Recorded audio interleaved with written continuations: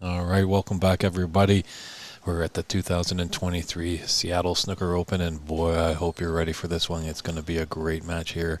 Two of Canadians' finest West Coast exports. We've got Brady Golan breaking off here in frame run, going against a real fan favorite, Charlie Brown. David Burney is in the booth with you for this exciting match. Unfortunately, it's a round of 16 match. Could have been a final for sure. But just how the magic of the computers work, all the players were put in, and the computer did a randomized shuffle, and that's just how we came at that. So no bias, no payoffs, no nothing, but a fantastic match on some great tables here at Ox Billiards. We're glad that you're tuning in. Feel free to let us know where you're watching the stream. We're on Facebook, YouTube, and Twitch TV under Ox Billiards handle. If you have any comments or questions, let us know, and also put that support out there. Let's hear the cheers for Charlie. Let's hear the cheers for Brady. I'm pretty sure they'll hear it somewhere in the ether world. So, looks like this might be the first chance for Brady to get in.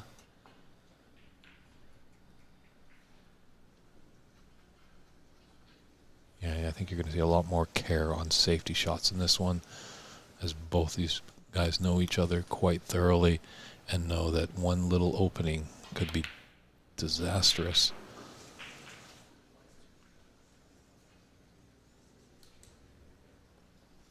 And we're going to be getting underway a lot of other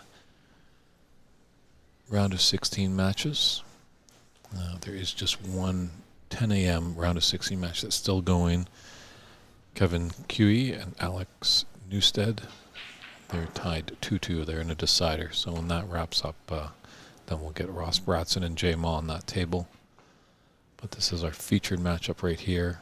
We might bounce back in between frames to Varun Junji and Clay Belvoir. They'll be playing on our other TV table. So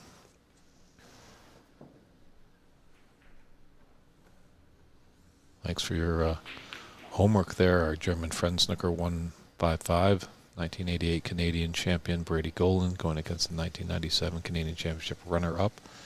Both these players have won the BC Open Championship as well. Charlie has been involved in the under 21s. So definitely the resume of these two players definitely know what's going on. And I have Christian Younger's in the booth with me. Hey Christian, how's it going? Hey, how's it going? What's up, what's up? Looks like it's going to be a pretty solid match here. I'm excited to see this one. I think definitely the match of the first round for sure. I think either player, too, could have been a favorite in this tournament, even, right? Definitely, yeah. When the draw came out for all the players involved, you got to like Brady and Charlie's chances. Unfortunately, yeah, someone's going to be going home in a few hours. Really is a shame. But that's a nice thing that we're seeing. The standard of players is rising higher and higher as we're getting back into the swing of things. Obviously, the growth of snooker in Canada or in America is wonderful, and then the regrowth in Canada has been doing well. So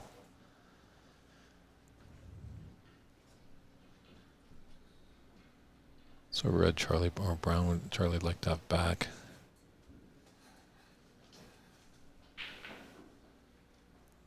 Be interesting actually to see what the head-to-head is of these two. But Charlie's shown some good form this season. I must admit he was inches away pretty much from booking his card into another BC Open final about a month ago at Top 147 in Richmond. And Brady has definitely the backlog of a lot of snooker in his system. However, as he was telling me, it takes him probably about an hour to get to a table to play where he lives in British Columbia. Hour drive? An hour drive. Wow. Charlie's actually a 2-hour drive away from Top 147, but I do hear rumblings that he's got a little office space and is able to put a table in there in Whistler. So Interesting. Okay. Yeah, one thing I noticed about Brady's stroke is very high attention to the action. He always has a very consistent cue action no matter what shot, how distant, how hard it is. He has a very deliberate pullback, smooth, slight pause at the back, come forward, pretty clean. Looks solid. Yeah, definitely. You just want that repetition. That's a solid thing always to have. Just keep it consistent.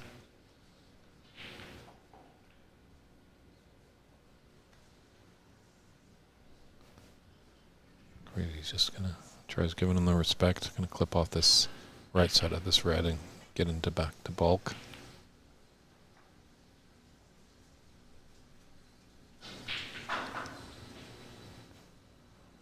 Cut off most of the reds, looks like. There's a little wider shot of the room. Great atmosphere here at Ox Billiards.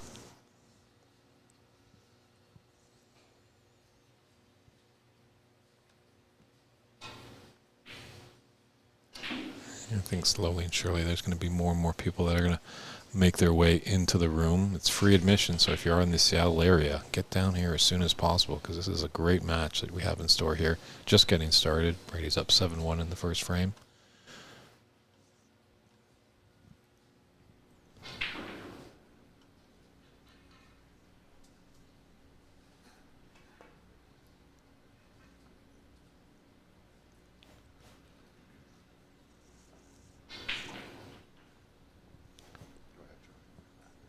So, first mistake? Well, he's just trying to thin it ever so slightly to push him back into bulk. And there is the ruling. There are reds on. So if he misses this, Brady will have to act as the referee and saying if you miss again, it'll be a frame concession. Oh, there's your scenario. So second foul and a miss. Wow, this is a rare since Mike Dominguez comes over and lets him know about the second foul rule. So got to make contact here. Not going off.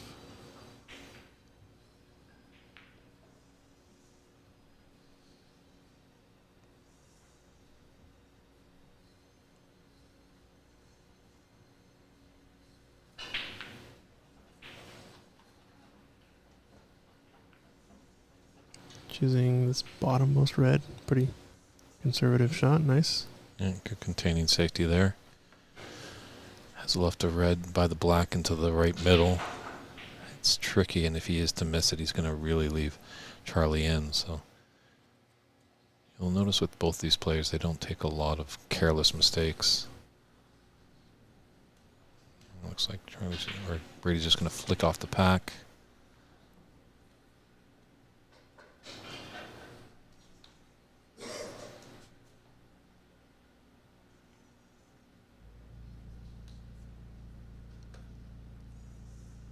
Yeah, this might be a sight to see if some of the Team Canada players, when we get that border battle off the ground, I'm pretty sure these two gents will be representing the Maple Leaf. Hey, there you go. That'd be a pretty spicy team. Might have to add some handicapping for the U.S. to make sure we can have a showing if we got these two that we're going up against. Well, we got some good players. We got a second side table. I think there's a view here of Varun Juneja and Clay Belvoir playing. I don't know. I think their score is still 0-0. They just got started, but Clay, mainly a pool player, and Varun, snooker player turned pool player slightly, now that he's been in the U.S. for a while, but we'll be focusing mostly on this headline match. Wow, nice double there. Might settle up, though. For some reason, I thought I was going to slow down, but no, I went all the way to the pocket. I think the blue has come to his rescue, too.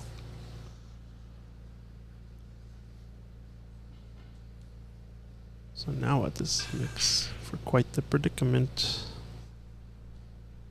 Does he have an angle to come and kick underneath this red, maybe? I feel like he can maybe see an edge, but just can't pot it. It's hard to tell.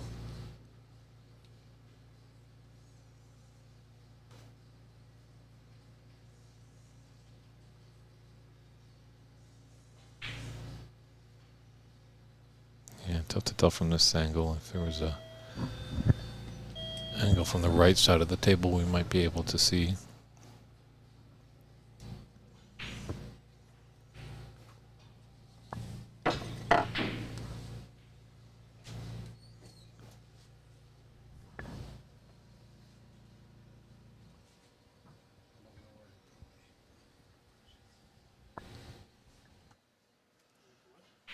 Hey Chuck, thanks for tuning in from Motor City.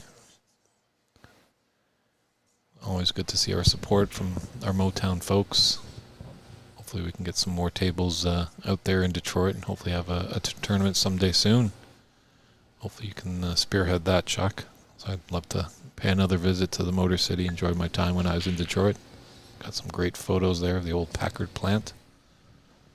I'm pretty sure you probably would see these two players at the Detroit Classic, if there was one. I'm pretty sure Charlie and Brady would definitely make the trip.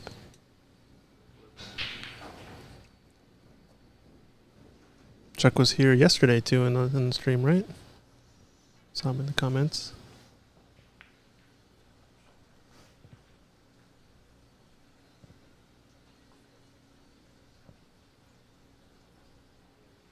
And we'll see how those brown and blue play out. They're definitely close to those yellow and green pockets for potting, but also just off enough that if you can get behind them, it'll be a fiendish snooker. As we are playing unlimited snookers now in the knockout phase, obviously until the snooker require stage. It's not this 3 attempts, 2 putbacks that we had in the round robin. So a well-placed snooker could be quite mischievous. And I think semifinals and final tomorrow are going to have dedicated referees, right, for each match, hopefully. At least the final. I think Mike will be doing the final for sure. But now that players have gotten eliminated, I think we're going to have some volunteers helping out, doing some refereeing, hopefully.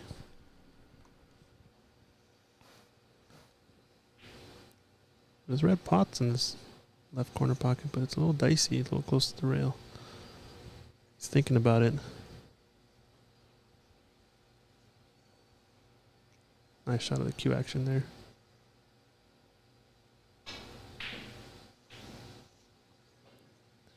The red just might have gotten away, yeah, for the black, but the pink, does it scooch by? No, probably not by that red that's out in the open.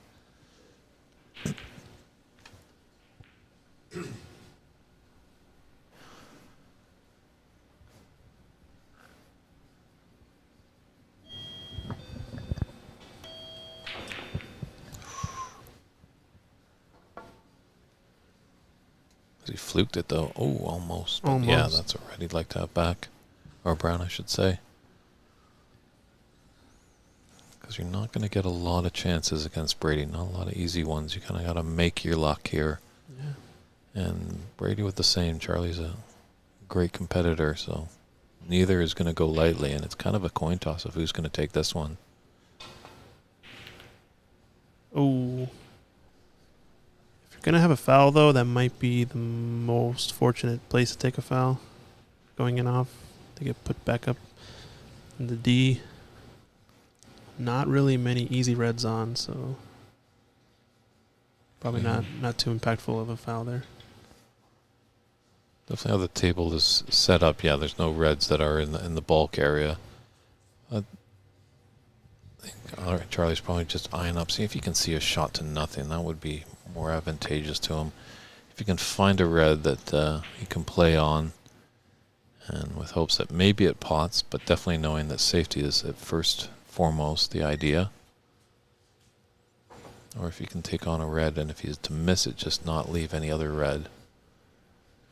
So maybe slimming across this red that's to the right of the black spot.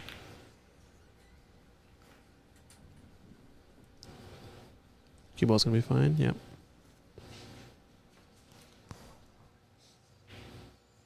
Yeah, this black has a lot of balls blocked, it looks like.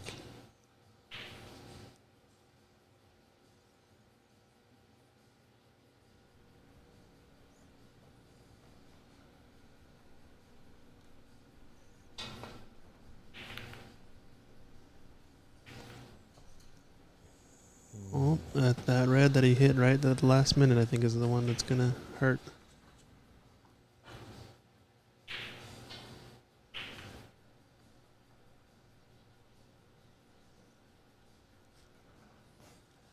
Fortunate part about this match is it's definitely a battle of two juggernauts, and actually the winner of this right after has to play another match in the quarterfinals. So we'll see how that phases out, because there's going to be a lot of concentration on this match for both these guys. And we have a full round of matches after this, right? Somewhere around 4 p.m. start? 4 p.m. is scheduled for the quarterfinals to start, with high noon tomorrow for the semifinals, leading to a 6 p.m. Pacific Standard Time final. Oh, look at the speed here. Wow. Yeah, Excellent control. Great judge of pace. And yes, Vineet, thanks for tuning in. Thanks for your help throughout the tournament. Oh, Vineet. The prize money is 3,000 US American dollars for the winner. So not a bad little purse for the weekend. I know, talking with Mike Dominguez, he was kind of, toying with entry prizes and stuff, or entry fees, and feeling that at times he thought you could get the better players if he just gets a higher price or entry fee. So we'll see how that works out, because sometimes, we do want to bring people into the game and sometimes give them the tournament feel of that and stuff like that. And what we've done in Canada is we've tiered the entry fees for more of the elite players, like a Charlie and Brady would be paying higher than a player that has never picked up a cue before, just so if they are getting beat quite heavily by one of these supreme players, they're not feel like they're forcing out all their pennies from the piggy bank to just pretty much sit. So there's many different formulas that we're doing, and I think this weekend has been quite successful for Mike and everybody here at Ox. Yeah, it's been pretty good so far. Definitely a good idea, though. Maybe in the future we implement something like that. And I think, having more tournaments too in general will be do a lot of good to the growing the sport here in America. I know we talked about border battle possibly coming at some point. I don't know. We'll see where we get there. Maybe some other events. Ooh.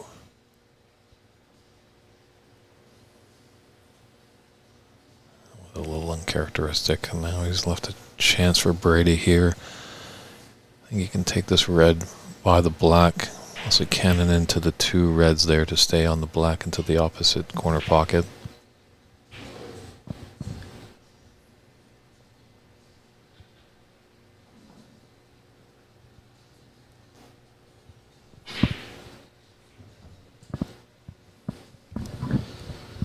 Sense a little bit of tenseness in this match so far.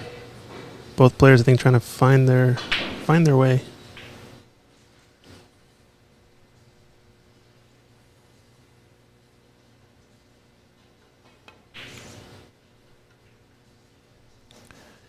Yeah, I think there's some players that, not discrediting them all, but might not be as strong as Brady and Charlie. And if Brady or Charlie had their first round of 16 match against one of those maybe not as skillful players, you might see them opening up a little bit, going for a few more shots, maybe trying to, get that high break prize. But with both these players knowing the history, and they've played each other numerous times, just know how good they are. So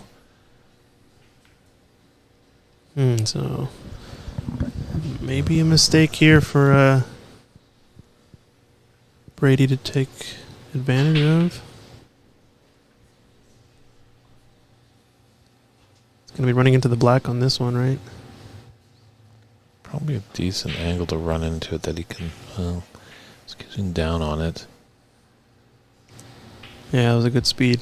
As long as he kind of gets it up off that cushion a bit, it's much more potable than it being dead to the rail.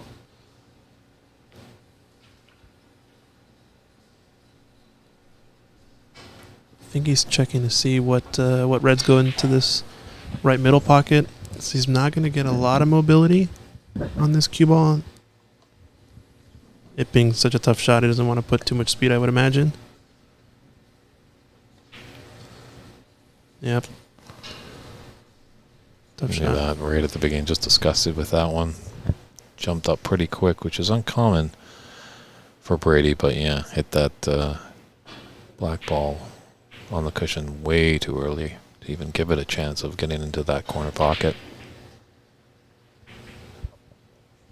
So both players have been giving each other chances, so no clean runaway.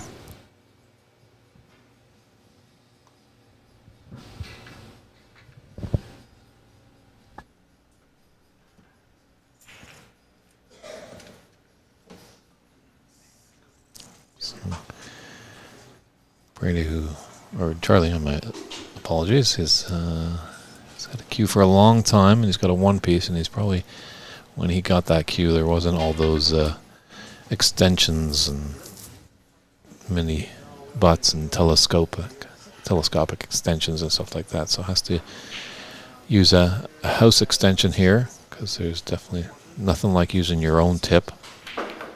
That's why you see so many players with these extensions. They don't want to use that house cue. It's great that this room, Ox Billiards, has all the treats that make sure the snooker experience for every player is great. Heated tables. Tables are in top-notch conditions, and all the rest, the long rest, the swans, extended swans, or extended spiders, I should say, and spiders.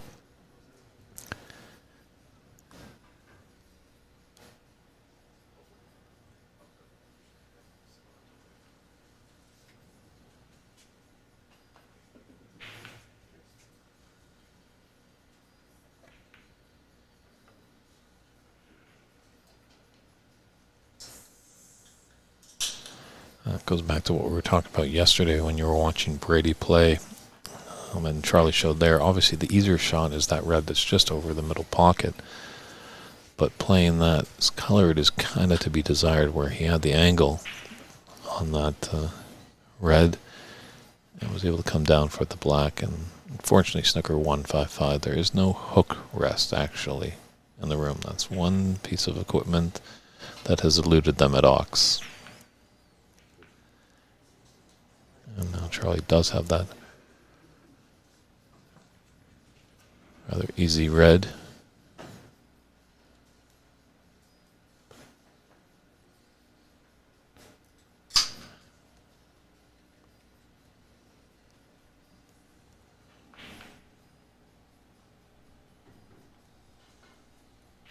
See if he can maybe come off cushion, just have an angle maybe on the yellow to come back down table. But it's such a thin cut that the control of this cue ball, or where it ends up, is going to be a question.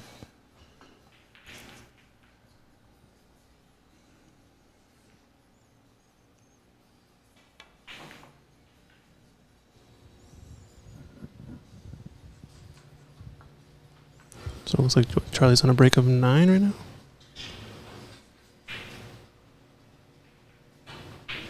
Yeah, a black and two reds. Yep.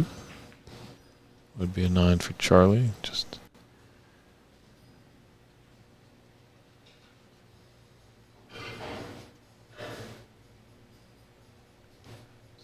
need good cueing just to bring this green in and come down table.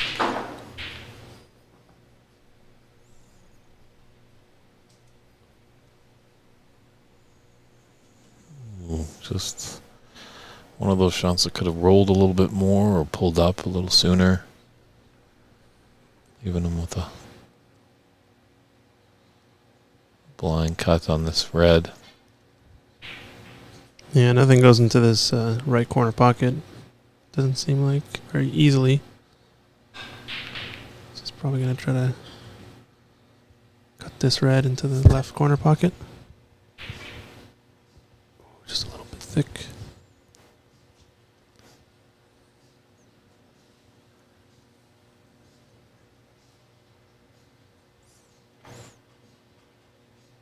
Oh, okay, you actually missed the black, I guess.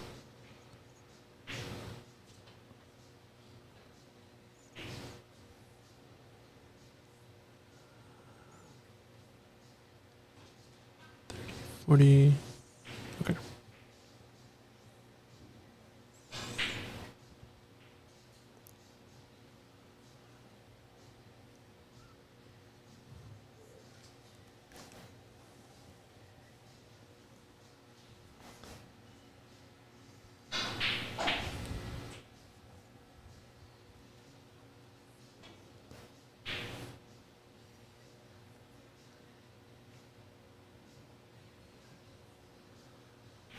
So Charlie does have a nice...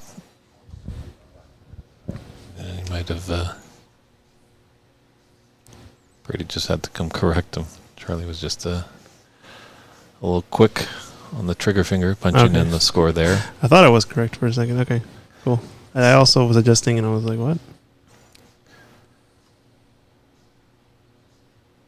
So we pride ourselves on this game. Both players can have a mention.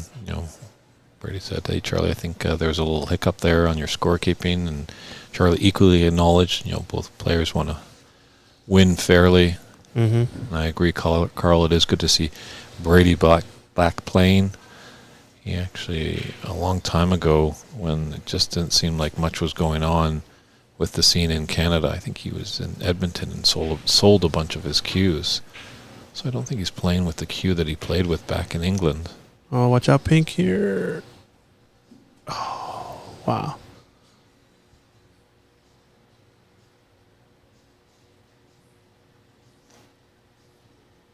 Yeah, that's not really what you want to lose by, just to be unlucky.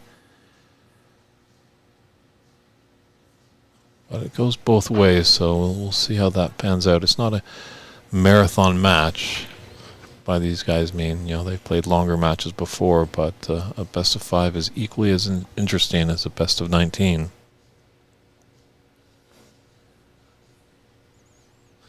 So you were saying he hasn't... he doesn't have his cue that he used to play with as a professional back in England? I believe so. I believe he was telling me, either last night or the night before that he sold a bunch of his cues. So he's kind of playing with a new cue, but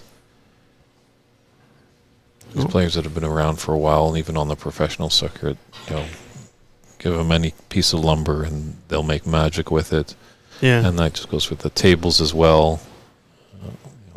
Obviously, these are ideal and wonderful conditions, but these guys have probably played on tables where the nap is longer than 10 inches pretty much, and it looks like a Amazon jungle that they're going through on the bays. So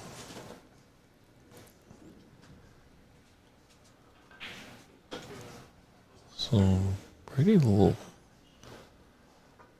just not clicking right now, just not finding the gear. So let's hope that for everyone that's rooting for Charlie, he can punish Brady for these mistakes. We saw in our last match that CC against Dave Daly, CC had made a few mistakes, and unfortunately Dave just wasn't able to punish him more severely. So, but a good learning experience for Dave.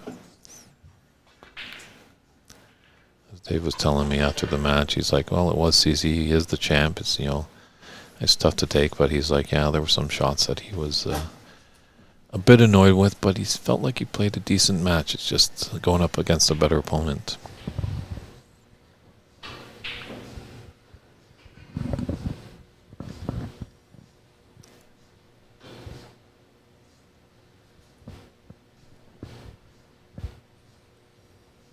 So he's choosing to take this. Oh no, he's in the black, sorry. Okay. Step away for a second, so gonna play for red in the bottom cushion, or top cushion, I guess, next. Yep. So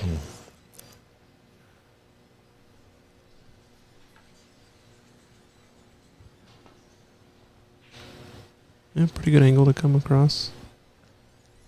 yeah, take a couple cushions, bottom and side. Kind of on a B maybe. Oh, just stunning into it to use one cushion. Good angle to get up to this red. It's a tricky black though, a little blind of a cut. Not completely blind, but an element of danger to it. Yeah.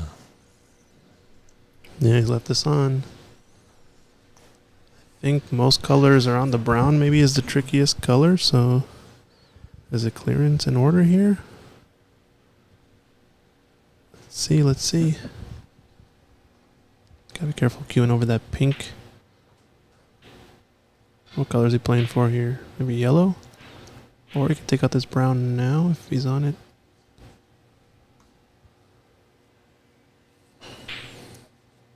Yeah, it's a tough angle on that brown, but not a bad idea. But I think he's just finding it a bit more difficult. He's gonna watch out for this brown. This brown might no, it's not gonna hook him. So.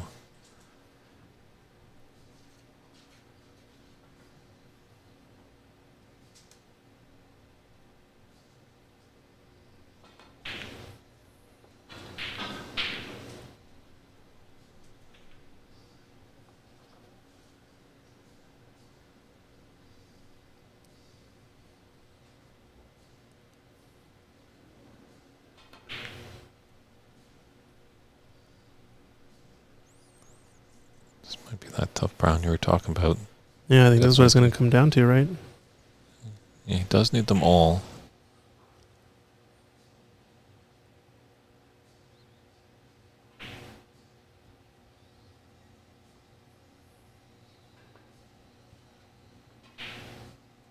Oh, he's taking it to the corner. Interesting. Yeah. Bad idea there. I think if he did play for the middle, he'd have to play it just so gently. And the problem with that, if he just misses by a millimeter, it's going to rattle in the jaws and just sit there.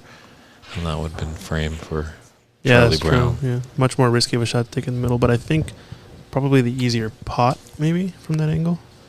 Still really high risk, but look at this. Yep, fluker. You got the fluker. That's for sure. And I think no fluker back. It's brown pots. Can he sink it? Like you said, he needs all colors. Or blue, pink, black as well. Uh-oh. Another fluker inbound? Nope. Not quite.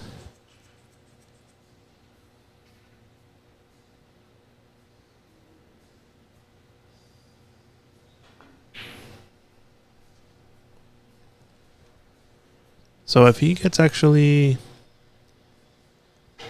If Brady gets brown, blue, pink, black goes to Charlie, this could be a tied frame, right?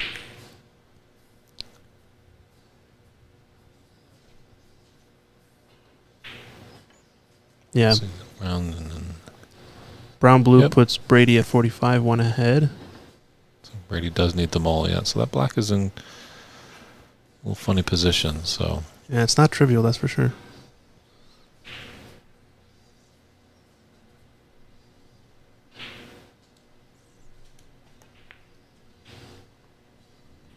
Oof, little wobble there, but goes in.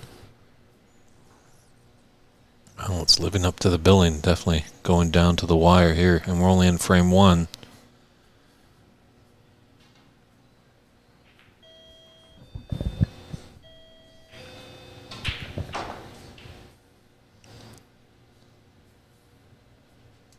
He's got a nice angle on this pink to get behind the black.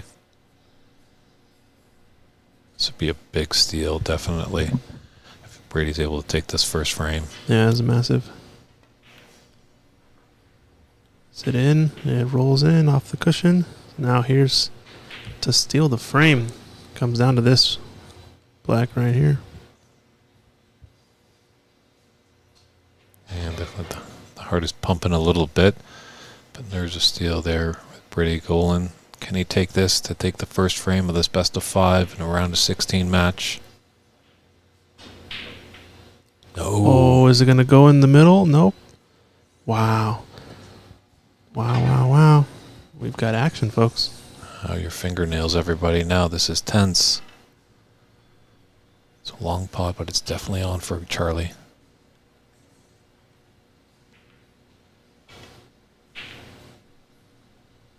Just slight overcut. It's going to leave a tough black. This cue ball is going to be safe for the most part. Yeah. As safe as you can get, I guess, on a black ball situation. That's all that you hope for. If you're down to a black ball game, is if you missed your pot, at least miss it well enough that it's safe. Yeah, and this will be respotted black if Charlie manages to make this. So Brady playing for this black for no worse than a tie. Charlie trying to make this to bring it to a respotted black.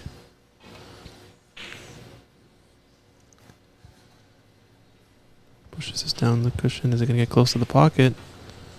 It's going to be eerily similar to the one that Brady had earlier, but this one's a little bit closer to the pocket. And Charlie at least can get his... He's not using the rest. Yeah, on the hand on the table, on the rail. And he sinks Great it. shot there. So a black ball respot. Let's go. Respotted black. First frame. So if our referee can get out there with a coin, they'll flip a coin. Oh, Charlie's beating everyone to the punch. We've got referee Daly coming on board. I'm not sure what... Dave just got a little confused by the action there. Didn't realize that he thought the frame was over, not realizing that the score line here that we're tied 51-51. Let's go. You newcomers to the game, when a frame's tied, when all the balls are gone, they go to this respotted black. So even more tension in the air now.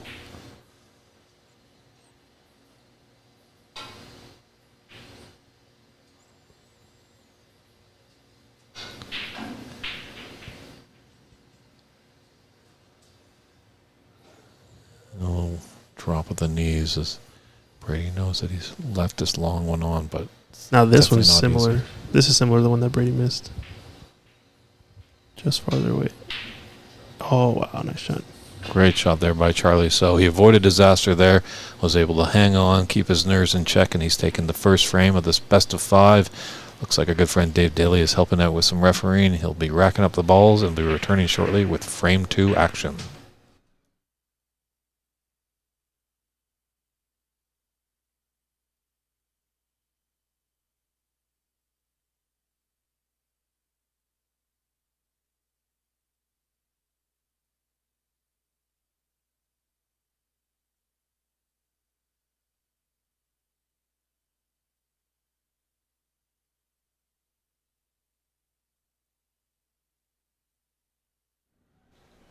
And we're back here with frame 2. Charlie Brown to break off.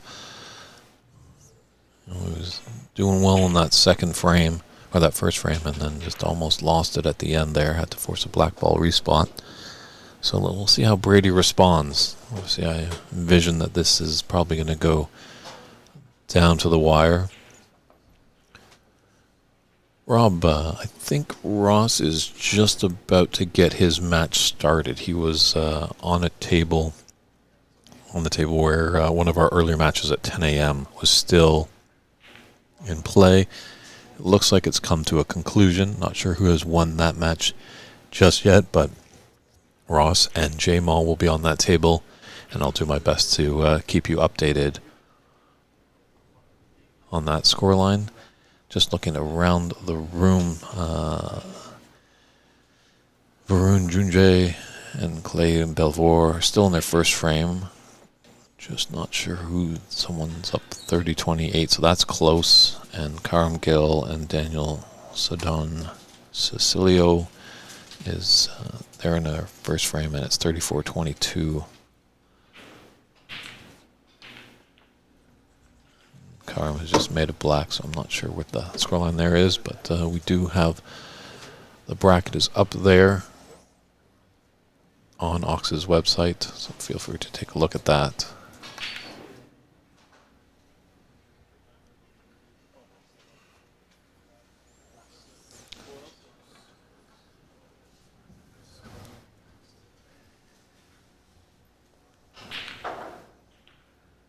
Right, because that red that's closest to the cue ball has blocked any kind of pot except for this one that's on the side, and Brady gave it a go.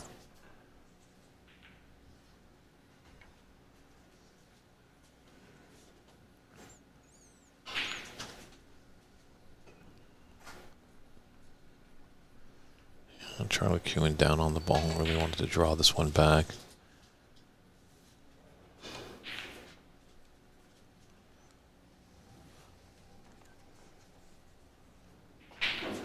Looks like Alex Newsteed has beaten Kevin Cooey, so he'll be moving on to the quarterfinals. He'll be playing the winner of that Ross Bratson J-Mal match.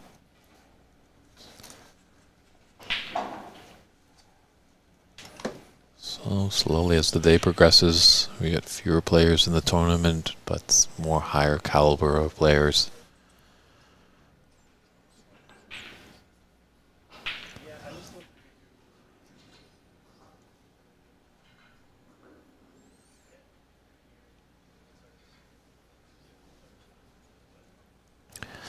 Yeah, Snooker 155. I'm not sure about this Fluker term they're bringing up here in Seattle area.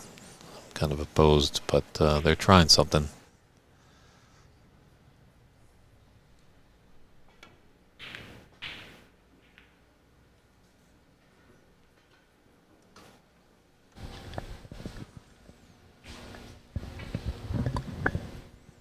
Right.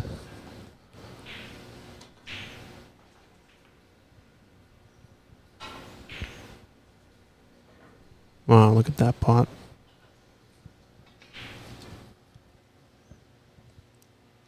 Nicely done and good angle right there from our cameras, seeing what, as much as it looks a little tough from this angle, but you looked at that other angle, that definitely the pocket is wide open for this. Coming around the rails. There we see Ross in the background getting started in his match against Jay.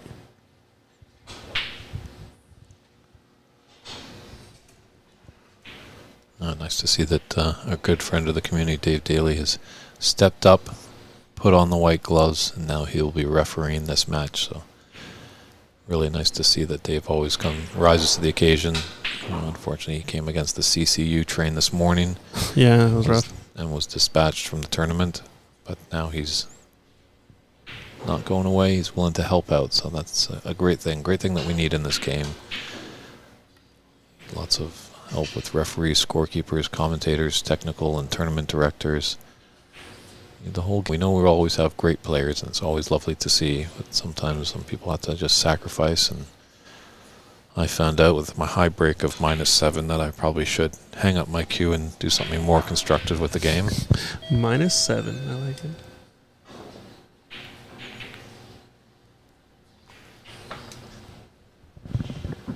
No, it's no fun putting the black down there.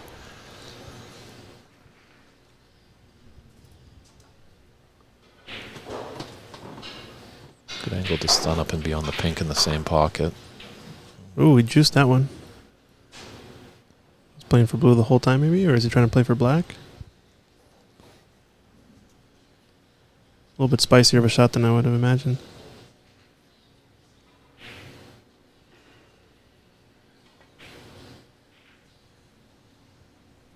Talk about a thin cut. So if that cue ball passes that pink to that red in the open on the left-hand side of the table. Still tough to see from that vantage point. Mm-hmm.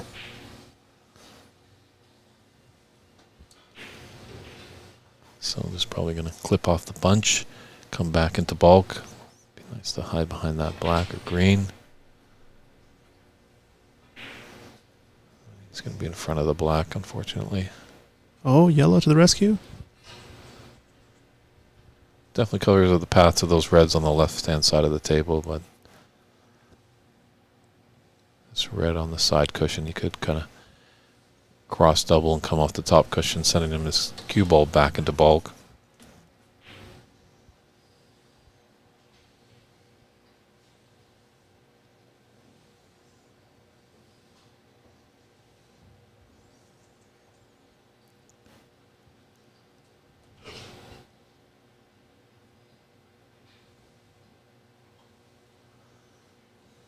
And we're going to see a little bit of a tactical battle here.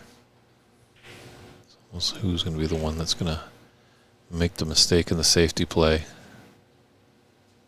It's a great weight there by Brady.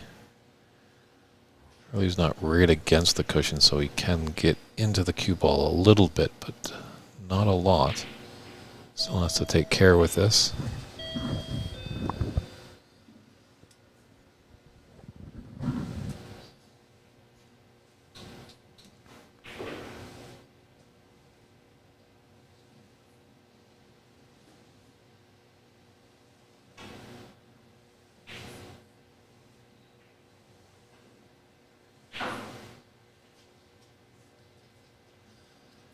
Good retort there by Charlie. I just wonder if, like, one of those reds in that lineup, there's a little cut there for Brady that he can take a shot to nothing. And that's what he was trying with that far red.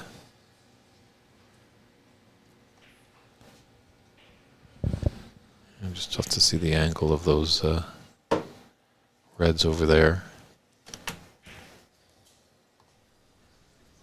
Just a better shot there because it looks like Charlie that those two that are grouped, he can take the same shot to nothing.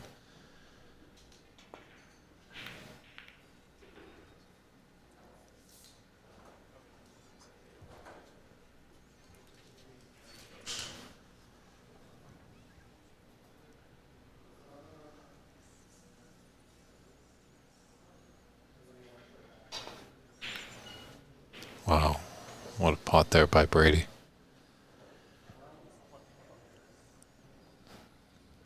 It's got that brown, but that's looks rather straight.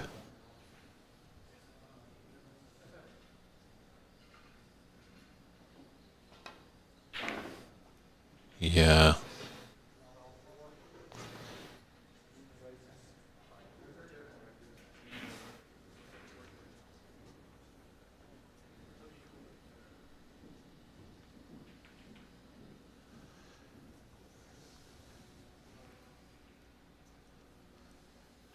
I just felt he was a bit straight on there. He was queuing low, Brady, on that ball, but the distance that he had to travel on that. Looks like this red 4 in the middle of the table, the bottom one, he might just have the angle for a shot to nothing, just to clip off that into the top left and come back to bulk, or he might be taking that red above the pink. That's what he's looking for.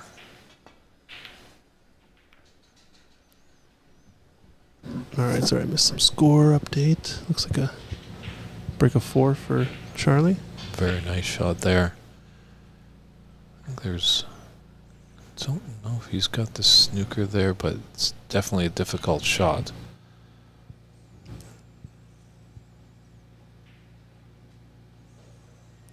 Referee Daly having a look. Oh.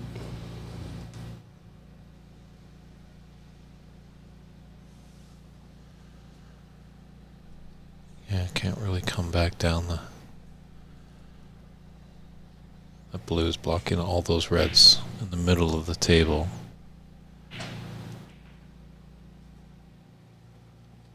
So obviously he's thinking he wants to... This is not a fun shot at all. Yeah, looks like he's taking this red and left part of the table. Oh, slow roll, yeah. Seems to be kind of the standard go-to when you don't really have a shot. Just roll up on a red or something and get kind of tucked away. Yeah, still there wasn't a lot of fun in that last shot. As you can see, there is a red that's onto the middle pocket just under the blue.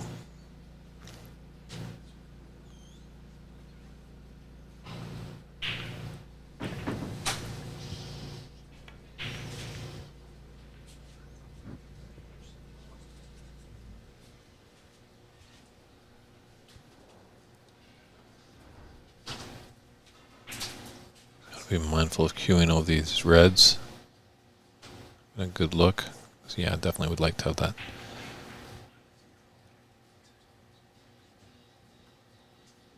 Oh, it's awfully close.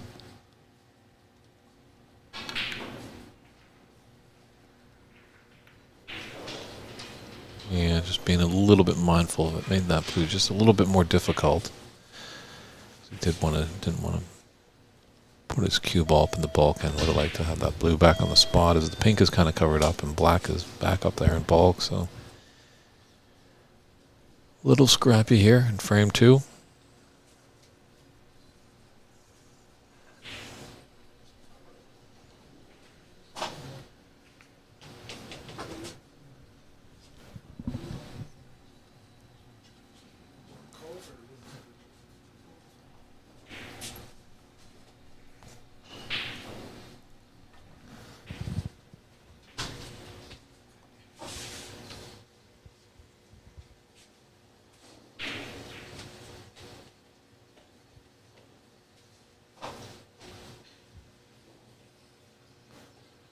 Might be doing cross double through here.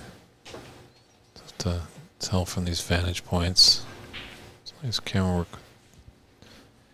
Yeah, does that His cue will go by that yellow just to clip that red to come off the top cushion with his cue ball. Ooh, he's a little pacey. Yeah.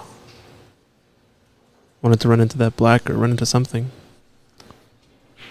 True, that would have definitely helped him out a lot, really taking out the momentum from that cue ball. Well, at first glance, it's not too bad, obviously, because Brady's going to have to be putting his bridge hand onto the cushion. That's always a little slightly uncomfortable.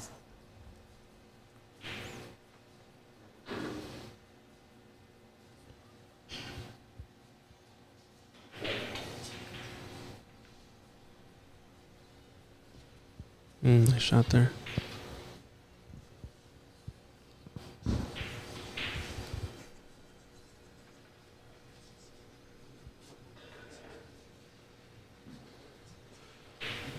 can clip off those two reds close together on the left side.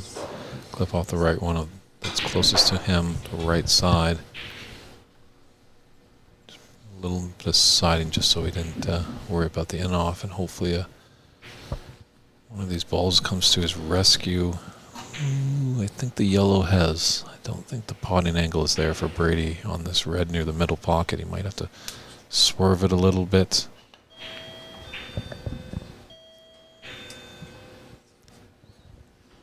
Yeah, just even by our vantage point where we're kind of pretty much standing right behind Brady as he looks at that ball.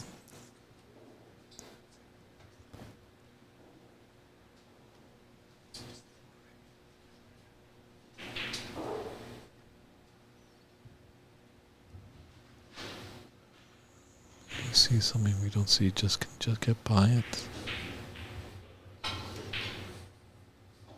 Oh, Wow, what a pot that was. definitely very nice.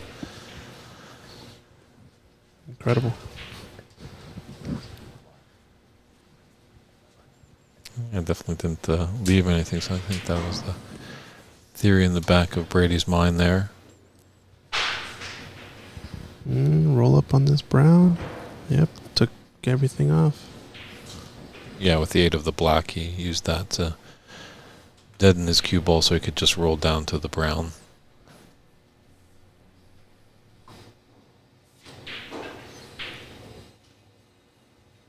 So there's referee Daly just eyeing where the cue ball is just in case there's a respot here. But lots of reds on the table, so you might want to come off maybe 2 cushions just for that red that's down on the top cushion. He's rolling into these left ones. Ooh, he tied him up. That's good.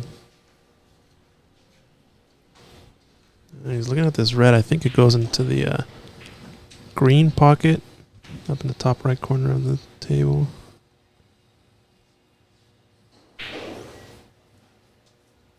Unless there's an edge blocking it. Looks like he's going to take this one, maybe. Just play a safety. Just to the left of the stack.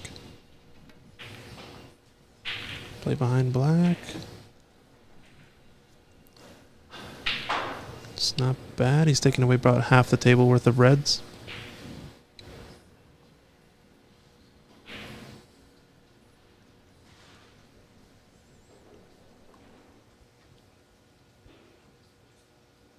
This red does pot into the corner pocket.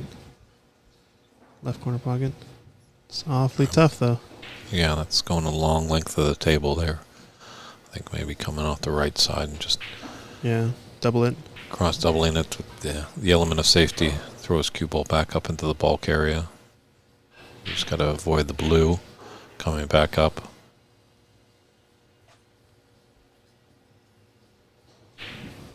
Second TV table Prathamesh asking about is 45-48. It looks like Varun at the table and just pots the black to win the frame.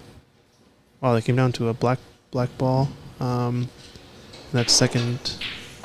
Oh wow, he went for it. Look at that. What a pot there from Charlie. There's a steal in there, that's for sure. Wow.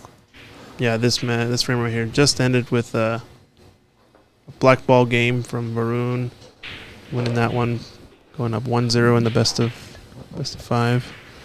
It's a pretty close one. Clay putting up Quite the showing.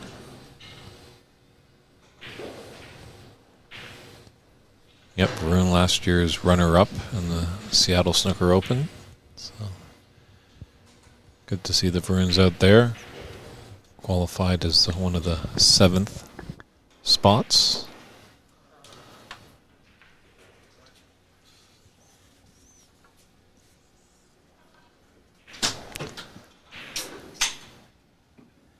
And just not sure who won the first frame between Karim Gill and then Serdon Cilio.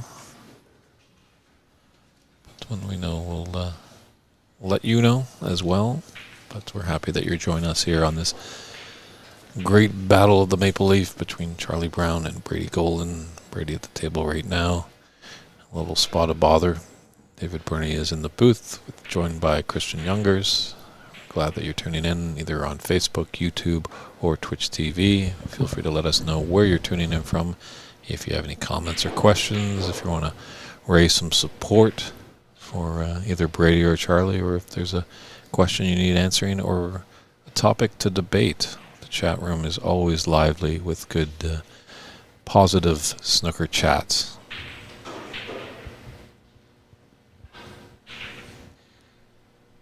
Oh, get underneath it. Wow, what a shot there. Excellent escape. And we're seeing pretty high caliber snooker. Not letting us down with what we expected from this match, that's for sure. First frame goes to black ball respot. Second frame, a lot of good snooker escapes and safeties. I think that's the only thing we're missing so far is one of these players knocking in a really high break so far, right? Yeah, which you might not see just because there's a lot of respect between these players. But neither player will really let their hair down too much. Even if Charlie was to go up 2-0, he's still going to play tight and not give a sniff of a chance to Brady. Glad you're turning in, Mary. Mary always, I think she's the president of the Charlie Brown fan club, always tunes in to support Mr. Brown. Tuning in all the way from Campbellford, Ontario. Thanks for the viewership, Mary, and hopefully a lot of the other Brown community out there in Ontario can take a look.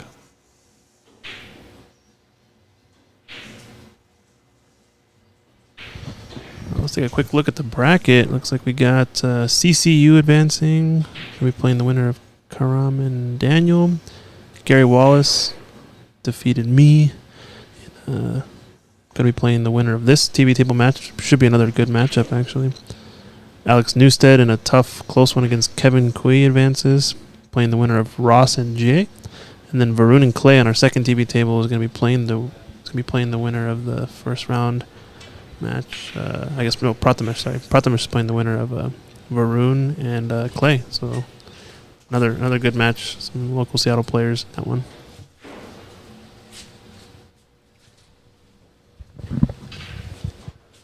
Yeah, sometimes in the early stages of the round robin, you might see some of those high breaks and stuff like that. Because as much as we're seeing a lot better players at this end of the tournament, they're going to be playing a lot more tight.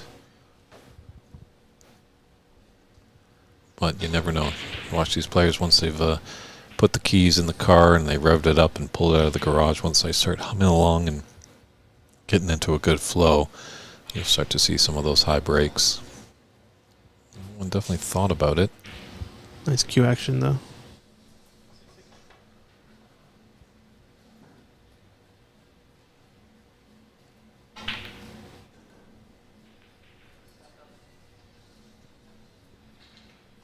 Bigger gap between the brown and the green that he could run through. I'm just going to stun up for that red by the yellow. Yeah, smart.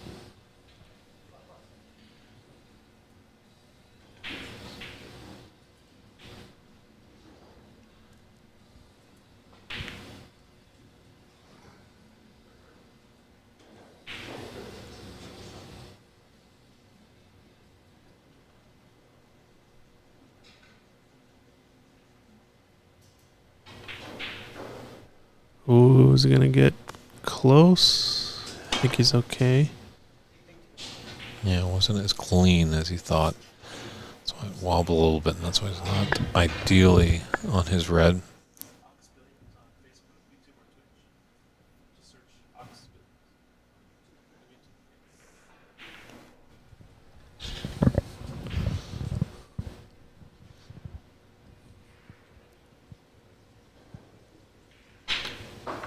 Oh, wow. What a shot there. Pacey with the rest, up close and personal to the ball. Nicely done. Looks like he's going for blue. Big confidence booster here if he makes that. Nice shot. Yeah, a lot cleaner than his last blue. That one into the pocket without it touching any of the jaws. Great to see our famous Peterborough Pete over there. Margaret tuning in from Peterborough, Ontario. Really appreciate all our fans tuning in throughout the globe. Oh, I was just talking about earlier about how we haven't seen a really significant high break from any of these players, but Brady so far putting on a good one. Break of 25. Take his medicine and roll up to the black. Ooh. Ooh. Hard almost skipped a beat there. That was close. He almost didn't, yeah. These balls are tight, that's for sure.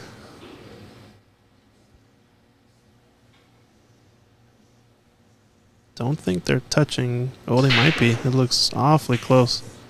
I think from where we're sitting, it actually looks like they are touching.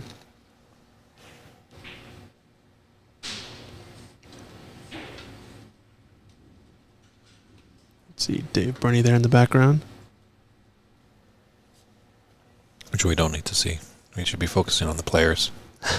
That's what people came to see. Yeah, that's a tough one. Lead of 30 points. Looks like 51 remaining. So if we're doing unlimited respawns, this could be a chance to extend the lead.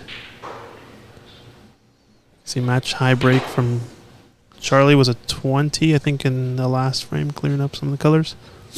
And 25 here from Brady. I think they might be on the verge of put on a big one. Oof. Blue on the spot.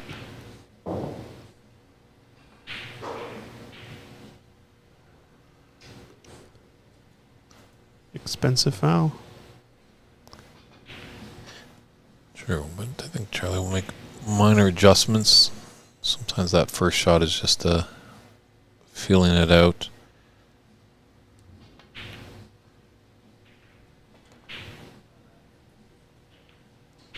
Oh, this looks pretty good. A lot better. Yeah, nice shot. Unfortunately, he's going to leave a couple of reds on, it looks like.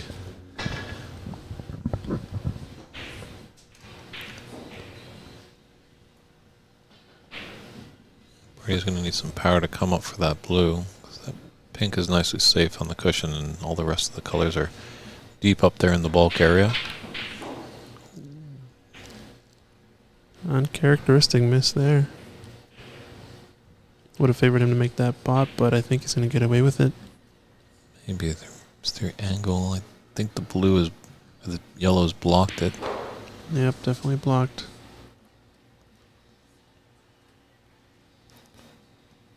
So another long red opportunity here.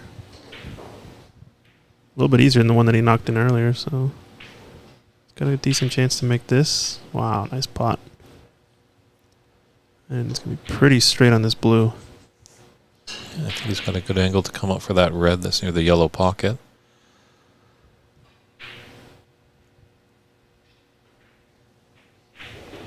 I think this blue has gone into the green pocket more than any other pocket in this frame so far, right? True. Normally you see it going into the middle a lot more often, but both players been shooting this up into the corner. And this one, tough miss. It is the harder route to take, that's for sure.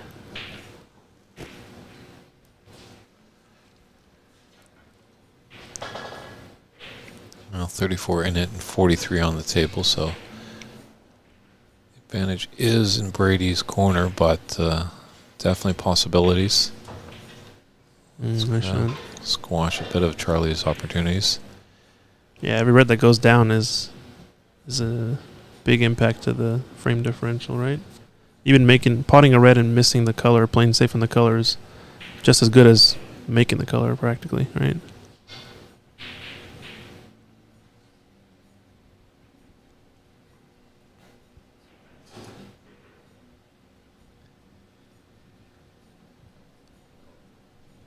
Just thinking about this one a little bit more. How exactly he wants to play this safety, I think. Yeah. Don't imagine him going for it. Flick off the right side of the yellow. Just float over there, or just The green maybe and black. on the brown. Green and black make a little bit bigger wall that you can't go in between.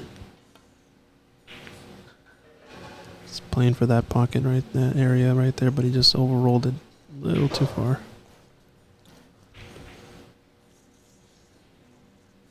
Thanks for tuning in, Darcy. Another fan out there in Campbellford. Campbellford. Nice. Where's Campbellford? It is in Ontario, Ontario. Canada. Cool. Yeah, like, share, subscribe. Share out the stream to folks who might know these two players and might want to watch. Oh, this one's a close one. I think it's... Might be straight on. That might be the trouble there, and it's using all 12 feet of the table here. So I think it pots, though. I think it pots just slightly. Ooh, yeah, made it. Interesting how his cue came off of the cue ball there. It looked like he was just putting a lot of top on the ball maybe and then flicked off. sure, I think there's a bit of siding as well. Confirm with that. So that was his frame ball. And there's a snooker there on the yellow. Pretty close. Dave Daly taking a look. Looks like there's a concession there as Charlie's going to go take a quick comfort break. Yep. And we'll step aside. So this is just living up to its billing. It's tied one frame apiece. We'll be back with frame 3 between Brady Golan and Charlie Brown at this Seattle Snooker Open.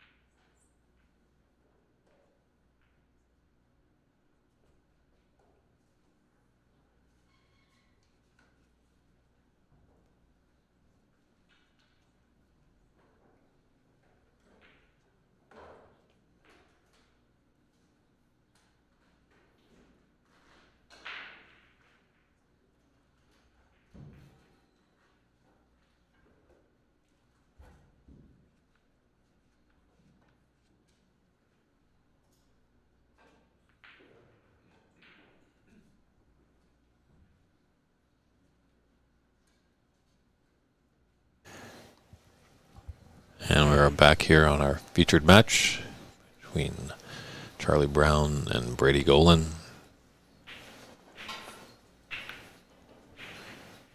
So, important frame here.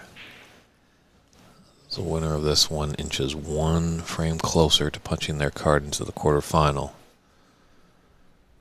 A decent break off there. Has left a red. Just a containing safety there for Charlie.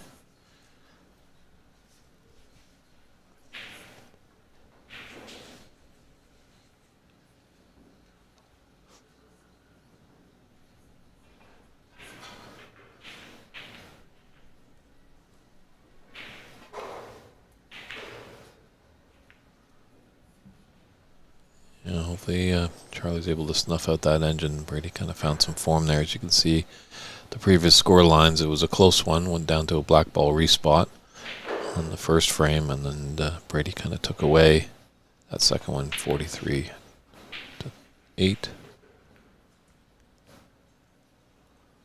Almost a...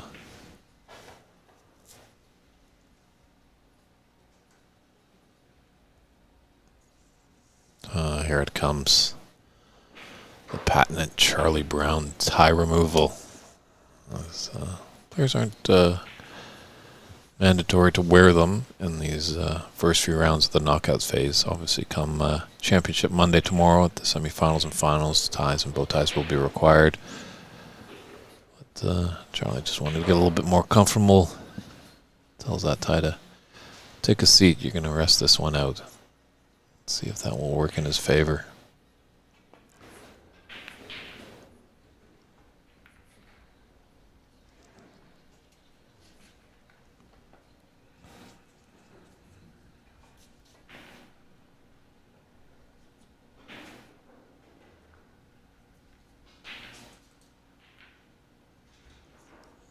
Varun, as we said, had won that first frame against Clay Bellevore. Varun is up 16-9.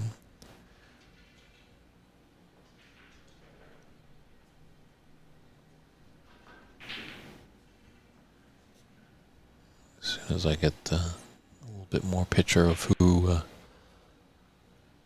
taking care of business over there on the Karam Gill and Dan Sardancilio table, I will let you know. I know one player is up in the match, 1-0, and also up in that second frame.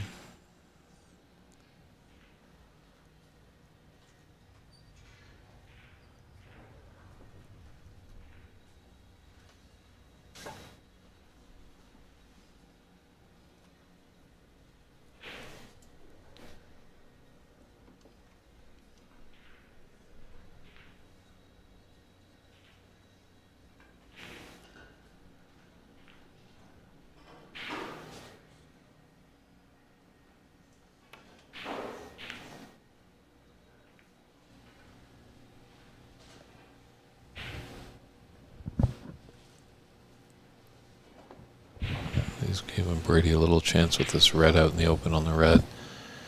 Can give it a shot to cut it into the top left corner and definitely run around the table to come back safely into bulk. Oh, just a bend of the knees just lets me know that Brady didn't hit that well. Yeah, it's like the player kind of knows immediately after they make contact how well they hit it, right? Yeah, exactly. When you're taking a shot, you will know before anybody else in the room if you're happy or not.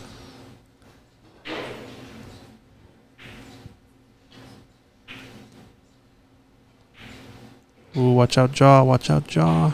Uh-oh.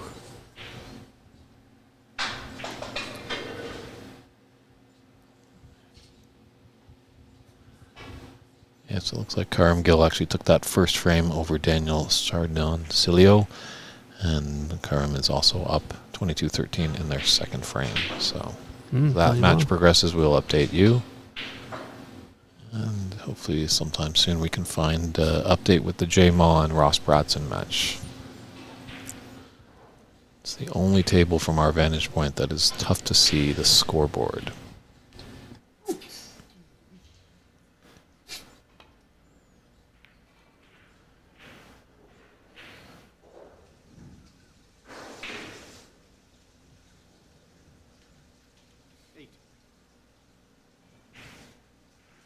DA, thanks for the nice, kind words. Yes, the next month there is going to be the Alberta Open Championship out in Calgary.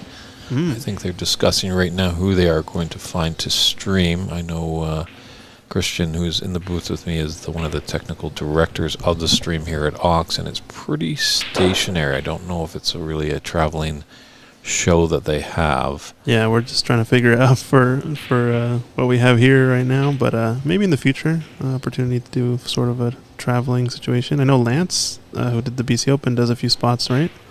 He does, yeah. I don't know if the guys out in Alberta have reached out to Lance to see what he's up to. I've definitely told them that any help they need, they can ring me up and Unfortunately, I won't be at that event commentating, as I heard about it a little later in the game, and I already booked my ticket over to Sheffield, England for this year's World Championships. Oh, yeah, nice. To continue to put down the maple leaf over there at the Crucible. So this has been very nice.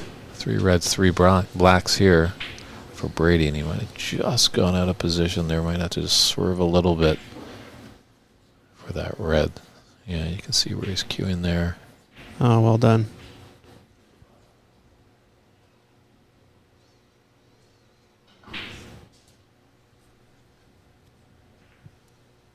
It's got a great angle to be on that red that's open outside the left of the bunch of 4. Oh, is it going to come short? Oh, It did. does go into the green pocket, I guess. It does have that red. Yeah, it's a long one, but I felt he was more playing for that red that is closest to the cue ball. Yeah, definitely you want to be able to shoot that into the... Nice. Wow, good pot there. Brady going, putting on a break right now. 33 so far. Seems like he's starting to amp up.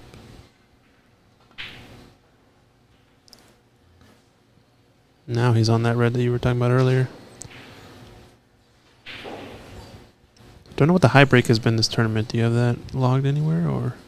Right now I have understood that it is 46, and 46. that goes to Brady Golan. So, Well, Brady right now is on a 41, it looks like. And this blue would tie the high break, looks like, for the tournament.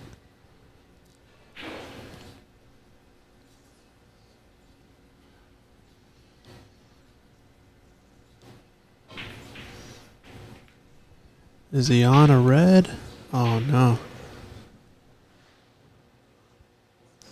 yeah, nothing easy. So I think we might just see just a little fist pump down on that table, just a little frustration. Hey, watch it, Brady. Those are nice tables. Be careful.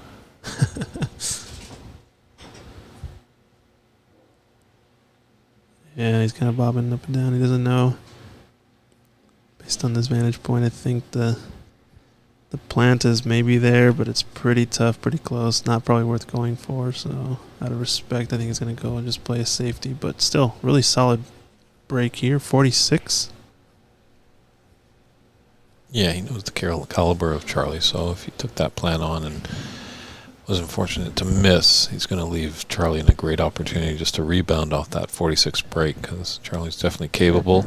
He was the high break winner over in the BC Open a month ago with a break of 82. So both these players can string along a good break when needed. Yeah, and that was an awesome semifinal. Him and careful. What was it? Albert, right? Albert Kenny, yes. Albert Kenny. Yeah, that was an awesome semifinal match. Lives in Calgary, by the way of Ireland. That's where he was born and raised, in Dublin. But, happy that he's over there and he's doing some great things in Calgary, Alberta, Canada.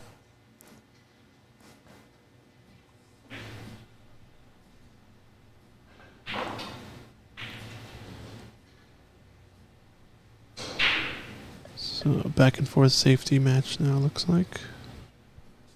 Until one of these players goes for one of these reds. I imagine it's gonna be one of these reds to the right corner pocket.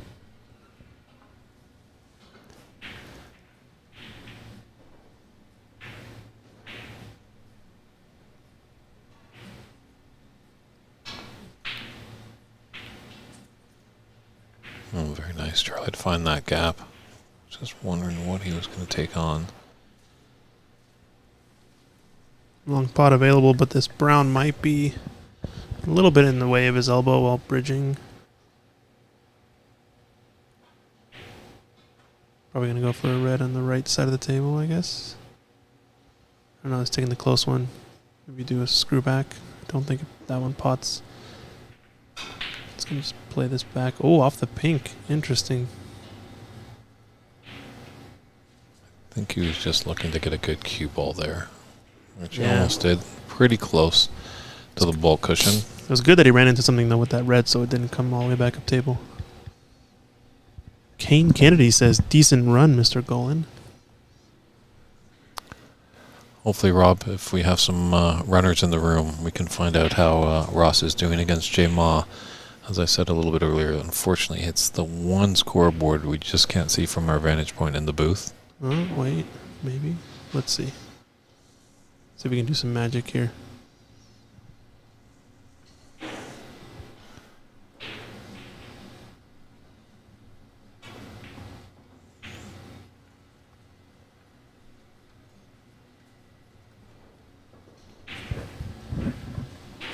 So it's 21-21 in the first frame for Ross Bratson and J Ma. And we've got about 4 reds on the table. So as things move along, we will update you. But that's the update right now. Wow, what a pot here from Brady. He's bringing the heat now.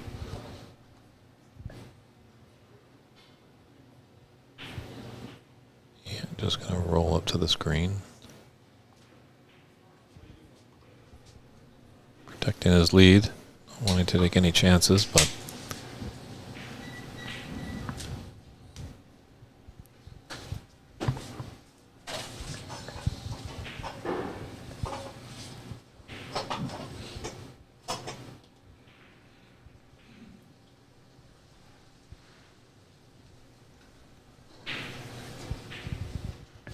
yeah, it's true, Rob. I think Brady Stroke is starting to come alive. It was slow starting at the beginning of the match, but now he's really found something. But we'll see how Charlie can respond to it.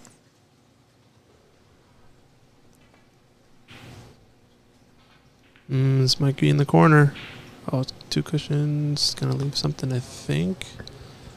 No, it's gonna be respot. I think. Not good enough, he says. Definitely had some red to look at there, but I think the percentage of that safety was much higher. And it's pretty high chance that if Charlie hits one of these reds, he's going to maybe leave something on. Depends how he runs into this bottom right red.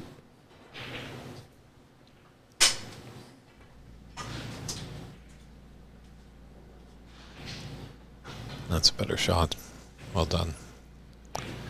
A tap on the table from Brady Golan to acknowledge that. There is a red into this left middle pocket with that red closest to his cue ball. You could also possibly cut that red that's closest to the pink spot.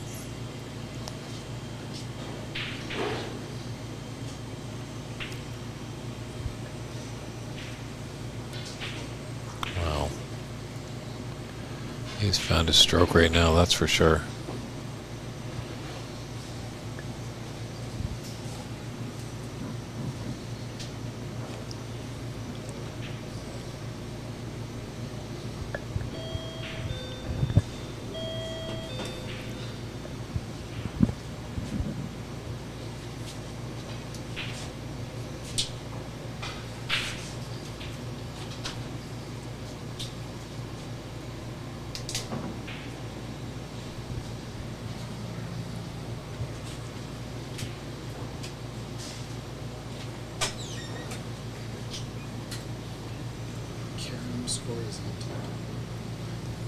But what this match?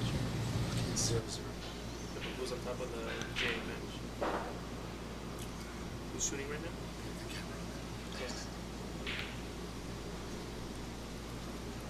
Decent try there by Charlie. Let the thin cut on this red into the top right corner. Going to lose control of the cue ball. But that's helping Brady's cause more reds he gets off the table.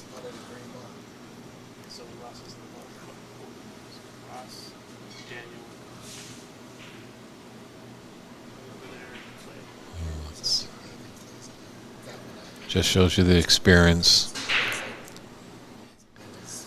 the great history that Brady has in the game. Knowing to play the right shot at the right time, not risking anything.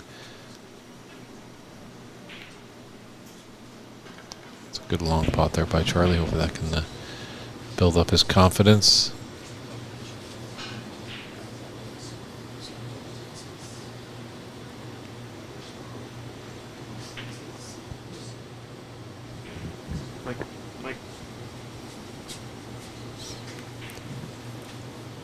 All right, just getting a match update here. So it looks like Ross Bradson versus Jay Ma. Ross is up in the first frame 25-21, so only a 4-point difference there, and it looks like they're on the last couple of reds. You can see, I think in the background there, Jay shooting at one of the last few reds on the table.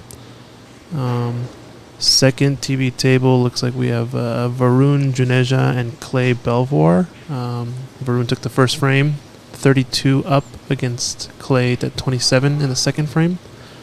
And our last match, we've got Daniel Sardencilio. Looks like he's 21 down to, what was it? Isn't the other match? Karam Gill. Yeah. So Karam is up 34-21 in the second frame after having taken the first frame as well. So we're starting to get going in these matches. I think the Ross match versus Jay is the only one that started a little bit late, but everything else seemed to have started on time.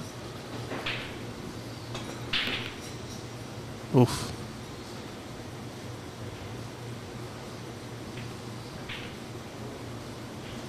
Well, it's not the worst shot he's played.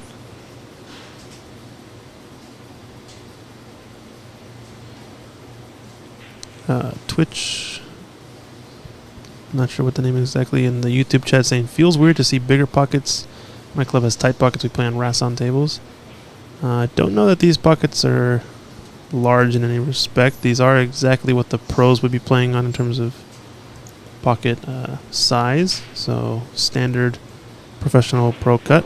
I do know Rassons tend to have the same pocket opening from what I understand on the World Snooker Tour. I think just when you have guys that have the caliber of Brady Golan and Charlie Brown, they're going to make those pockets look like buckets. Oh, yeah, definitely. No, the player makes the pocket look small. I totally agree with that.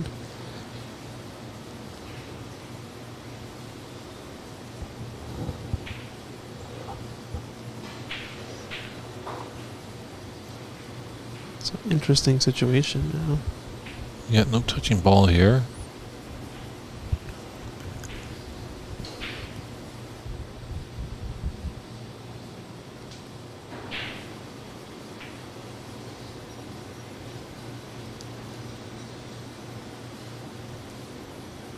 Going to try to run the cue ball up table somehow. Now he's going to come play behind the black. There might be a full ball snooker everywhere, actually. Yep. It's rightmost red is probably what he's going to go for, since it looks like it's pretty close. If not, if he can't see an edge, he probably has the rail first option. Oh, looks like he's going to come up for one of the reds up table. Okay, that's a smart red to go for too, just because that one's kind of sitting over the pocket, right?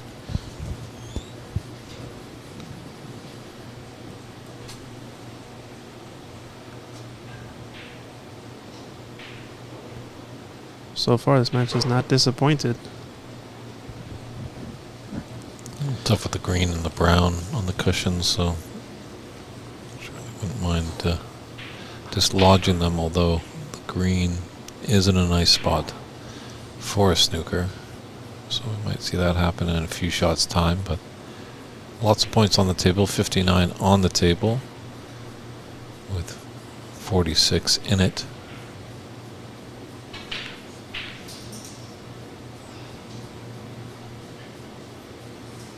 He's gonna leave these tied up on the left long rail.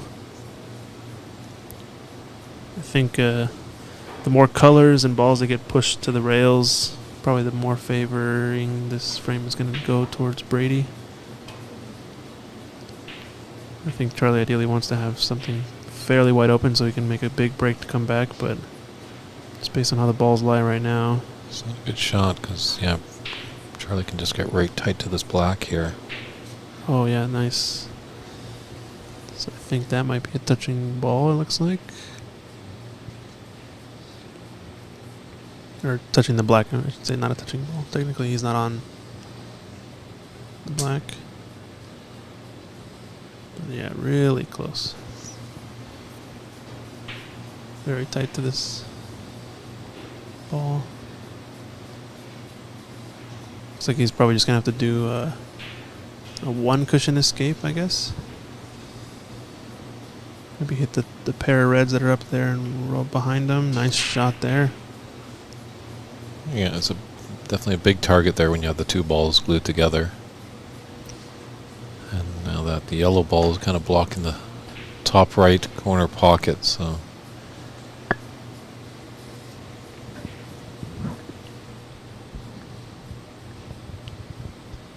Tough little table right now, that's for sure.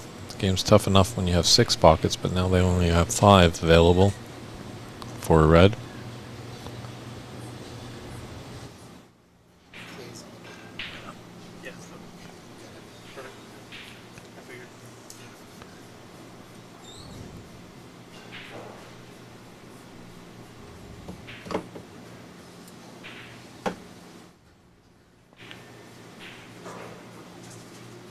Very nice. Wow. So he was almost forced into that shot. There wasn't really a clear safety shot to take.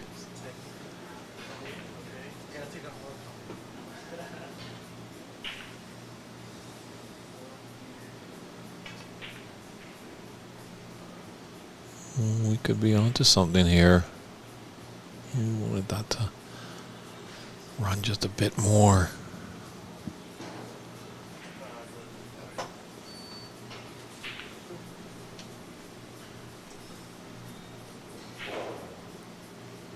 Does have the saving grace of that yellow there, so he could really put the concentration on that red, but played that red beautifully. Just a slow stun to come up for the blue. Good angle to get onto this red into the opposite middle pocket. So Charlie's mounting a comeback here. Big third frame.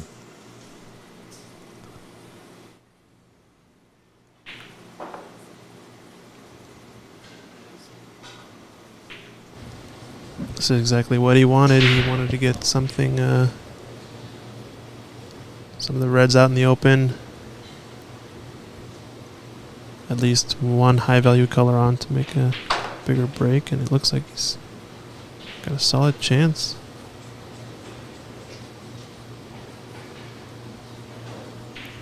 Yeah, looks like he has an angle to get behind that red. It's going to come with some side here. Get him behind it. Oof, that was close. Would have liked to bump it, right? A little nudge wouldn't have hurt, that's for sure, but he's still doing quite all right here. This is no gimme, that's for sure. So he just wants to make sure everything is in a line for him here. Just playing a stun so he can be back on the blue after this red.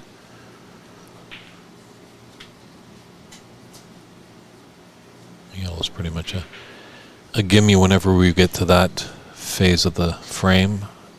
It's this green and brown that are going to be the interesting ones, that's for sure.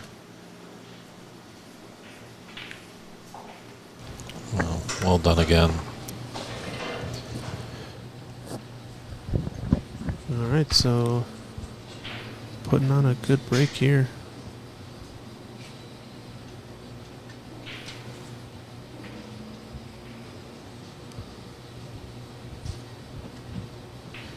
Definitely can make good breaks with the blue. It's always a good ball. Yep, in one case where it's not bad having blue balls in this game, that's for sure.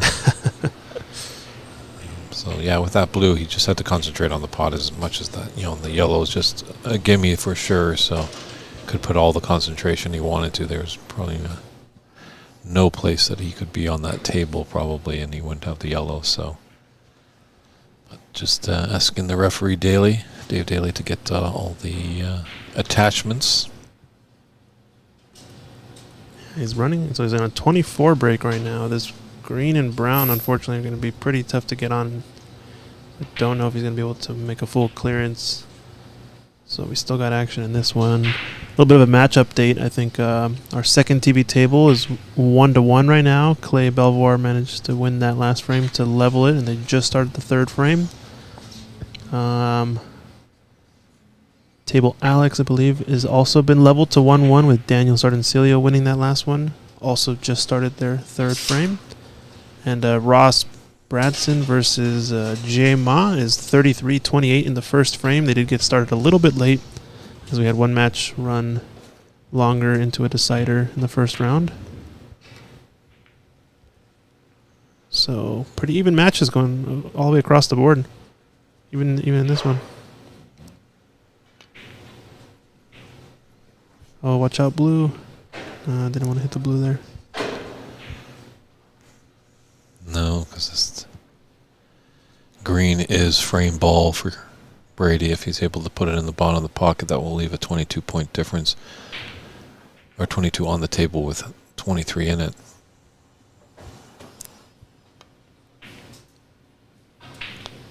Oh, very fortunate there. I call that type of shot point position.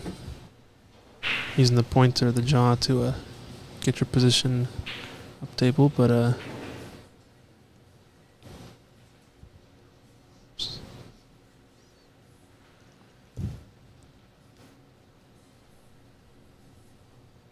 so yeah, new high break for Charlie Brown in this match, 26. Brady going with a 46. Both in this frame so far. Pretty high caliber stuff. It's going to roll over the pocket.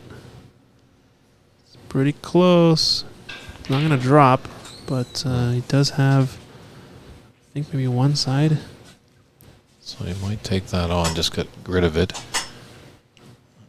Cushion first. Ooh, nice shot. Barely nicks it. What does he have in store here? Yeah, this clearance is on now. Well, he needs a snooker, actually, because he's trailing by 23, and there's 18 on. Yeah, Brady managed to make the green, which was the frame ball, I see. 21, going to play this behind the black. It's going to be pink to the rescue, maybe. Just wants it to extend. I think he's there. Yeah, nice shot there. Good snooker there. Shouldn't be a problem for Brady.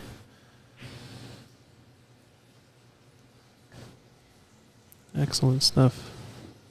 A good friend named Twitch.Jinx, tuning in from Belgium, home of one of the great Luca Basel. Actually, there's getting a surgence of some really good Belgian players besides Luca. So. Uh-oh. Oh, he's still got to play for Snooker. Sorry, I forgot. Bob saying he was here on Thursday and they are not big. Yeah, I don't think these pockets are necessarily big. I wouldn't characterize them that way, but it depends. Some people may be used to much tighter pockets. They are the standard pro cut, and I think this is close. Yeah, there might be a little swerve for Brady there. Tough to see from any of our angles. Oh. It is at least safe. Might not have the snooker, but it's safe. Ooh, a little bit of a double kiss rub there. Charlie might have the angle to come off the cushion and get behind the black here off the blue.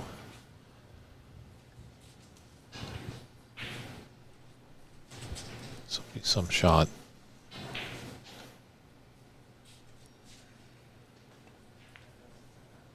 Oh, it's going to settle over the pocket, so he needs a good cue ball. He left that just pretty thin. Definitely potable, though.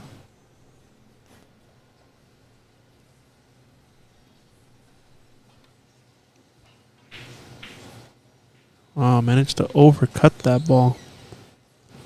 Aired on the side of caution there as it's just into the jaws there. And hello to Duncan Banks out there in Salmon Arm.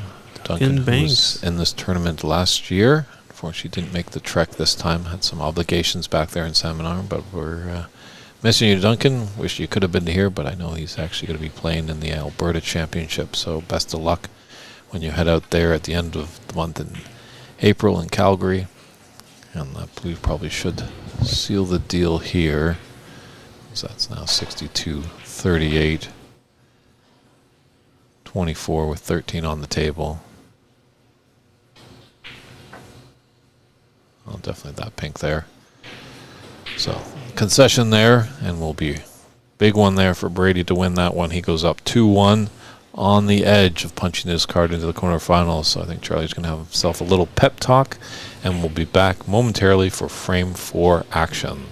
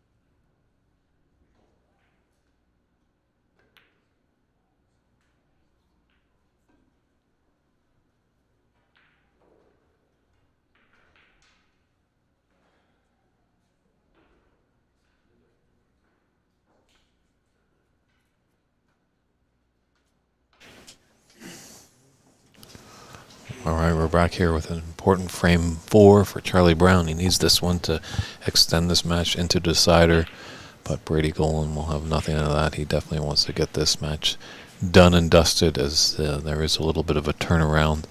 They will be playing scheduled for 4 p.m., obviously when our quarterfinal will start today. Sometimes some matches can get a little long, but actually so far everything's been going on all right. We had one match that was a little slow, went to a decider. And actually we were quite ahead of the schedule for the round robin yesterday. As Mike Dominguez was pitching, maybe we might be here to midnight, but actually finished up about 9 o'clock, so not bad. I like this shot. Oh no, sorry, he's playing the red. I thought he was going to, for some reason, didn't have that red on and might be playing the 2-cushion escape. But totally different situation. Brady Golan shooting some spicy shots so far in this match. Bob L, thank you. We appreciate it. A lot of hard work behind the scenes. Shout out to the Ox family, Mike Dominguez, Jamie, Dave Burney, Damien running the club here, Travis helping out as well. Am I in the Ox family? I thought maybe I was on my uncle or something. Yeah. You're the Canadian uncle with the funny accent. That's all. I don't know what you're talking about.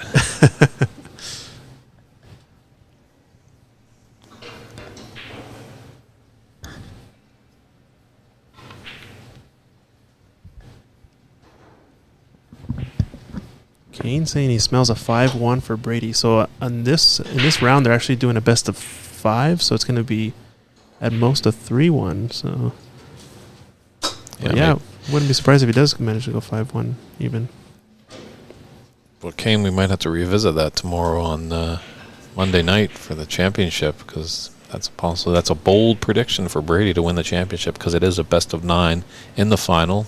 So potentially he could take it 5-1, but he's got to get through Charlie, and then the winner of this match is in another big match against a tough grinding player in the name of Gary Wallace. As you, Christian, actually played him in the round of 16. Yep.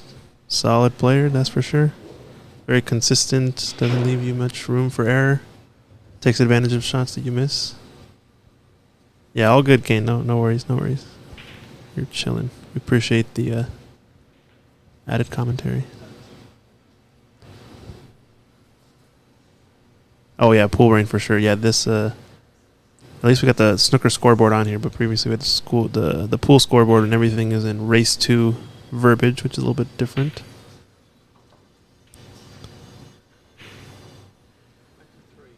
So, does this pink spot? Doesn't seem like it does. It might put a little bit of a hamper on the high break parade. Dave is rolling this up behind the stack. Black's still available, but he's going to have to figure out a way to get on one of these, either the black or the red, near the black spot. One of these is probably what he's going to use to try to open up the bunch, I would imagine. Depends on this angle he gets here.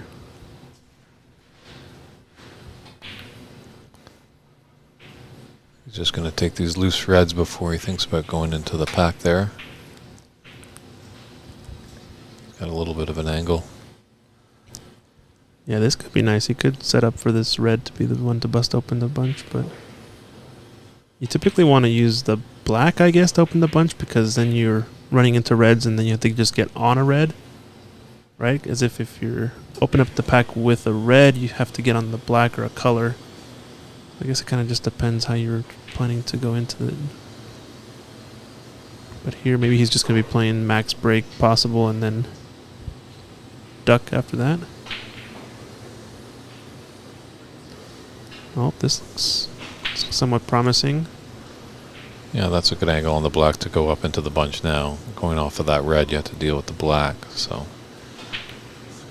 Oh, didn't quite hit. He wanted to hit the pink a little bit more full, maybe even on the left side, but I think he actually has this red, fortunately. That was the one insurance policy, the open red near the right middle pocket. Problem is he didn't quite open up the bunch as much as he would have liked, so this might be end of break unless he manages to get another angle. He could go into him again right now. He could take the red and come down for the black, and then the black he could get an angle to go into the bunch, but he does have that open red to the left of the pack, so yeah, that will go in as well. Has to go into the corner though. I don't think it go into the yellow pocket. Actually, I don't think it passes the pink. Yeah, he ran into him again, but not enough action in that cue ball, I think. David Brock putting in a bold prediction. He says Brady's my pick for the championship. Well, you might have the odds in your favor so far. He's got the high break this tournament. Definitely has had a strong game so far. He's got the accolades to prove it too, right? True. Past Canadian champion, past BC Open champion. Played at the Frame Crucible Theatre in Sheffield, England. Played on the Pro Tour. So definitely has the experience, the temperament, the pedigree. So that actually puts him new high break for the tournament, 47 on that one from Brady. 100 points away from genius. Yeah, high break of the tournament is a 47, and you just saw it right here. Brady had the previous 2 high breaks, which are both 46, and now he's got a 47 under his belt. No one yet to break the mid-century mark, but I imagine it's going to be coming soon. Got a lot of frames left to play, especially in this knockout stage. The races are going to get longer. We're doing best of 3 in this round of 16 and the quarterfinals, and then the semis are going to be a best of 7 with a best of 9 for the final. So still a lot of good snooker to watch. Yeah, just having a low high break is just a testament to just how tough these tables are. These are definitely like some high ranked players for sure that are in this event. And just, playing in the tournament, it adds a little bit. And as you alluded to, we do not have like only in pretty much the final and the semifinal. We're getting into maybe longer races. So when you see those longer races, sometimes players open it up a little bit in the early stages, whereas the short matches, they kind of want to get ahead early. You don't want to fall behind too quickly. And Charlie having a Good stare at that pink, and he's just blocking my vantage point of seeing if that pink goes or not. I think, yeah, he's got the angle for it. It's going to have to bring out the spider.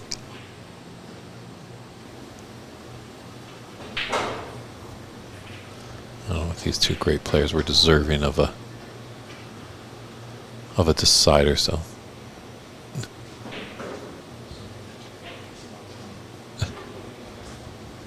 Just trying to figure out which rest he wanted to use. Maybe Dave being a little preemptive, but he's even maybe thinking about bridging it himself. It's a tough situation.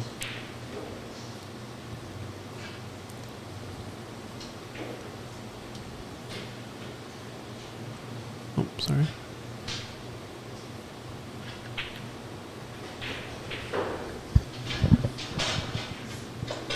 All right, let's see what Charlie Brown can do here.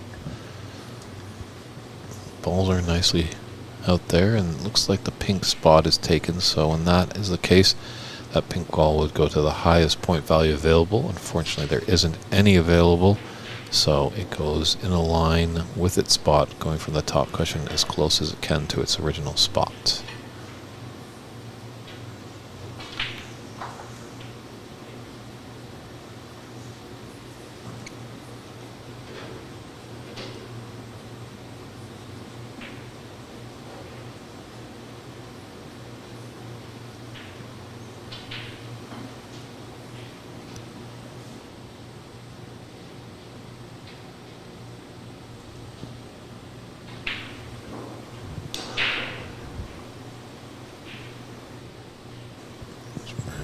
Straight on this black. I'll be able to get any angle on it.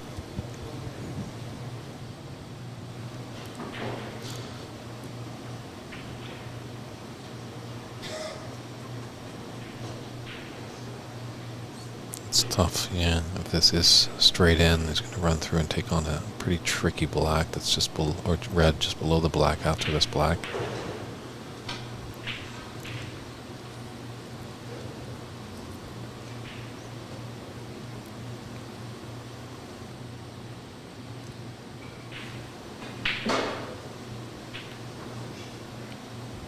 Rolls it forward, taking on the tough red.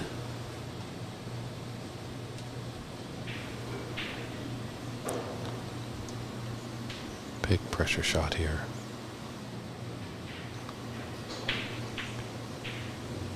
Wow, nicely done. A really good shot. Yeah, he knows if he just leaves it there, Brady's probably going to come back, so got to keep Brady in his chair if Charlie wants to force a decider here.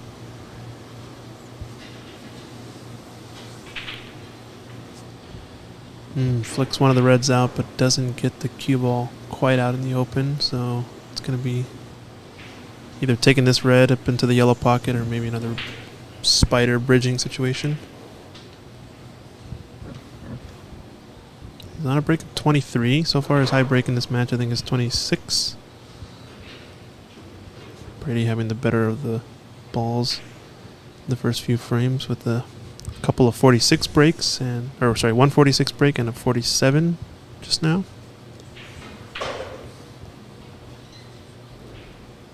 Yeah, it's a tough situation. Yeah, it's just hampered all around. Obviously, that one red that's out in the open on the left, and it's just probably using the rest or the spider for that red that's closest to the cue ball down and to the right. Yeah. And then obviously, yeah, that red in the open to the yellow pocket. It's not in a great situation.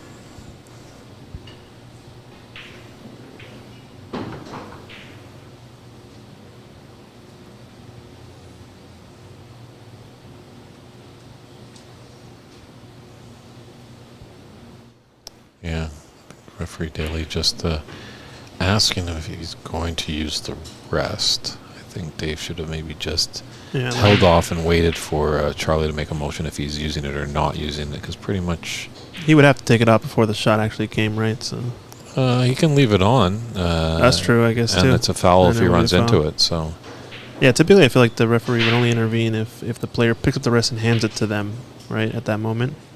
Or yes. asks for the rest, I guess. Mm-hmm. But, yeah. Hey, it's Mike from Rochester. Just found this. Good luck, fellas.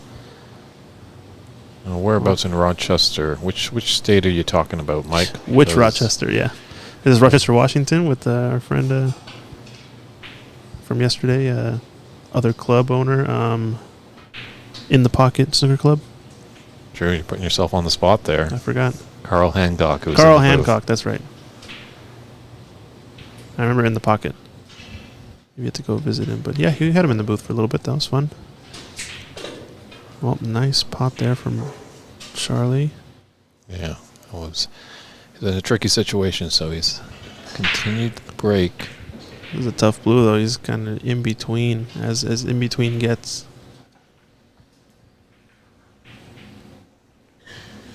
Nice. Carl's friend. Awesome. Okay. Oh, just overcut that. Oh, this might be curtains. Yeah. That's how he reacted there. I'm not sure. Yeah, he's left an easy opener for Brady. He's got a couple options here. You can shoot the red into the middle pocket. This one that goes into the, I guess, top is a top right, you would say, top right corner. There's the red by the pink that would go into the top left corner. Top left corner on okay. our screen. Yeah. It's just called the top area just because the nap runs from bulk to top, but it looks like Brady's eyeing this one into the middle. Yeah. Left corner pocket or left middle, either one. Just if this went into left corner pocket, had a angle to run into the pink, he probably would be taking it, but it looks fairly straight. I guess it depends if you wanted to disturb that pink and red or not. He's thinking about it. I think it does kind of go that direction. Well, 24 break from Charlie there.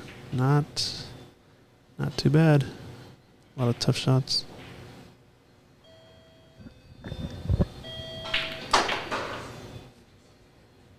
Decided to take the one into the middle. It's going to be pretty high on this black.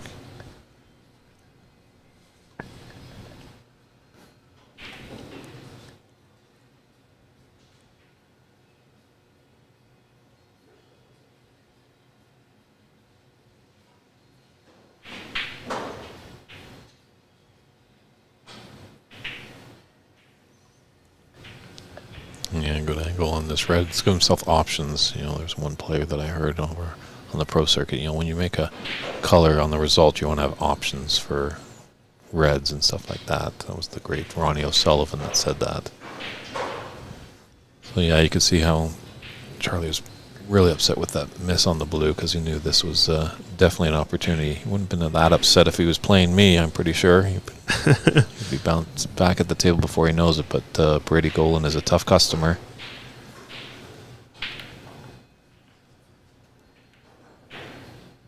It looks like he's playing for this one into the left middle pocket. I don't think the one hugged to this pink goes anywhere, so probably just pick off all the open reds first with the black. And we're getting close to... Uh-oh. Oh, didn't want that. He self-snookered himself on this black. Yeah, because he just needed that red and a color. One more color and it would have been frame ball. 40-point difference. Anything besides the yellow. Yeah. Oh, this is not too bad. Let's put him tight to this blue ball. Yeah, tries just got a little breath. He's not out of it yet. There's points on the table. Don't make anything too careless. Opens up the balls, and I think this left middle is open.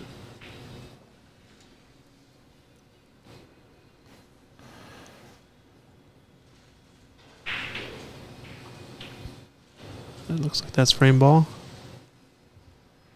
That will be there, yep.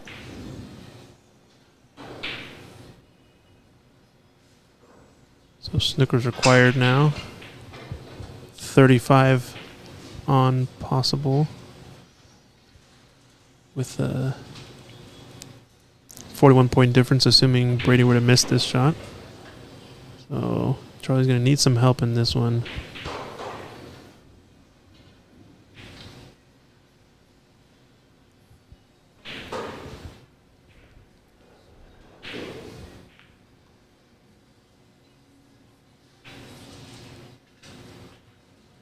Yeah. You can kind of just see in that shot, Charlie's just looking a little deflated. He did have his opportunities. It's really unfortunate that one of these players does have to go home. Really two top-notch players. You could probably paint a final with both of them in it. Yeah, it would have been quite the final, right? Another random draw happens. Got it. There's the handshakes there. Oh.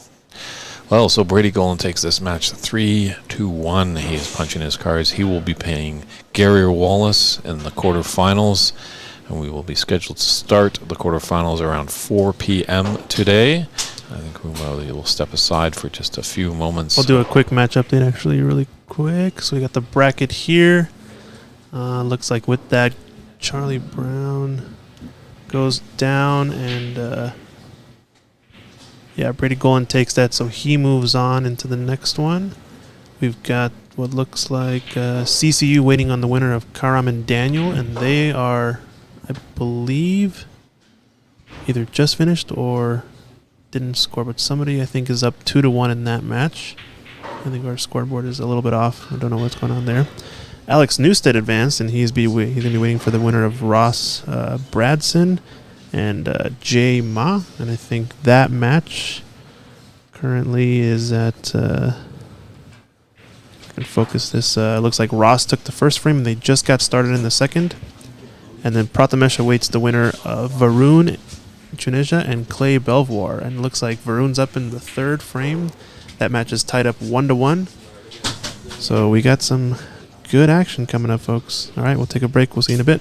Yep, we'll be back at 4 p.m. is when we're scheduled to kick off our quarterfinal. So find us here at Ox Billiards on Facebook, YouTube, or Twitch TV.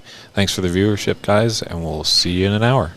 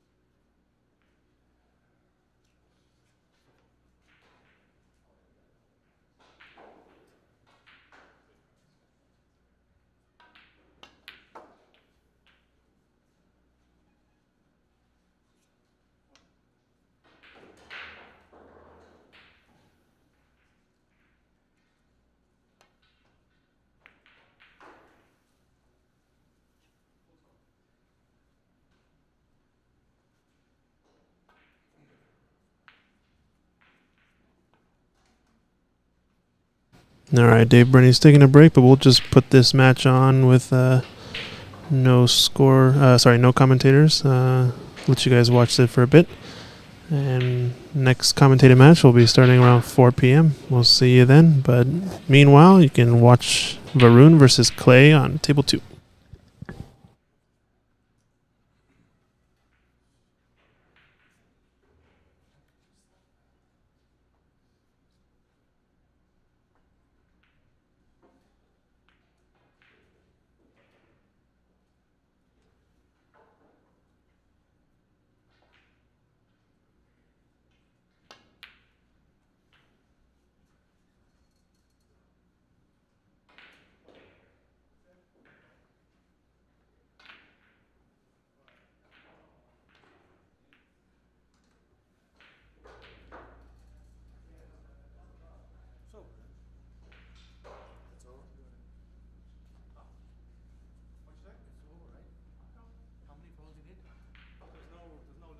It's okay. Continue. There's no limit. It's okay. So no limit. Only in round robin. Oh, okay. That's why I just want to finish the next, yeah.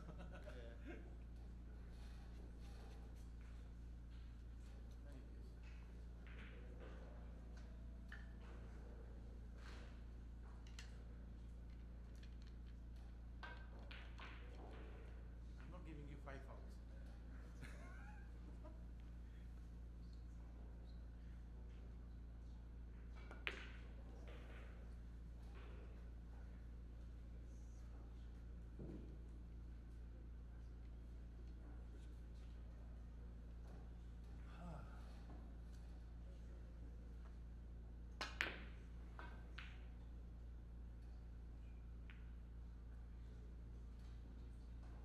You can only get like one per. You can't put them back. Yeah, once the snooker's involved, you can't put just be one put back at a time. No putbacks until there's no snookers required. Okay, I'll try one more time. I mean, if you get him in a snooker, I mean, keep trying, but you can't put it back.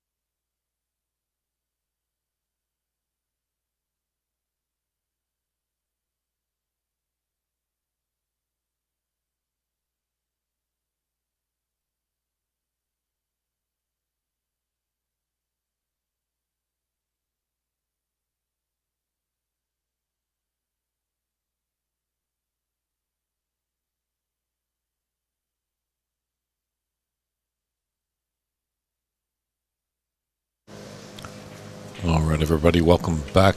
We got our last TV table match of the day. It's the rounds of quarterfinals. 8 players are left. We're going to dwindle it down to 4 in a few short hours. Tomorrow will be starting up at high noon, Pacific Standard Time, 12 p.m. for the semifinals, to be followed by the finals scheduled for 6 p.m. But right now we've got a great quarterfinal match on our TV table. Defending champion CCU taking on the up-and-comer Ox-sponsored Daniel Sardoncilio. So looking to be a great match here. Might put a little edge possibly to CC, as CC is aware of the more defensive side of the game. Daniel's a great potter, and but I've noticed just over this tournament, he does come from a pool background, so if he can up the snuff with his safety game, he will be a dangerous customer.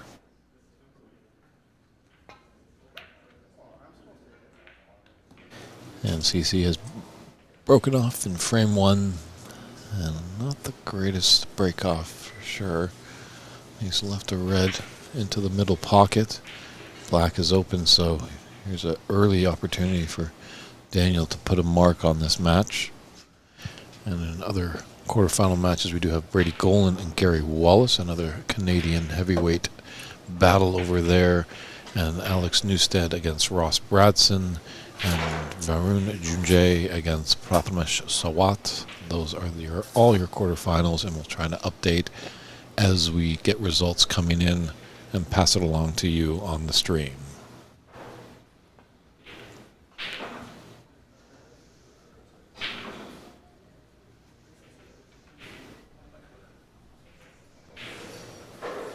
It's got a nice angle actually to go into them off this blue.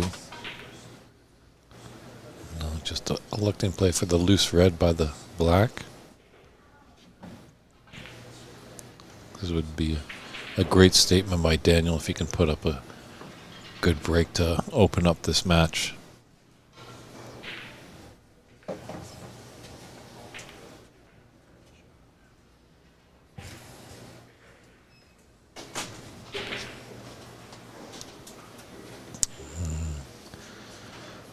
Might be a costly miss, just as I was giving the support to Daniel.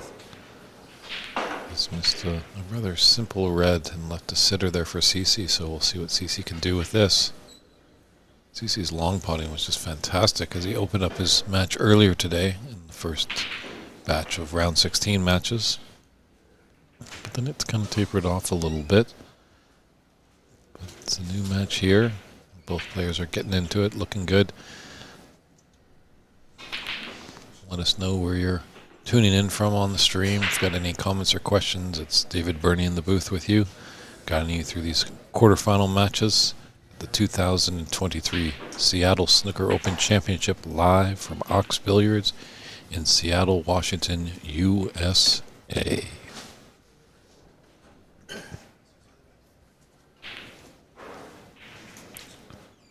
So after that, black is not really on anything, so kind of maybe... Ooh, we're going to see a little... No, there might have been a little tit-for-tat kind of action, maybe be in threat of almost a re-rack. And now Daniel's got to be careful with this. Just screams in off into the top left corner pocket. And trying to do the behind the back shot, which is quite common in the pool game. But not a lot of players do that in snooker. There's the interesting underarm stroke that Mark Williams has patented, but yeah, behind the back, and that's not his best shot that he's played. Left another easy open here for CC. As he's got a red, he's got a black, he's got an open red. Rob, for the update, Ross did win his match over Jay Ma, 3-0, so he is into the quarterfinals going against Alex Newstead. My apologies, got a little tongue-tied there. And unfortunately, Rob, again, Ross is on that one table where it's just a bit tricky to see from my vantage point to the score, so hopefully we'll update that as we go along, as we are actually able to use our cameras to hone in on their scoreboard. Hopefully we'll just know who is going to be on the correct position so we can report the scores accurately to all of you.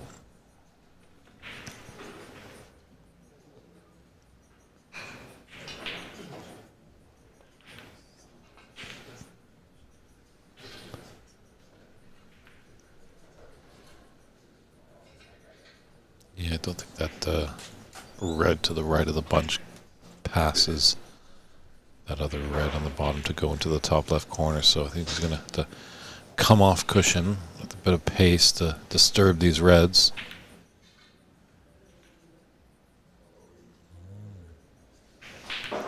Maybe he's seen the angle just to cut it into the middle pocket. That's what happens when you miss a careless shot. Your opponent will punish you. CC ran it just a little out of position there, so he'll take his medicine and kind of get the... would have liked to just a little bit on the other side of that green, just to hide it behind that black as cue ball. But still not a comfortable position here for Daniel.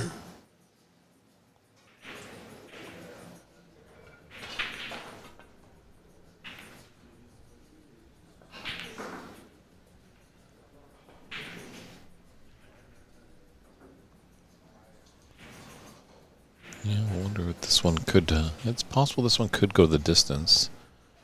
And actually, I think it was a whitewash, I believe, by CCU in his first match today against Dave Daly. So that increases his undefeated strength. He has not lost a frame in the Seattle Snooker Open. And that's going all the way back to last year, where he won the championship, didn't even lose a frame. So, will he keep that streak alive?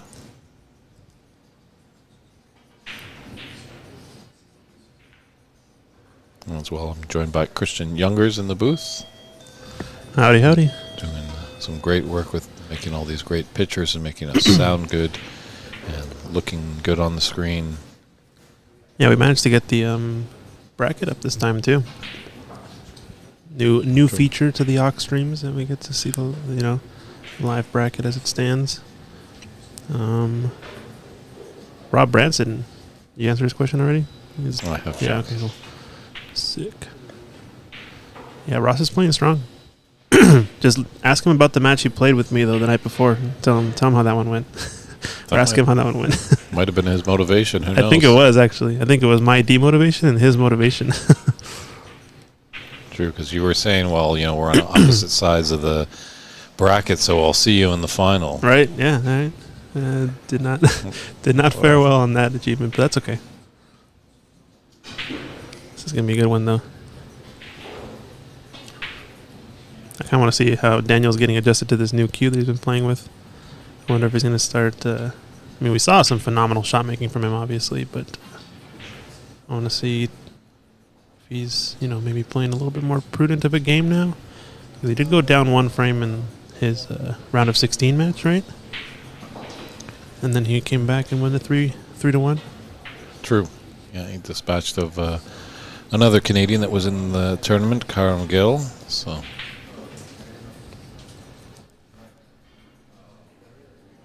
yeah, we've seen Daniel use a couple of cues. He's using a carbon fiber one right now, but he also had an ash. So we'll see how he bounces around. We did see that switch of play in the round robin yesterday. But there's a good shot right there from Daniel. He's been knocking in these long pots. So maybe this is the battle of the long pots this match. Could be. Yeah, both players have been doing that quite well. This little stun shot.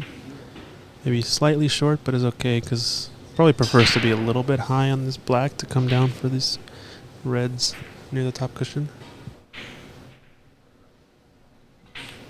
Now he's playing up for blue. Talked to him on the side previously while he's practicing, and he said he really likes to come up for the blue a lot just because it's an easier ball to play for as long as you get up on the correct side of the blue, I guess. Yes, and as Christian has mentioned, the correct side of the blue, it's just with the natural angle will take you back down to the business end of the table. That's why you hear the right side of the blue, the correct side of the blue. That means more your cue ball is in the bulk area, not the bulk area, but the bulk side of the halfway point, shall we say. And that creates a natural angle that you can come back down to the business end of the table, as we call it, because that's where all the reds usually are and the high-valued colored points. Yeah, maybe next we got to figure out getting the camera over the business end of a table with like a top-down view. That might be kind of cool, right? True. Yeah. I think just but things do cost money. But hey, as these get more and more popular, I'm pretty sure companies will start being like, hey, maybe I should get in there and sponsor this great snooker action. Yeah, definitely. And I managed to have a pretty big sponsor last year for the World Women's event. See, wondering if we can get more for future tournaments. It'll be good. Help support the community. Yeah, Microsoft helped out the World Women's Snooker US Open last August here at Ox Billiards. This has been very nice by Daniel here. It's these guys are making quick work of this, actually. Yeah, two firepowers going at it.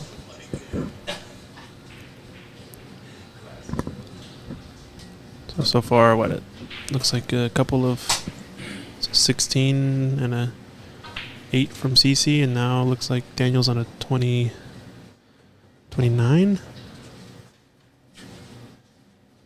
Maybe opportunity here. A lot of open reds available. Looks like he's trying to play for this one. Oh, he's got a nice angle to run into the pink if he wants to open that up, if the red doesn't go. Looks like it might go to the right corner pocket. It's hard to say, but if he gets a good look at this pink after, yeah, he's not going to flirt with it. And he got on the incorrect side that time. Correct. Now he's going to have to go in and out of bulk. So, as we were alluding to earlier, the correct side of the blue, there's that wrong side of the blue, and that just means your cue ball just has to travel just a little bit more. If he wanted to get back for a closer shot, he elected for a more softer shot, leaving himself with a mid-range red. Yeah. I think he's been knocking a lot of these in, so maybe he just feels more comfortable right now, wants to sort of in-between side space distance shot. Oh, stun run through comes a little low, but it's going to be okay, I think. It's going to be a tougher black than he maybe would have wanted, but he has these 2 balls up by the pink spot that he might be able to run into to hold the cue ball there.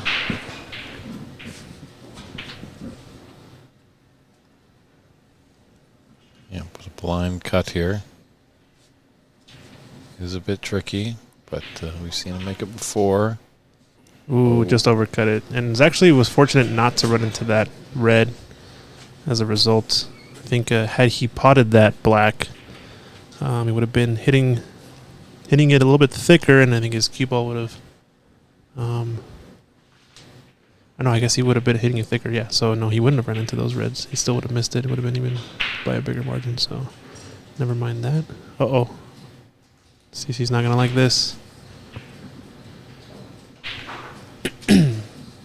No, it's interesting. Yeah, CC might be a little bit cold as he played his match at 10 a.m. and Daniel just coming off a round of 16 match, just finished up maybe about 15 minutes before the start of this match.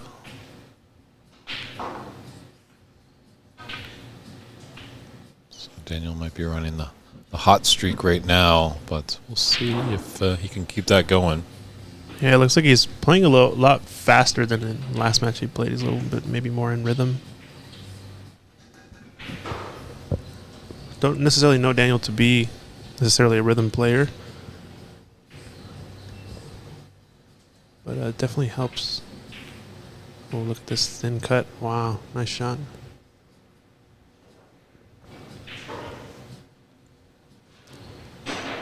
Positionally, though, might not have been the most ideal situations. Could have opted to take the blue into the corner, which was a much tougher shot, but had a much higher percentage of getting him a good position.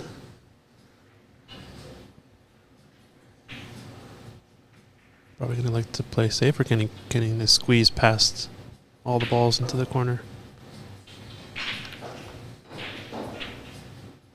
Looks like he's going for it. Oh. Yep. Just barely caught that. And I wonder if CC can come off the top cushion. Yeah, I with think an he has to angle. come off, right?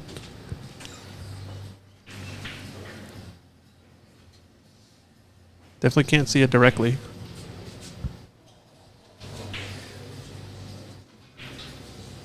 Suzanne's watching from Maryland. Great to hear that you're tuning in. Just says, please keep the subscript up to date. I look away, and when I come back, confusion. Not too sure what you're alluding to, Suzanne. with the- Subscript? Yeah. If you can just elaborate, we'll do our best. Maybe she meant scoreboard autocorrect. Yeah, True. scoreboard. Scoreboard has been on and off up to date. For the most part, we've been pretty close, though. We do have the scoreboard in the room that we can see. True. Hopefully, as we continue to grow, we'll get more and more people wanting to help out behind the scenes. And scorekeeping is a great job to do. Very important. And be right there up close. Got to be able to watch the match. As, can't have an obstructive view. So the best seat in the house if you're a scorekeeper. So now, opportunity for Daniel possibly to try to get this frame on the board. It's going to be really one red maybe is a big obstruction, the one that's closer to the top cushion.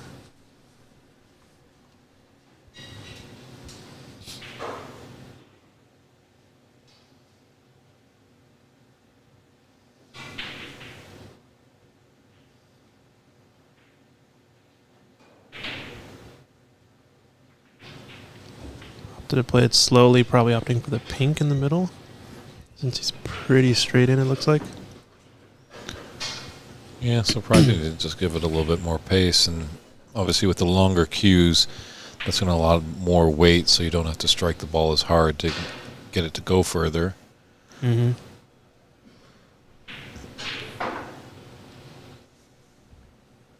Catch Roberts is saying, really cool guys. Great to see snooker out there in the U.S. It is true. It's great that Mike and the team here at Ox are putting their best to be the Apollo mission of snooker. They're going to get this great game buzzing in America. They've done a great job, so hopefully they can continue it on. Yeah. Yeah, thanks. We just don't want to be that one Apollo mission that had the unfortunate situation, right? True. Apollo 1 was unsuccessful, but you're never really successful on your first try, unfortunately. Yep. Those 3 astronauts did die in the fire, but little do they know they kept at it, and Apollo 11 was the mission that got America to the moon. Ooh, watch out green here. Pretty close. I think it's touching one side. So I don't think there's an obstruction with the green to hit any of the reds, but the brown looks like it has the other covered. Pink. Yeah, there's a red that is open, I believe. I don't think the pink is covering it, but Daniel's just going to kind of come off a couple of cushions and maybe flick this red towards the black and then shoot back up table. Ooh, just missed that flick. You can saw from our camera angle how close that was. Good to see we've got some Kiwis in the house. Adam, thanks for tuning in all the way from New Zealand.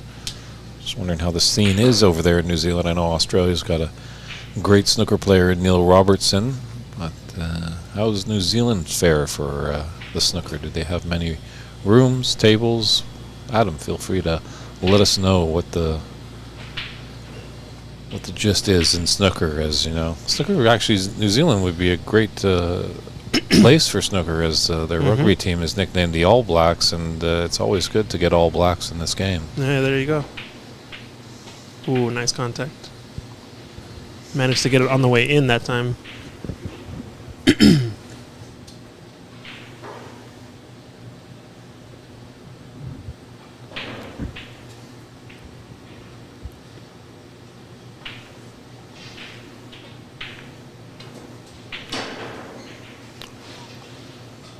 That was one that he wanted, but played it with such a pace that he wasn't going to leave it on, and Might be a window. It's close.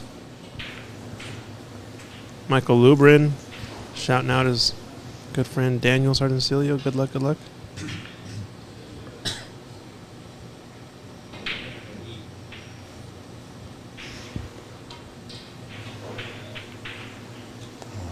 Nice long pot there. I think the streak of unbeaten frames might be coming to a close here for CC.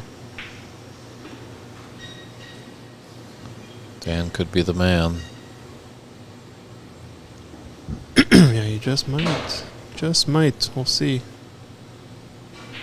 Sorry, I'm actually not keeping track of the score, so we're a little behind. It's like 28 to 55.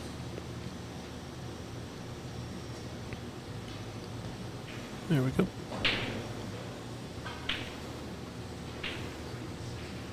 Ooh.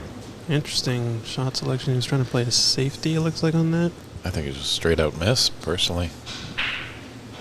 Just a big lapse of concentration there.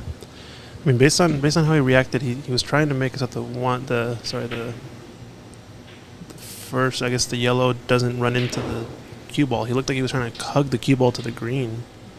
Get behind the green. Yeah, not leave a shot. Oh, is this double on? Wow, long double. Yeah, those cross doubles are a wonderful shot, and so a shot to nothing. He was kind of playing possibly to miss. Mm-hmm. Looks like he's fairly straight on this brown into the middle. Yeah, a bit of an angle, just needs to stun it, so he's onto the yellow. So CC could steal this frame. It's all there for him. Nice shot there. It's a good starter, yeah. All the colors are pretty much on their spots for the most part. Are pretty close to their spots. The black may be faring as the hardest ball on the table.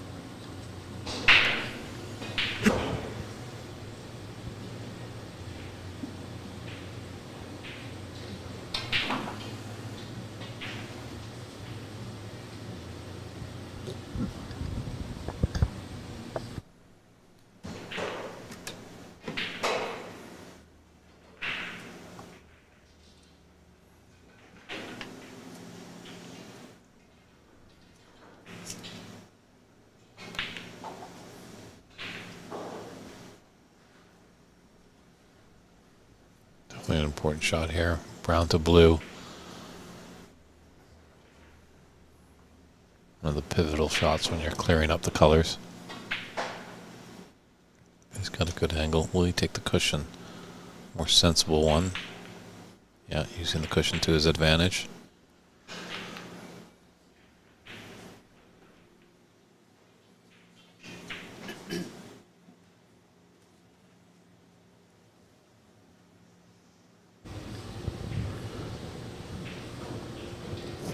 Pretty straight on this blue. He's just taking a look at how angle he wants to go from pink to black. Really, the black's pretty close to the middle, so I don't know. I guess you'd rather be straight on the pink if possible, or fairly straight. But those are the toughest shots. The straight-in shots is always fun to have a little bit of an angle. Yeah, a tiny bit of an angle, but fairly straight, right? Don't want to have too much of an angle that you're going to get too close to the black. How he has it, I think the bird's eye would show probably that it's got a slight angle that hopefully you can just float down towards that black after this pink. Ooh, okay, a little stun across. Uh-oh, is it going to be short? It is short of pace. Yeah, so he had a little bit maybe too much angle or not enough for the shot that he wanted to do. I feel like on that one, probably could have rolled forward, got one cushion, but it was a little bit harder to control that pace. Yeah, is he going to try and cut it? I think so. He's looking at it. He's thinking about it. I almost think just... You could also thin off the other edge and put him up table, right? Yeah, or just stun into that black. Oh, it looks like that's what he's going to do. He's going to take the left side and go around the house. Oh, no. Send it one cushion up table. As long as it glues to this top rail, it should be fine with the bowl cushion. Yeah, that's okay. It's not bad. It's cuttable, but it's probably something too thin that you wouldn't necessarily go for on the TV table in the match. Yeah, So- Daniel's just got to stay positive, as much as CC has roared back. Don't make any careless mistakes here. Frame still can be yours. But it would be quite a steal if CC was able to take this one.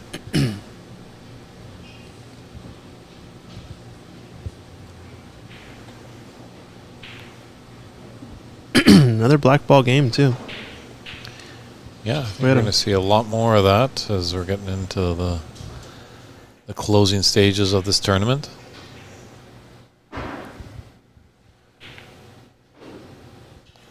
Uh-oh, this might get too close to the pocket. Wants it to freeze. Yeah, this is going to be okay. Almost a bit of trouble there, but nice shot from Daniel.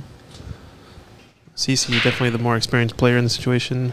Comes to the snooker table and the last black ball. So we'll see who makes the first mistake.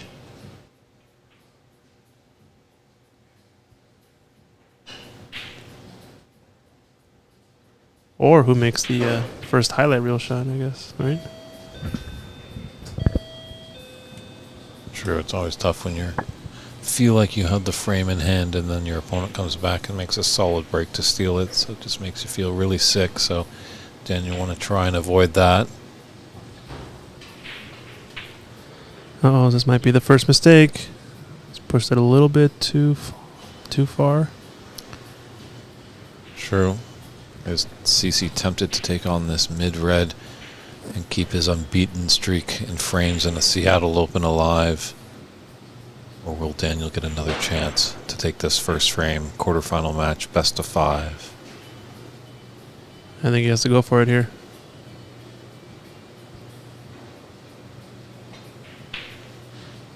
And it's there. Nice Great shot pot. there by CC. What a steal there. Watch out, He's cue ball. watching the white. Watch out, cue Everyone ball. is. Uh-oh.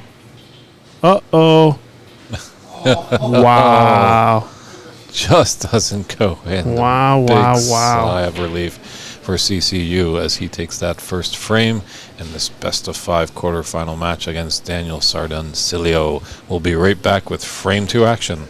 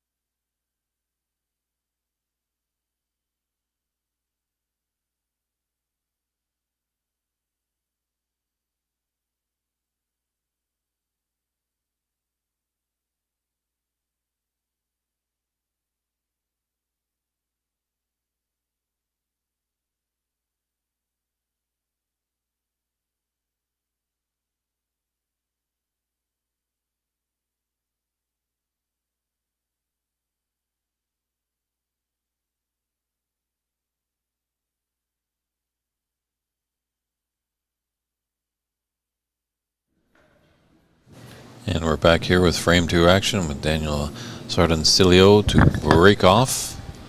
Had a little heartbreaker of a first frame for him. He was ahead by quite a lot and CC battled back. And a few questions have come through on the stream. A Prayon is asking, his wife's actually asking why they're dressed like blackjack dealers. Well, it comes from a long tradition. I'm not sure when it started, how it started. I'll do some research for our next tournament. But they've always been wearing the smart attire. It's almost like a golfer wearing the collared shirt and the khaki pants. Somehow they just developed in snooker as it's quite a classy sport over in Britain, that they felt having the players dressed in smart pants and smart shirts and a vest or waistcoat, whichever you call it, was a good way to represent the sport. And there's also a big thing that people are saying that if you dress smart, you're going to play smart. Mm-hmm. So that's kind of the roundabout it, but I will find out at Prayon for hopefully our next tournament, that I can let you know why or how it came to be that the formal dress code was put into the game of snooker. And Andrew Knox Brady is still playing. He's in his quarterfinal match. He's going against Gary Wallace, another fellow Canadian. I think Brady is up 33-18 in the first frame. And it's early in the Varun Prathamesh match. And just looking over my shoulder, I don't see the score, but it looks like Ross Bradson and Alex Newstead are deep into their first frame. And here we have CCU, defending champion, up 1-0 over Daniel Sardancilio, Ox, my apologies, not Oak, Ox-sponsored player.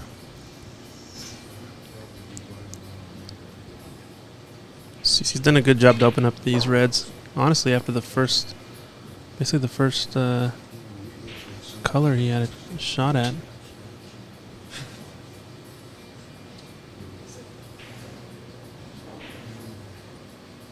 So might be dangerous here. Might have a chance at a pretty good break. Most of these are wide in the open. Just gotta make sure he picks them up in the right order and make sure they don't cluster and clutter each other up.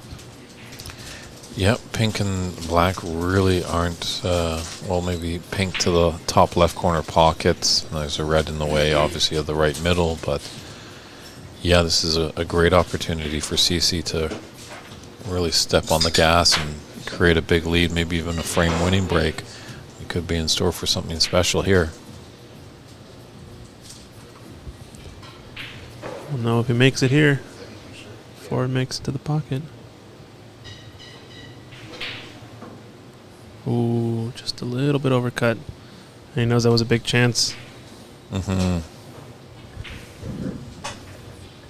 both these players are from the Seattle area, so they'll know a bit more about each other, I know.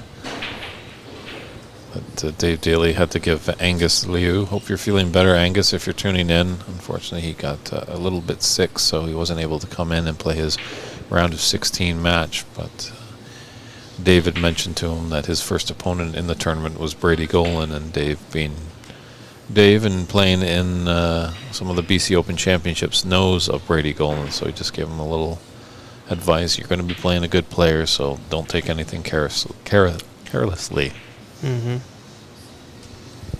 Yeah, it's a big match for sure.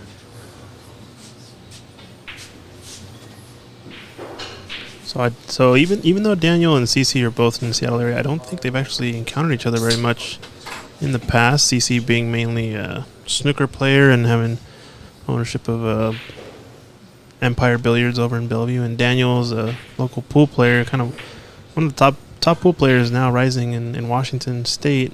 But the snooker and the pool worlds haven't really clashed too much, I guess, recently. So it's an interesting matchup, in my opinion, to see kind of one of the better pool players versus one of the better snooker players, both representing Washington, would be kind of cool.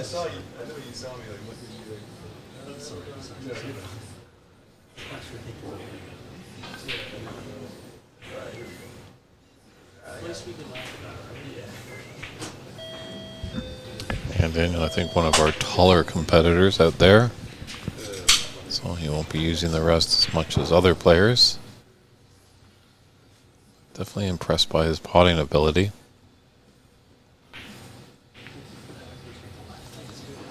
Just didn't want to cannon into that brown. So I'm going to go through that bulk area and come back down table for some reds. Now, these are the spots where I'm wondering, is Daniel going to be taking on these reds, try to pot it? It's a sort of a shot to nothing if he gets somewhere in the bottom rail. Comes all the way up table. Or is he going to take more of a safety approach? I have a feeling he's still going to take these on and try to pot this. But not sure. He's putting center ball. Be a little bit low. Just maybe getting a little bit distracted by maybe some of the pool players, as it's an active room here at Ox. And they've got about, how many is there? 8s? Rass on 7x9 tables. There's got one Chinese 8-ball table. So, yeah, it's kind of a members club. I believe they're open for the pool tables for the public right now. So, all right, no, today I think it's only league. Only league today, okay. League players today, yep. So that might show a little bit of the pool side for Daniel there, taking on that long red. I think he Mhm. should have had a bit more of a look and maybe seen where he could leave CC in a lot of trouble. The one trouble obviously is there is that red that is up in the bulk area. Now this red on the right edge of this pack does go into the green pocket, I think, right? Might see him take this on because it's kind of a shot to nothing. If he comes back up table. Oh, did it go? Wow. Pinball shot there almost. Yeah. Off 2 balls going up table.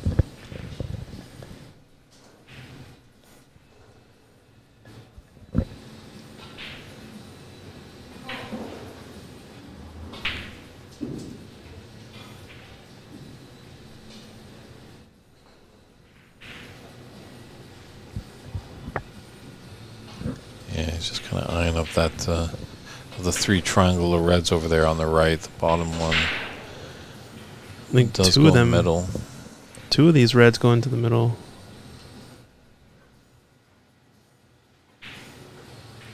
The only problem is it's going to be leaving the one up in the corner wide open. It's a pretty risky shot. Looks like he's opting for the one closest to the right middle pocket. Just be careful because the nap might catch you out on this shot. Yep.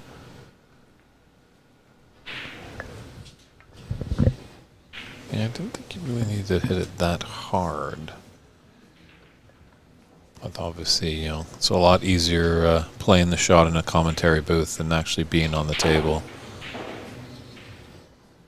you think I'm lying, just go find or come down here on the when the tournament's done here at Ox and put your hand down on a snooker table. It's definitely a very tricky game to play. Let's see, so you might have a path to this long black into the top left middle or top left corner.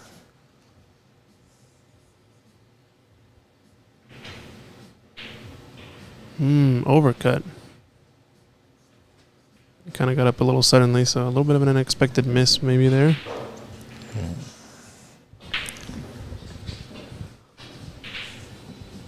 Good to hear your support out there, Bo. Cheering on Daniel. That's good to hear. If anyone else wants to show their support for either player, let us know in the chat. Scream it out there. Also, if you have any questions or comments for Christian or myself, we're happy to answer them as best we can. Let us know where you're tuning in from. It's great to see some familiar streamers out there. Our good friends Chuck Jones, Snooker 155, Joe Town, Andrew Knox. A lot of these people have been tuning in all weekend long. Bo Bologna in the chat saying, "Let's go, Daniel." We've had Bo on some of our pool streams. Duke playing it out with a lot of other players. Been fun to watch. Shout out to Bo.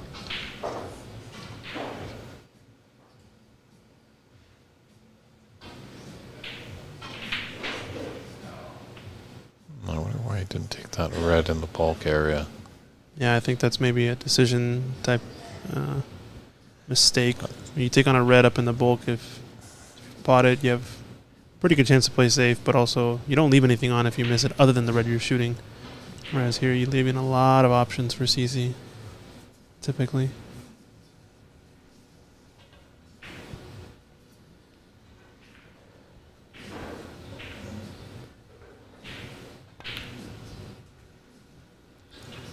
It is true, Snooker 155. There's nothing better than watching snooker.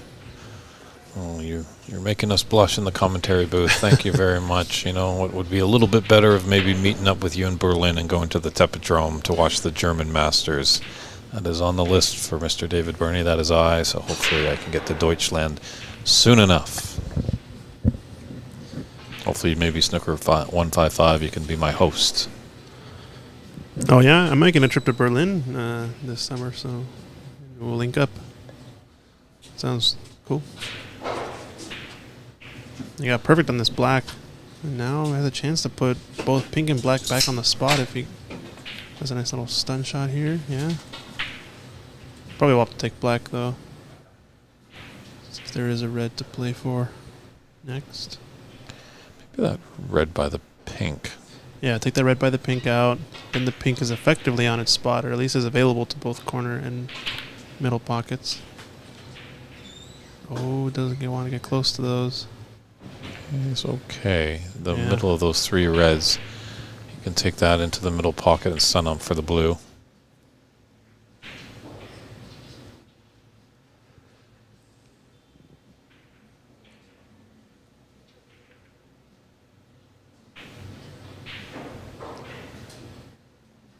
Good speed. He's got a little bit short though. Should be okay. Has a couple of options to still play for reds, even though he's fairly straight on the blue. Yeah, I could run through this blue quite a lot and be back onto that pink, or the red by the pink, into the top right corner pocket.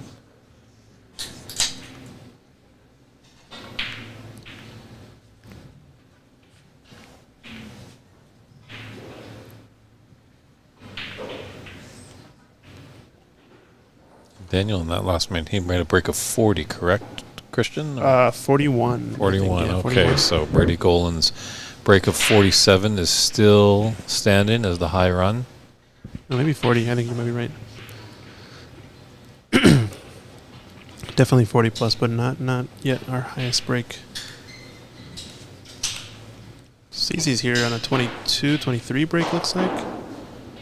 And still has 3, 4 maybe open reds. The one in the top corner.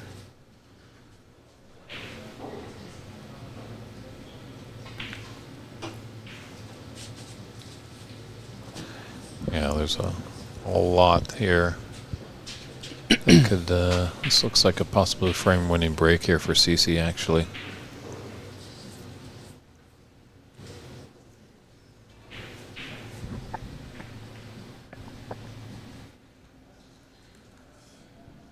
Carol Clark supporting her boy. Oh, Danny boy. Oh, CC. Wow. Big miss there. Played tougher pots than that before, so just as Carol Clark is cheering on Daniel, CC misses, and Daniel's now back at the table. Let's see what Mr. Serdoncilio can do.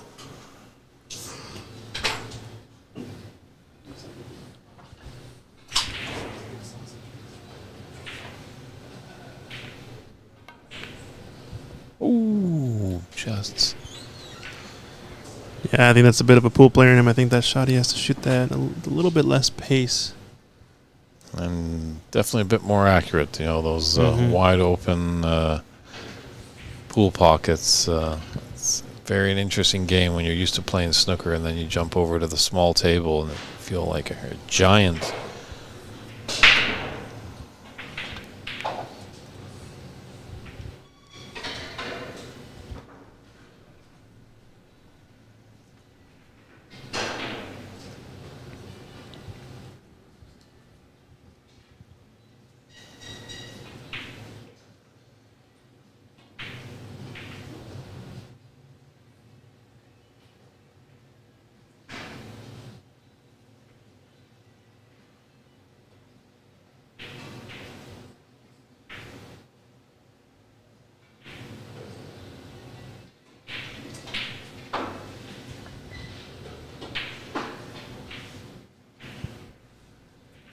Wow. A little bit of a loose cue ball on that one. I think he was probably playing for the red out in the open.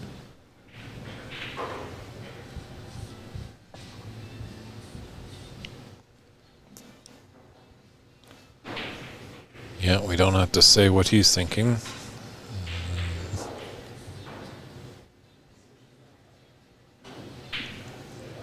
Yeah, Billy Dixon is a carbon fiber cue that Daniel is using. He might have got inspired by Ahmad Ali, the PAPSA Open champion, who's going to be adding his name to the list of very few Americans that have played on the Pro Tour, as I found out yesterday from some of our streamers, that there have been a couple Americans on the Pro Snooker Tour.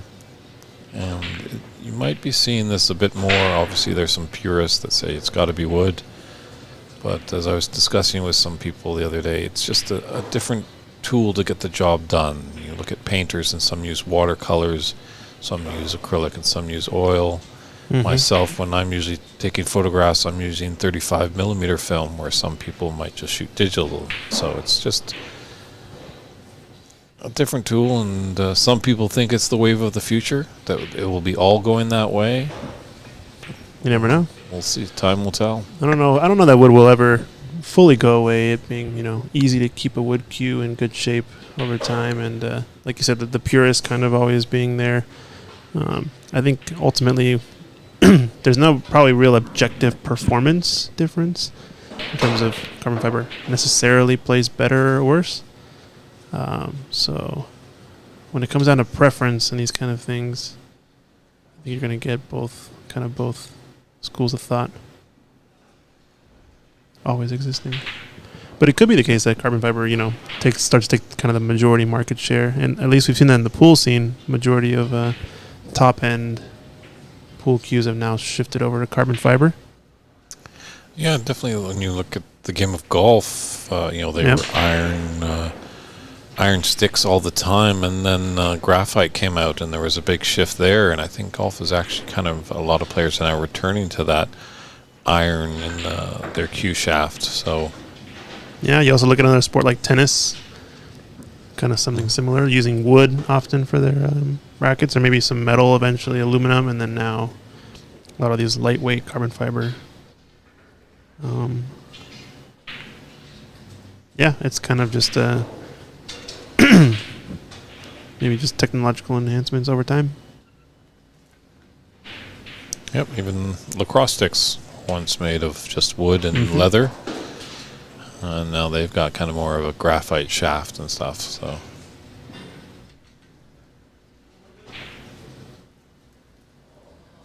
we see Daniel's gonna do that cueing technique where he just he's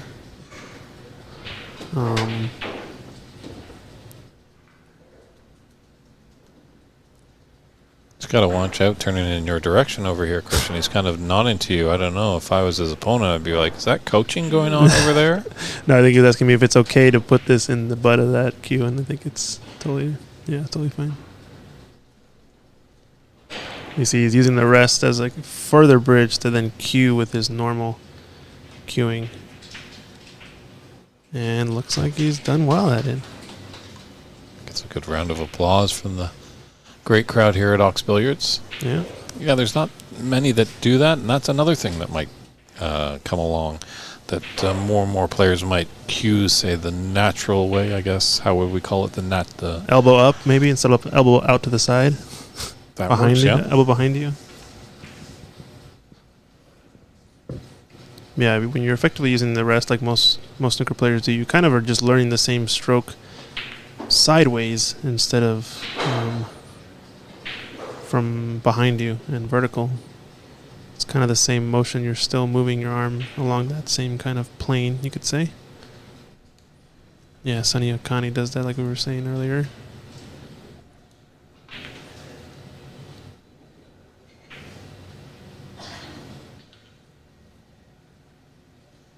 Yeah, he just kind of steps up and resets himself. So many players, when they kind of are down on the shot and then they get back up, they really do a full, complete redress of getting back, looking at the angle, and then kind of walking into the shot. No, I think this is one area, like you said, kind of like standing up and all that. I think it's an area where Daniel probably actually has a little bit more experience than CC in terms of tournament play. I think big events, etc. Not knocking CC, but I think in general, Daniel's has been playing pool since a while back, and he's playing in a lot of national events in Vegas, etc. Versus some of the top pool players. So maybe the mental, kind of the mental part of the game when it comes to these pressure situations, he's definitely very used to and does well. Yeah, I wonder why we didn't see him up at the BC Open. Yeah, I think he was probably playing in a pool tournament that weekend, if I had to guess. All right. But yeah, he's starting to learn the game of snooker, and I think it's definitely helping him out. Learning new things, getting better at his cueing. Definitely has got a higher mountain to climb when it comes to ball pocketing on this table compared to a bar box or a 9-footer even. So good test of the skills there, but Yeah, CC has a lot of experience on the national stage in terms of snooker specifically, from what I understand. And there's been a few years that he's been going to the U.S. Nationals. He did have runner-up a few years back. So you can put him back, or you can nominate a free ball. That's true. You can nominate a free ball. He can put him back here, or you can put him back at the original spot. I think maybe Daniel doesn't necessarily know the rules, so he's just asking CC to clarify what he can do. We got Mike Dominguez just. Yeah, it's the rule clarification. Stuff you want to, clarify the rules. Obviously, he can put him back, but there's also a free ball. But there is one caveat that, as much as Daniel's new, and it's kind of an advantage if they were to tell him, but if he doesn't know, it's kind of a bit unfortunate because a free ball, you cannot roll up to your free ball and snooker your opponent behind that free ball. Yeah. Which, he might do if that's the case. But based on how the balls are sitting right now, I don't even know if you would risk it. I think you would either put him back now or take the free ball. I guess any of the options are there, but if you're taking the free ball, I think you're going to be shooting. You're going to be offensive with it. If you're... So it looks like he's going to take the free ball, nominate probably the yellow. Yeah.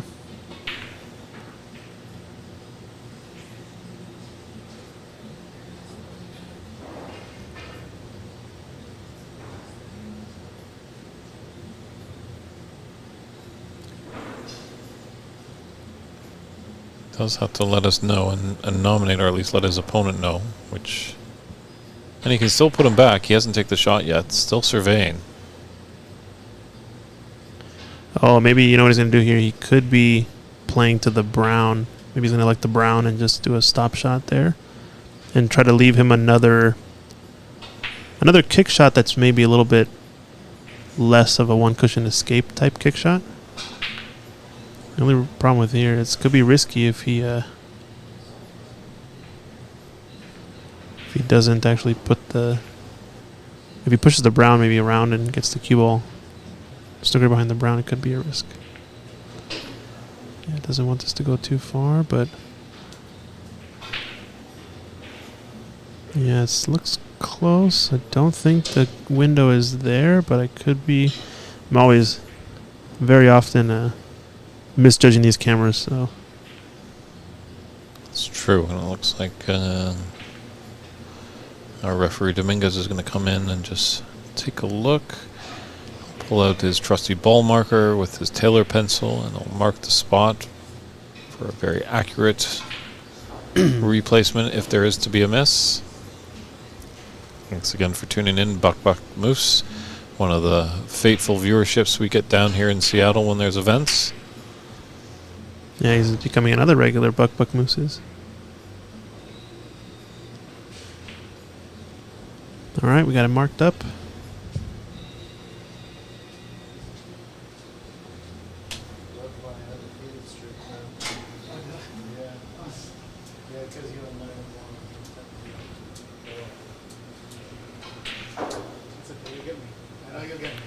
Oh, just caught the black there.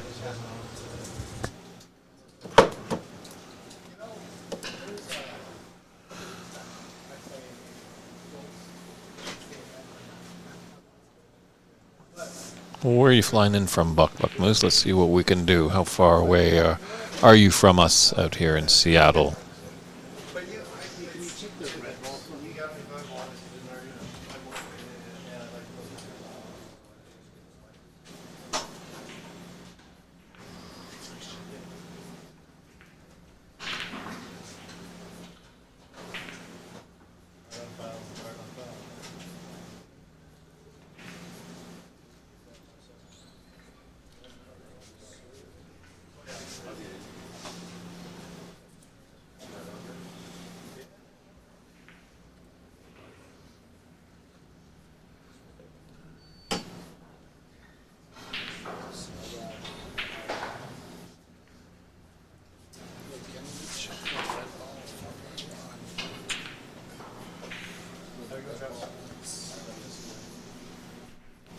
So yeah, using that ball marker is a great idea for marking the cue ball. It's only a problem when sometimes some of the other balls go a little astray with the miss. So Christian Youngers and Mike Dominguez are just consoling and confirming with the video stream. They're just going back in time just to take a look and see where the black and red are placed. We appreciate that, Twitch Jinx.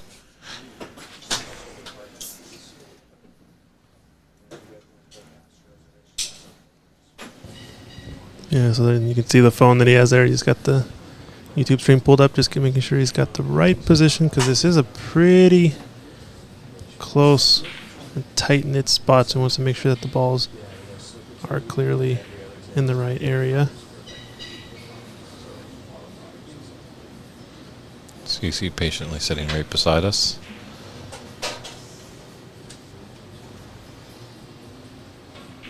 It's good to keep your mind clean on this. Just let the referee do the job.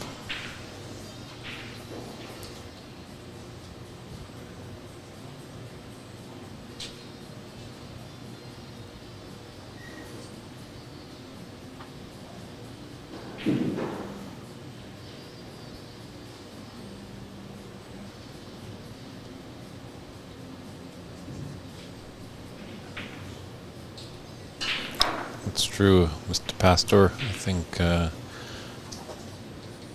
if Daniel can he can play some safe, and we've definitely seen that.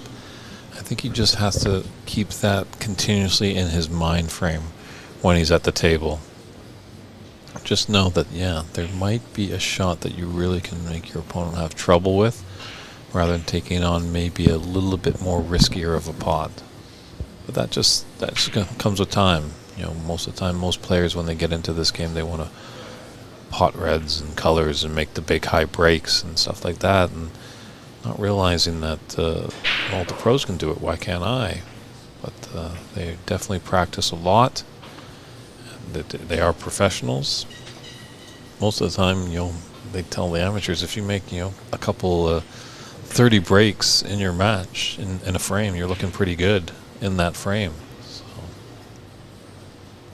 as much as we'd all like to be, one visit wins and potting centuries, it's a tricky thing to do. May look easy with those pros playing, but leave you, me, and I, and even with Christian, he can confirm that is a very tough feat to get centuries. Oh yeah, definitely. Like I said, it's still yet to be another century on this table since Judd Trump was here in 2020. 2020. 2021 maybe? Yeah. So once again, Daniel kind of roaring out into a lead when we get onto the colors. Hopefully he can keep his nerves in check and just finish off the frame, not let CC come back. I think this green is going to be the key part of this color run, because it's not very available. He's going to get yellow. He's going to see what he has in terms of a safety. Yeah, just the distance going from yellow to green. Got a lot of real estate to travel over on this table. Yeah, so pot this yellow, maybe get to the center of the table so you can play a decent safety and push the green maybe 3 cushions around the table up to the bulk cushion. There's a lot of options. Looks like he's playing low on the cue ball.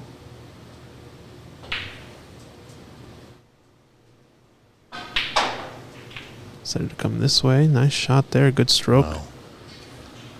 Yeah, He's got some cue power.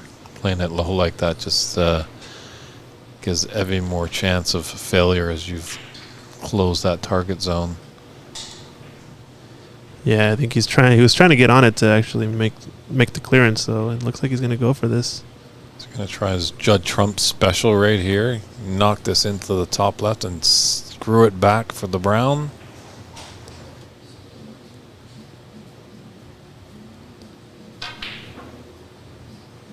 Wow. Ooh. Got the screw back and managed to fluke the green into the opposite corner pocket.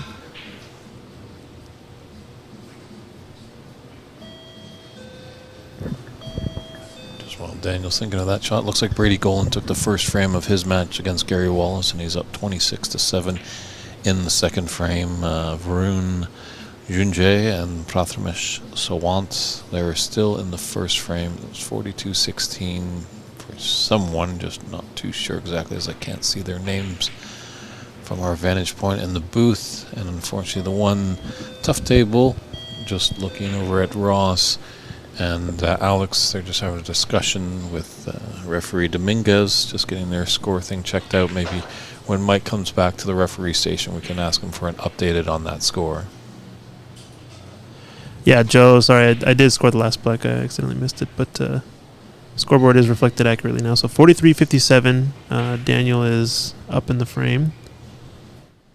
Only 14 difference. 22 remaining on the table. And I think this is a snooker here for Daniel to kick out of. Yeah, it's tough on that bird's eye view. You think, like, oh, he's got a cut in there, but this is a nice, beautiful angle right here. You can really see what Daniel's having to deal with as we look over his shoulder. We're going to go one cushion at it. Try to hit it full in the face.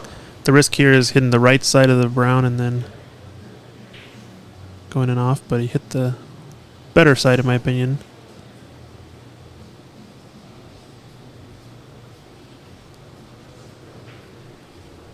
Yeah, thanks, Joe. Yeah, Archit, about superimposing, asked about you can superimpose previous frame on the new one, might be helpful for ball replacement. Yeah, I think definitely we have plans to do that. I also have some ideas in terms of how we can implement it. Seems pretty straightforward, but yeah, we'll talk later. Let me know what your thoughts are. Maybe it's the same idea I have. Who knows?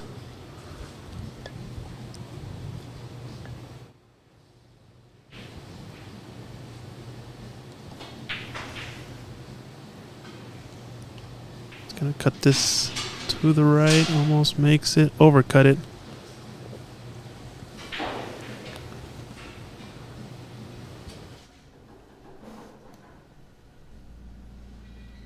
Let's put that blue in a safe spot. But Daniel does need that.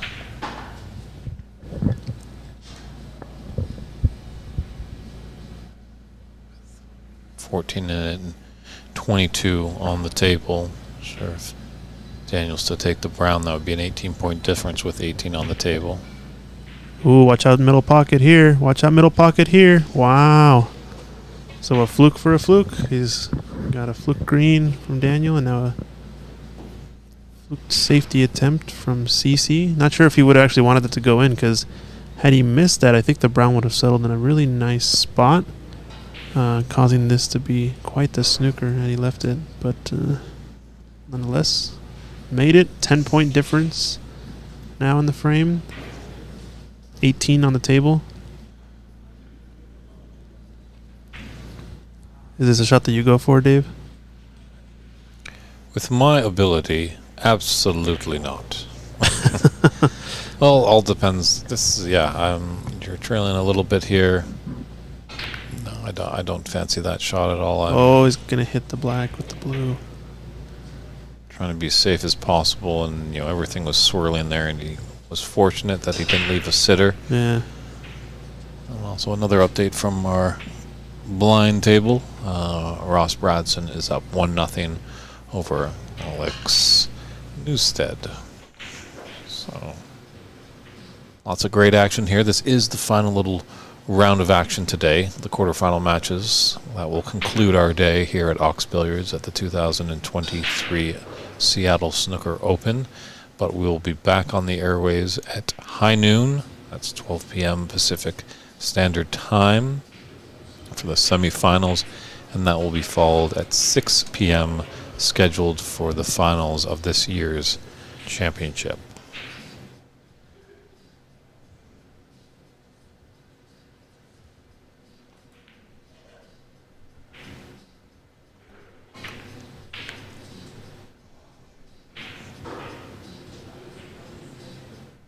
Another safety attempt from CC. This one's going to get close to the corner, though. Uh-oh, this could be disaster. Yeah, is his unbeaten streak. Frame of unbeaten streak in jeopardy.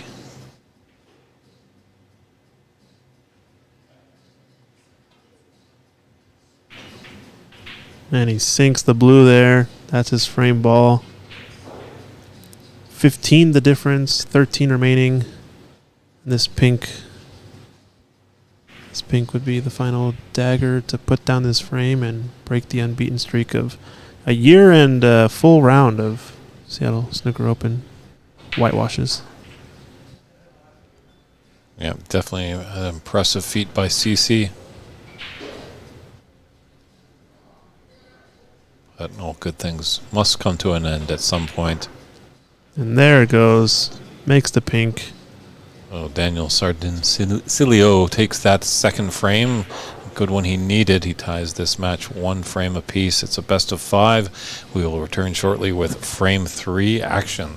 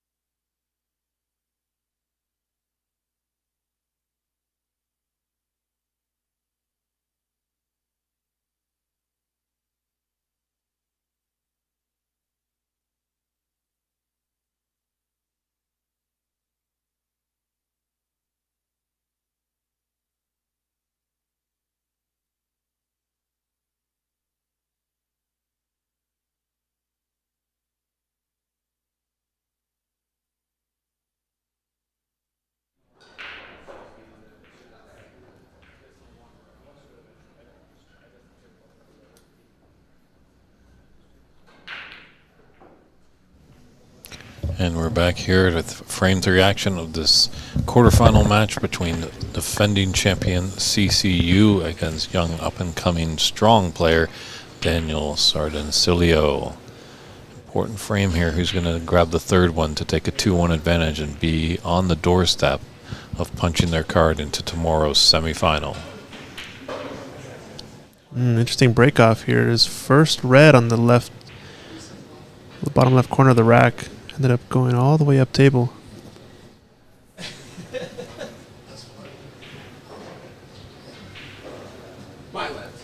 So it looks like on our TV table 2, Varun has taken the first frame, I believe. Very nice red. Very tricky for Daniel. Maybe he can take this. He's looking at placing, rolling up behind the yellow ball. Yeah, definitely not going to take that long pot into the top right. Yeah, I think this is a shot that, as a pool player, you definitely underestimate is how difficult this can be to get perfectly rolled up against the ball. Yeah, especially the trade-off, I guess, when it comes to if you miss it, you end up being the person that's perfectly snookered. Yeah, and then there's potential of free ball or shoot again. You give your opponent a lot of options. So if you do those roll-ups, you got to make sure that you just have just enough pace. It's going offensive, it looks like. I think the right shot still was to roll up on the yellow there. Yeah. As much as there's a big area of reds as we're just getting started in this frame, it does, put your opponent in an awkward position, and sure, they might, be able to hit reds, but they might knock a few out that you can capitalize on, and the black's wide open. So a lot of things to consider when you're a snooker player at the table. Doesn't seem to have left anything on into the right middle. No, that's a nice shot too, because Daniel's got to be careful with his safety shot here, as that red is poking out. This might, if he gets covered with the yellow, he'll be okay. This might get out though. It's awfully close, but I think he's covered. At least the potting angle into the middle. Yeah, not really giving it much attention, so his body language tells me that that red doesn't go for him, so he's got to retort with an equally as good safety shot to not leave that red on for Daniel that's close to the right middle pocket. Yeah, Coca-Cola, coffee, Red Bull Zero, green tea. I think so.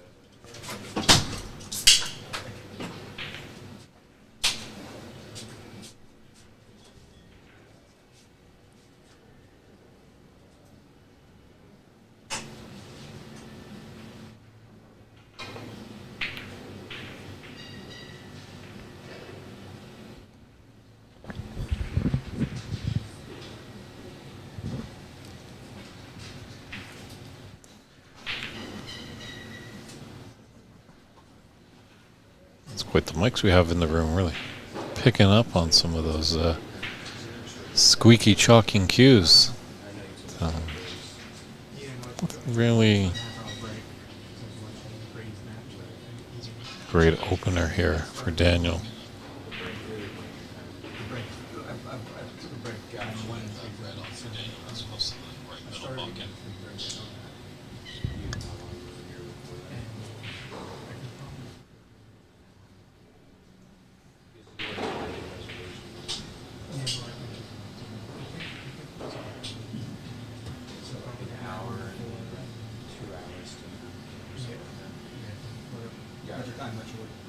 Alright, cool, guys.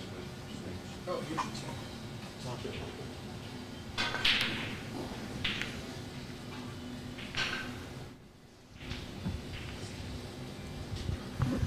And give that one a lot of hope, a lot of balls moving around there. So he has left this red close to the middle pocket.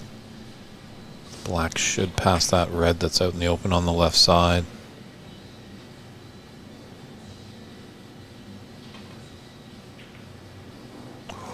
Oh, what a wobble. Talk about a wobble. True, I say if we were in Empire, that might have been a member's bounce there, but this is neutral territory. Well, actually, no, Daniel's sponsored here by Ox, so this is his home ground. That should have bounced out for him. Yeah.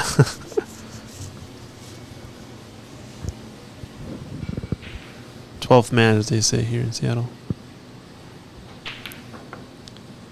Nice shot there. Really close to the cushion. Managed to get a lot of space, actually, for that straight of an angle.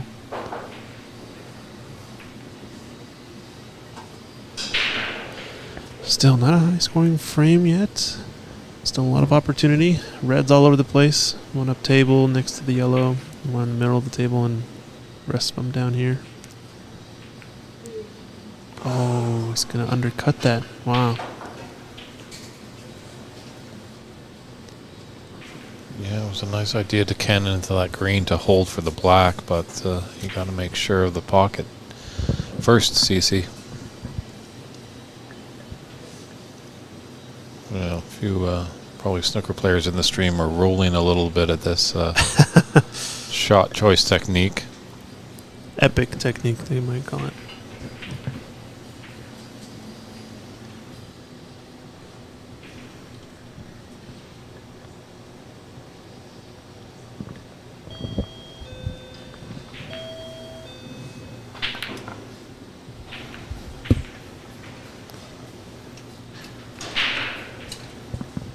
Good opportunity for Daniel to put some points on the board here.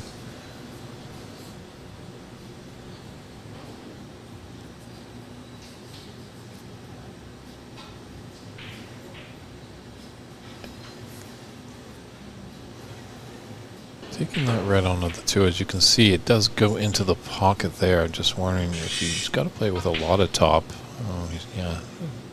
Switched up at first when he was down on the shot. He was playing with some top, and that would have been tough, obviously, because he would have cannoned into that red.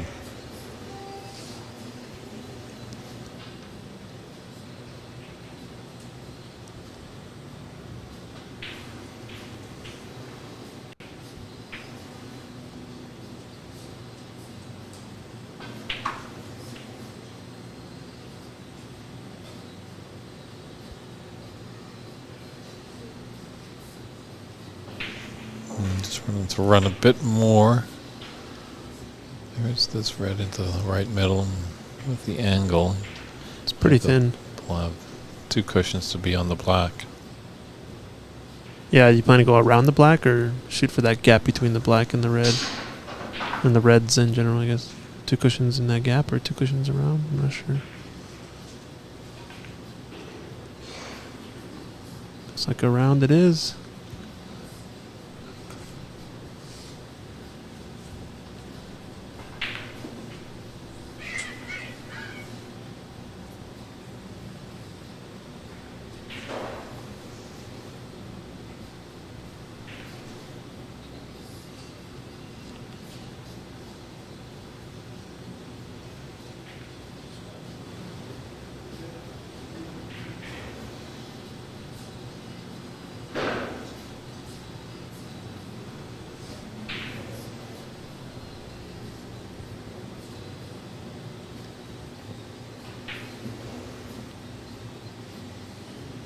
Just not happy with it, just getting a little uncomfortable.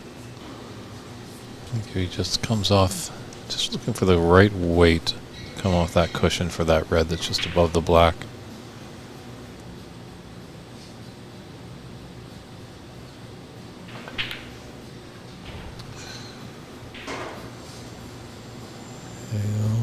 The okay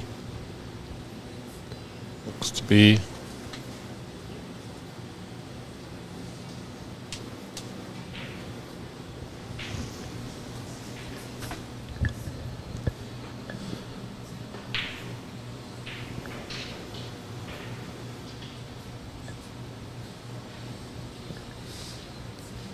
So a little bit of a match update.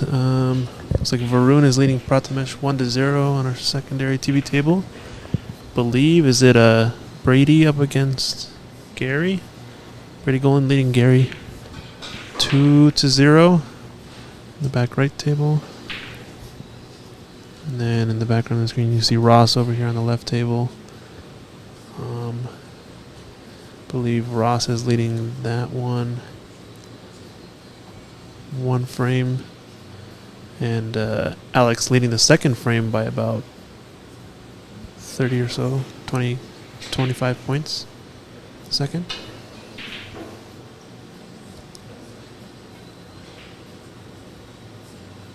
Yeah, good for Alex. I'm impressed by Alex playing early on. I mentioned yesterday, he doesn't get very low. Doesn't run that cue shaft through the cleft of his chin like a lot of the players do. But one thing he does do is keep his head very still. And he was in tough company. Ross Bradson has been a runner-up in the BC Open in years past. Actually, unfortunately lost just to Brady Golan, who's still in this tournament. So plenty of good players here, really showing that the standard is raising day by day out here in the Pacific West.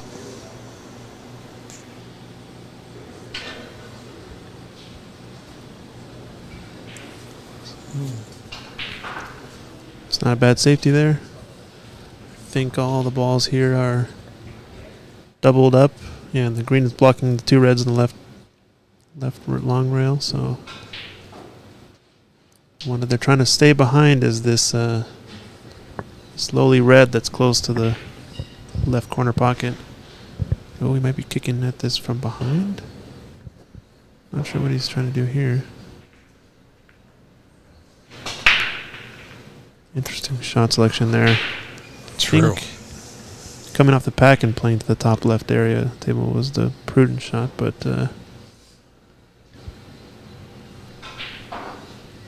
Yeah, to take a re-look at that last shot, it looked like he might have been able to clip off a red and come off the top cushion and the side cushion and come back into ball, but now I think he's...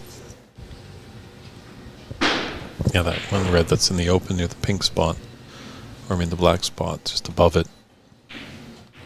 There's a pathway from this cue ball, so... But there is this one. To eye up. Is tricky. playing it to the other corner. Wow, nice shot. Oh, nice pot, I should say. Maybe not nice as of leaves or results, you could say. True, yeah. The funny thing in snooker is you can say a nice pot, and that means a good pot. But if you say a good shot, probably a good pot was involved in a good lead and for a good your position, yeah. shape. But I think he might... no, he can't get by that to go at the green. Just delicate. Oh, did he move it? He did? He did, yeah. Okay. It's a natural safety there on all the reds. Doesn't look like he has a view at any of these balls. Snooker. Big landing area, but you gotta hit it. Uh-oh. And I wonder if CC will put him back. I don't think so, because there is that red on, and Daniel will make the minor adjustments. He won't fool him twice. Definitely on that shot. He's just too good a player that he won't hit a red. So smart move by CC not putting him back in. Might just come off this cushion for the black into the left middle.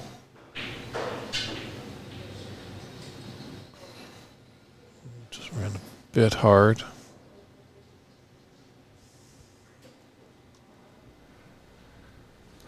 Does have the green, and it gives him an angle to run around the angles.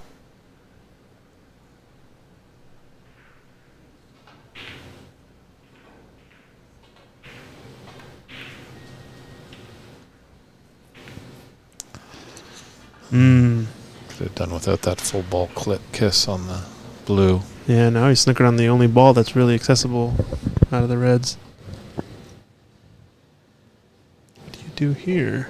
Probably clip off the reds to the left of the pink.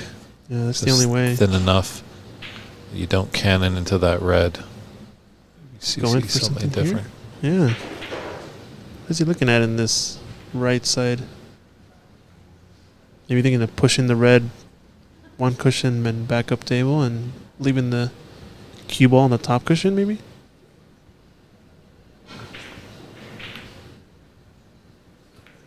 Yeah, just tries to glue it there. Yeah. Not bad.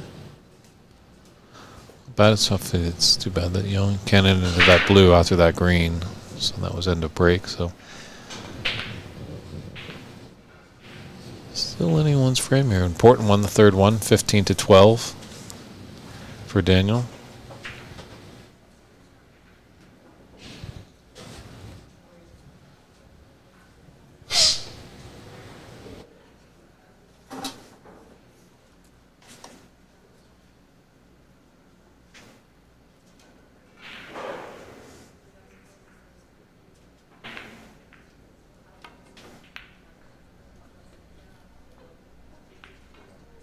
Does like to will it in with that statuesque finish. Just lifts his cue high in the air.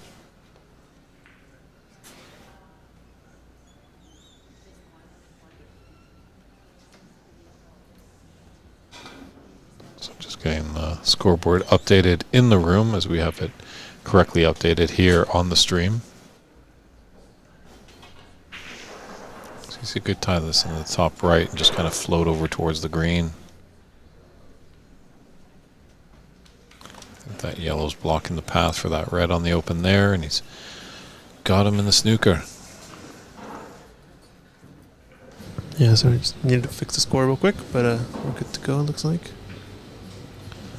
I think they're just holding for the ref to come over to spot this cue ball.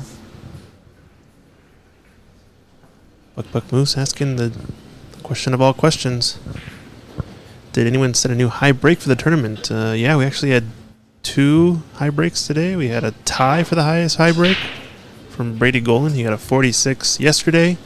Got another 46 today, I think, in the first or second frame against Charlie Brown, and then managed to get a 47 in the deciding or the winning frame for Brady. So 47 is the current high break, only an increment of 1, but still to have 240 breaks in this this past match shows a pretty strong game from Mr. Golan.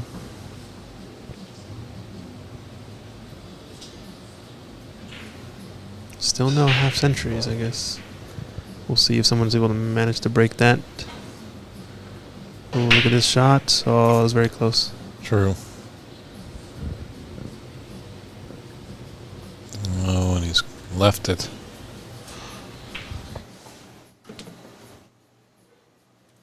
That's true. Buck Moose Brady definitely was finding his stroke. He wasn't there for the first frame against Charlie, but knew what he had to do and turned it on and took the next 3 frames to win that match.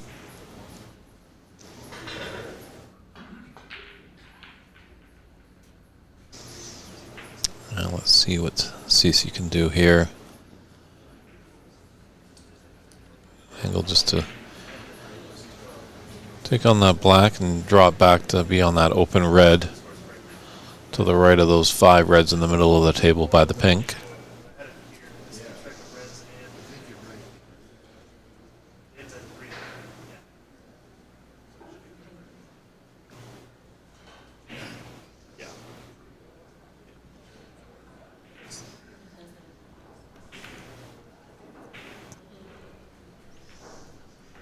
He's just going to opt for the other top right corner pocket with this red.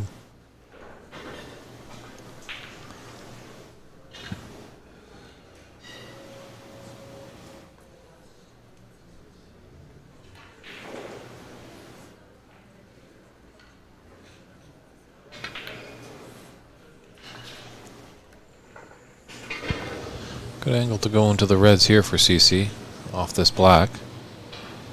It does have a little saving grace that one red is out there, just in case the split goes a little wrong.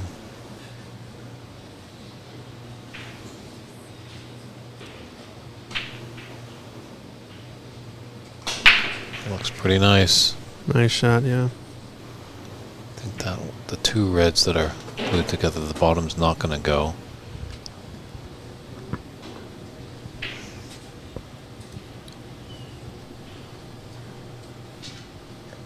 He's able to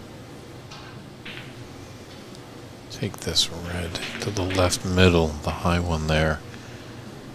So if he the angle, he could screw over, be onto the pink in the top left, but that's definitely a very difficult shot.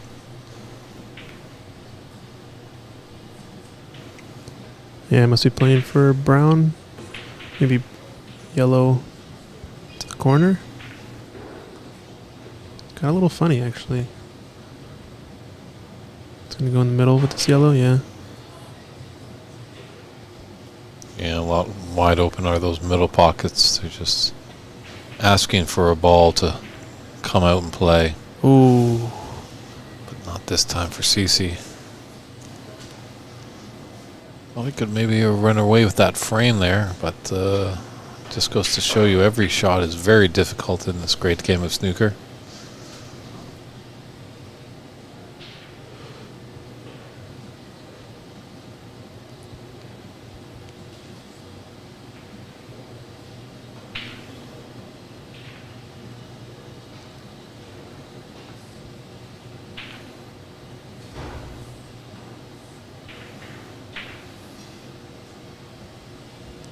Trying to cut this to the left corner pocket, maybe? Yeah, he's looking at that line.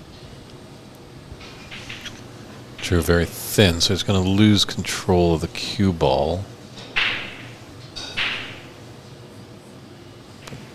Should be up in bulk. Ooh, I think he tried to hit that with a little bit of outside spin and just didn't quite get the deflection right. True, yeah, he's now left it again for CC.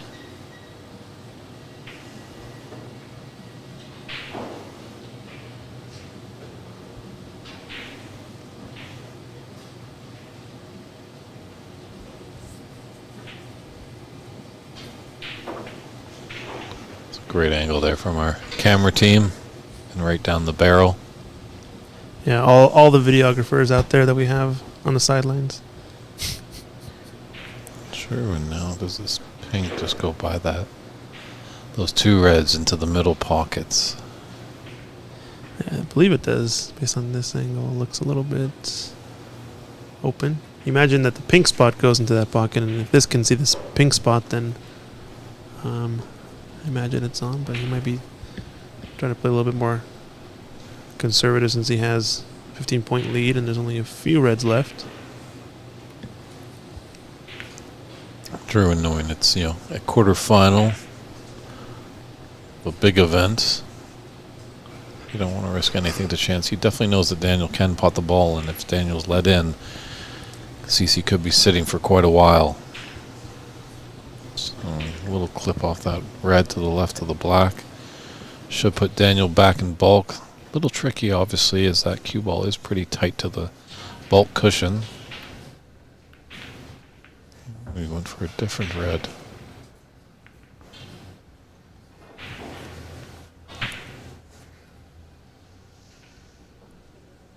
Well, about 7 hours ago, CC was nailing these long pots. He's looking to take this on.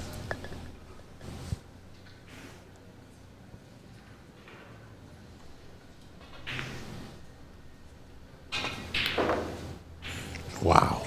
Talk about a shot there, ladies and gentlemen. Nicely on the pink. Probably going to put some check siding on it so it just doesn't run up table. Kind of bounce off and straighten itself out so it can be on probably that red above the black and just be a bit further.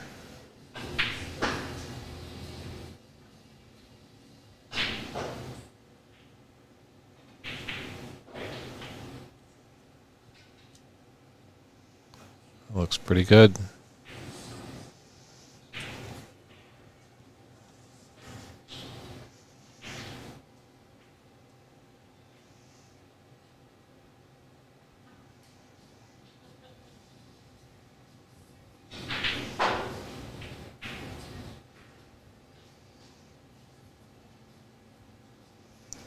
He's taking the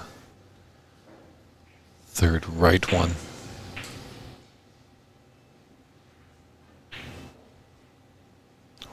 Ooh.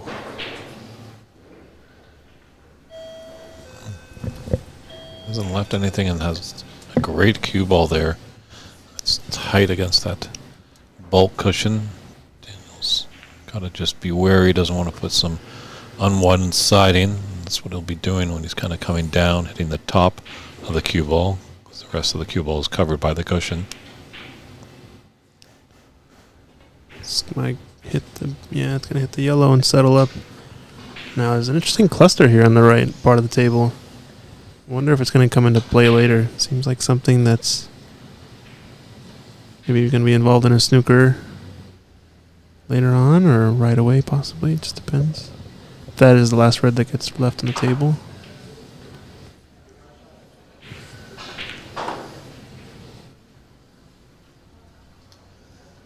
Yeah, I think CC would want to clear these the 2 reds and then potentially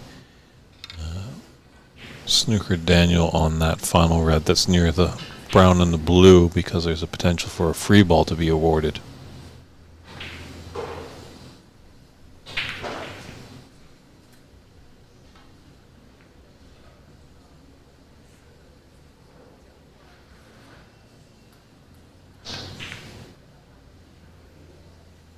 Watch out, yellow. Oof, he's going to snooker himself on this bottom red.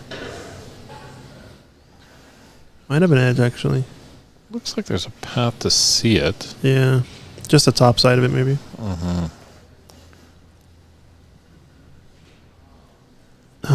Asking for an update on the Brady and Ross match. It looks like Brady Golan is 2 frames up to 0 against Gary Wallace, and is trailing in this 3rd frame by about 9 points, 11 points. Not exactly sure of the Ross match. Let's see if we can get an update there. Maybe you couldn't see that red. That pink was, or the yellow was covering it. Yeah, so it looks like Ross is leading 1 frame, but in the 2nd frame is trailing by what looks to be 41 points, with the last red remaining on the table, so he might be playing for snookers in this frame. So looks like Ross might end up getting evened up in his match. We'll see. Yeah, the one thing nice that with that last red on the table for Ross, there's always an element of free ball, with trailing by 41 with 35 on the table.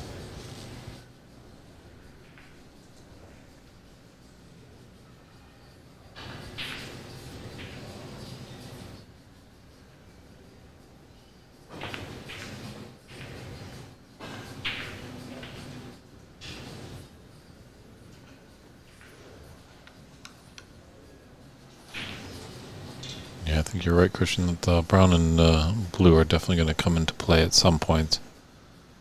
Whether they need to be broken up or someone can find the angle just to maybe scooch behind that brown a little.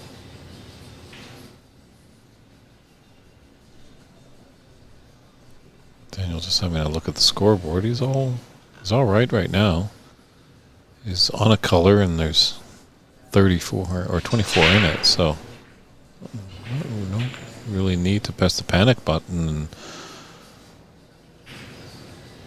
so maybe he's got a little bit of an angle to come back down for this red after the yellow.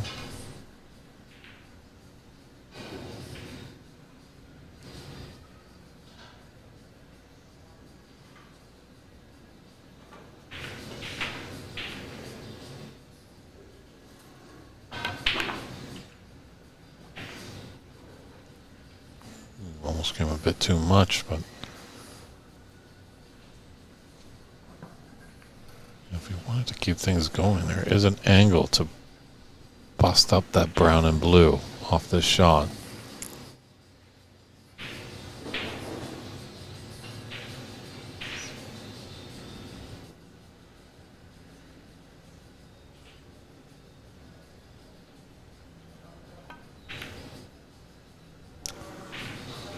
Too high. Maybe he was trying to do that bust out shot without just a rolling cue ball, and I think he would have had to hit it thicker, and I think that's why he missed the pot. Had he put some low on that and cut it into the pocket, he would have had a better chance of breaking that out.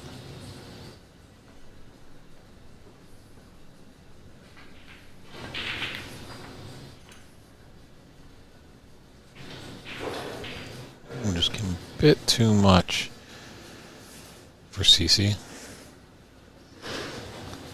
So that pink is his frame ball.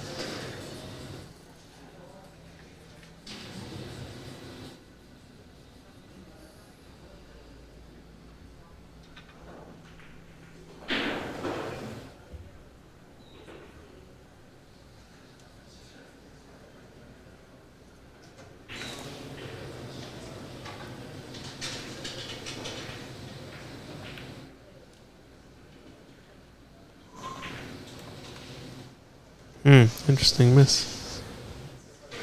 He just ran a bit too far after that red. Now we are, as we always say, coming down to those colors. So many matches are won and lost on these final 6 colors. Yeah, so 23, 27 on. And like you said, yeah, this brown and blue gonna basically be the point of the match that decides the frame, I'm pretty sure.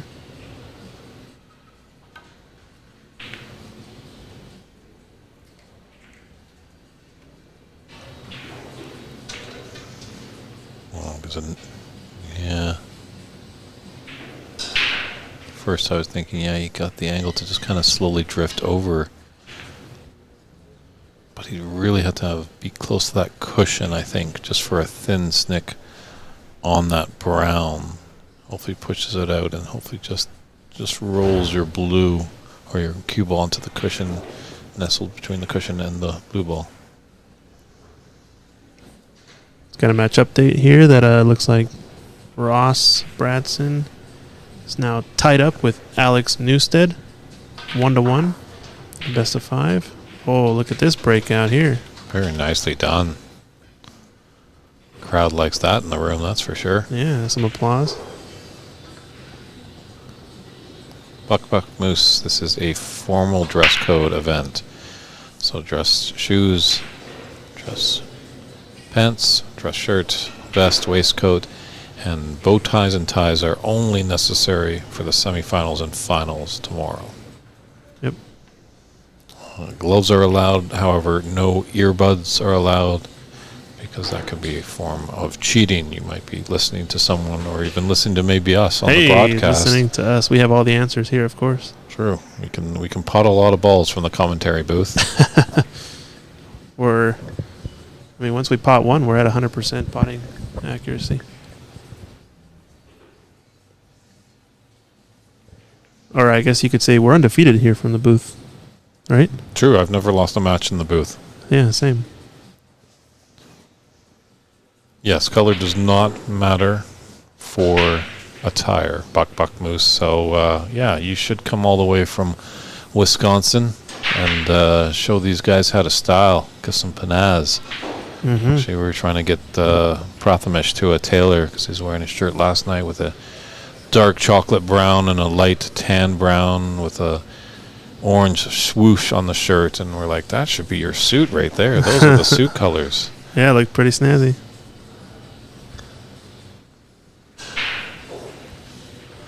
So Daniel not able to capitalize on that breakout. But left a pretty tough shot here for CC. It's a shot that's potable, but pretty hard to go for. Playing behind pink. Yeah, I thought he might play behind the blue, but both of them are in definitely good positions for snookers. Yeah, it's kind of that prime territories when that ball, when the snooker ball is about a ball to half a ball width away from the cushion. Makes for a big target zone when compared to it being out in the middle of the table.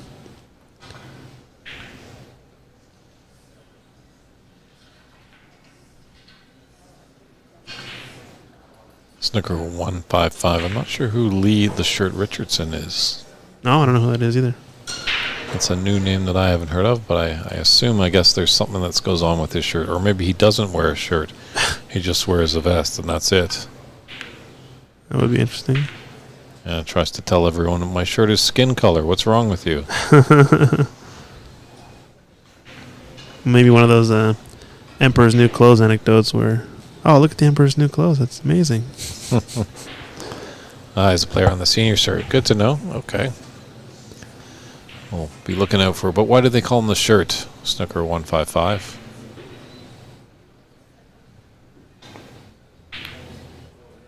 Oh.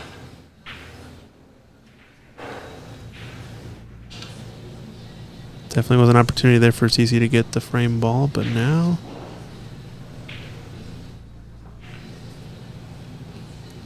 Yeah, brown is his frame ball. And Daniel needs all the color balls on the table if he wants to seal this third frame.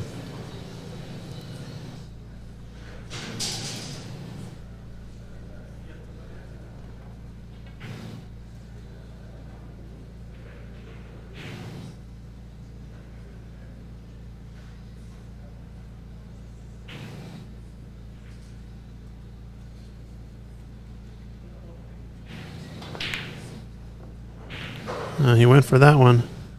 Don't know if it was actually on because of how close that pink is to the rail.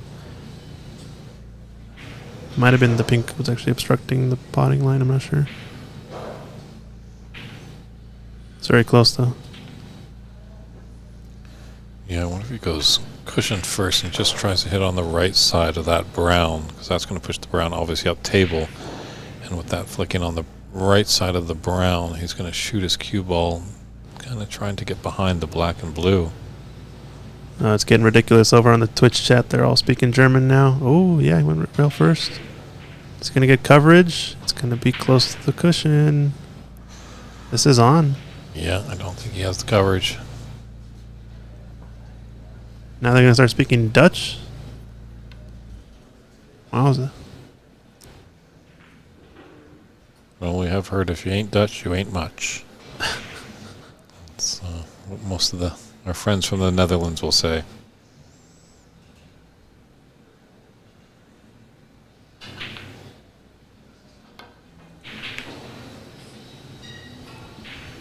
All right, he's another rail shot. Do you think Daniel goes for this one? This is a pretty standard, say, safety. Maybe can he get around the black is the question with the blue. If the blue can go 3 cushions around the black, that is the safety shot. Another alternative, yeah, I guess the same kind of shot, but maybe float the cue ball 1 cushion across and try to get behind the pink. Wonder if he's going to go for it, though.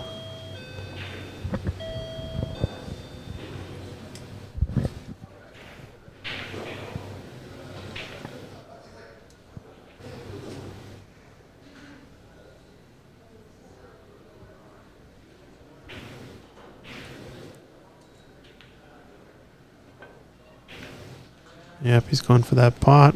He's going to get away with it with the black. I think it's a full ball snooker. True. It does look like it, but it should be pretty easy for Oh, my Sissy apologies. to come off the 1 cushion. This is a fluker. Don't think it was a fluke. I think it was intended. Really? Yeah. I think he was trying to actually pot the ball. No? Knowing Daniel, I feel like he tends to go for it, but he's going to do a soft roll up here. It's one of his best skills, I think, CC, is those soft rolling snooker escapes. Always kind of guaranteeing yourself not to leave a free ball. Typically, if you end up getting really close to the ball, it's tough to even pot it if there's anything on, so...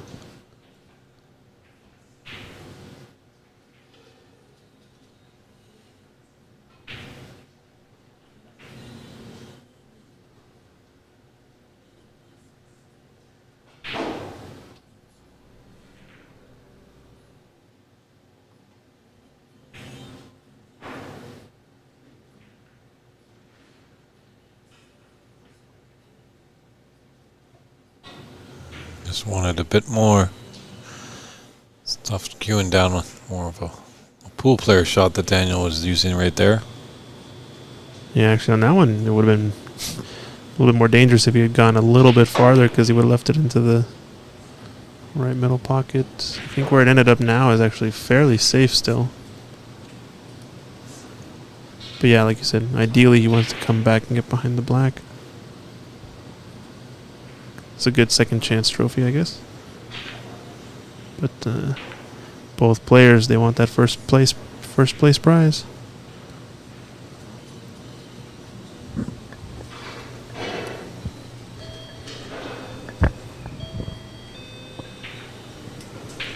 Now it looks like in Brady Golan and Gary Wallace match, Brady's clawed his way back 29-33 in this third frame. He does lead the match 2-0. Oh, interesting shot from CC here. Got the blue safe. Mike Isaac asking what size of tip does he have on that carbon fiber shaft. Believed he switched shaft, so this is a Go Customs Q, and the first one that he was using earlier was a 9.5 millimeter tip, and I believe the one that he's on right now is a 10.5 millimeter tip. It's a little bit larger than a typical snooker shaft, but definitely much smaller than a pool shaft, so kind of an in-between. It seems like that's what he's preferring right now. Daniel just started playing with this cue yesterday, basically, during the group qualifiers. It's the first time he's picked up the cue and tried it out, and he said it shoots pretty straight, apparently, so we'll take his word for it. Yeah, if it ain't broke, don't fix it. See what CC can do here. Oh, he's trying to get behind this pink. He's going to knock it in, maybe. Oh, wow. That was so close. The unfortunate thing here is that he's also left the blue. Very available. It's not an easy pot, but holy smokes. Yeah, I'm not sure if CC's a religious man, but he probably was there for a split second, praying to a higher power to make sure that that pink didn't drop. And Daniel's still within points. Snookers are not required yet, right? So, yeah, only 14 behind with 18 remaining. So, really, whoever pots this blue gonna have first chance at winning the frame.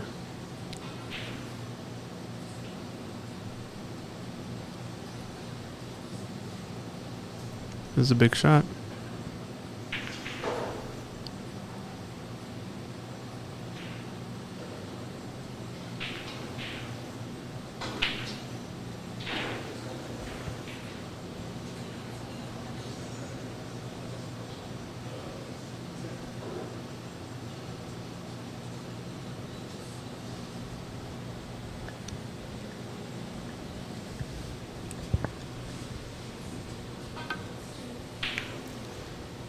Just overcut it. Watch out, cue ball. Ooh, these balls have glued up to each other. Oh, and that little flick there created some separation and gave CC a chance for this blue into the top right.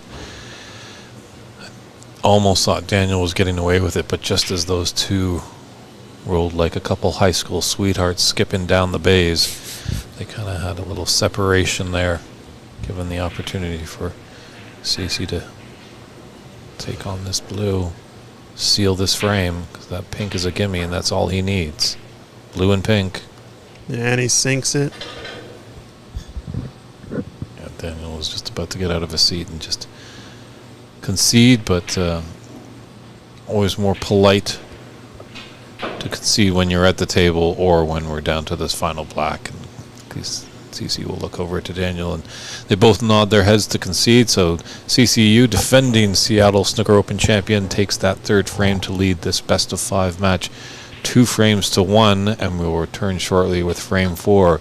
Will CC move on to the semifinals, or will Daniel force a decider?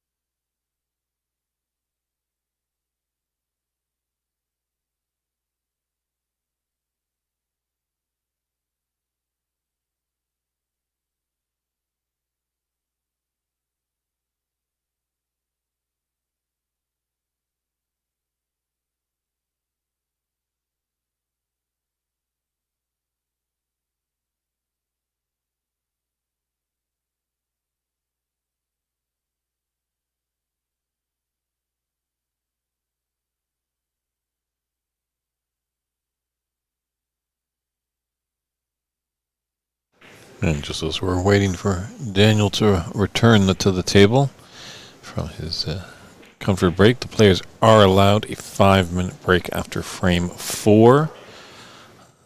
Then just between frames, it's pretty much just a little refresher, or just take the ease off and have a comfort break. But a little update from the room. Brady Golan has punched his card into the semifinals with a 3-0 defeat over fellow countryman Brady Golan. So the winner of this televised TV match that we're on right here, and just about gets started with frame 4 with Daniel Sardancilio to break off. The winner of this match will face Brady Golan in the semifinal. So whoever wins this is going to be up against it tomorrow at high noon at 12 p.m. That's when the semifinals will start. Tomorrow live at Ox Billiards for the 2023 Seattle Snooker Open Champion. Just taking a look at some of our questions out there. That Joe Town has noticed that in large snooker events, players don't leave chalk on the table. Is that a thing?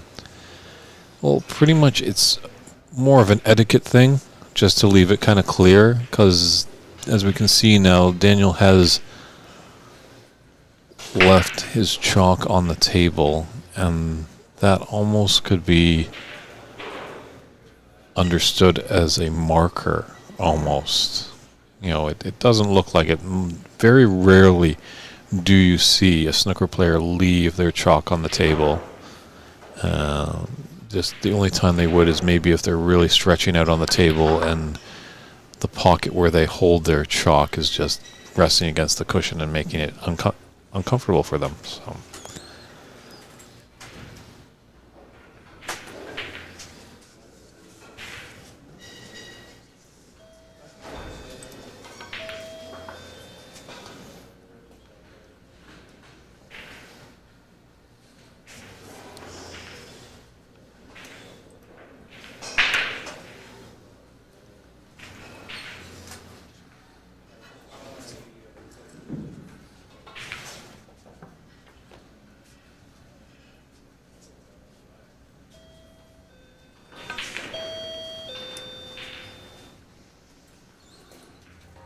Thanks for tuning in, Brian Brown, up there in Canada, putting his support out for Brady.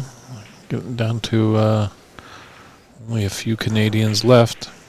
Graham, unfortunately, Gary Wallace has been defeated by Brady Golan, 3-0. So Brady will be in the semifinal, leaving him and Ross Bradson as the only 2 Canadians left in the Seattle Snooker Open Championship.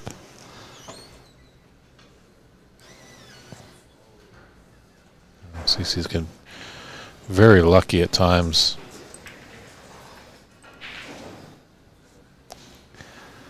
That pink ball in last frame almost just fell into the pocket. His cue ball almost fell into the pocket there, and I think he might even have a little bit of an angle snooker here.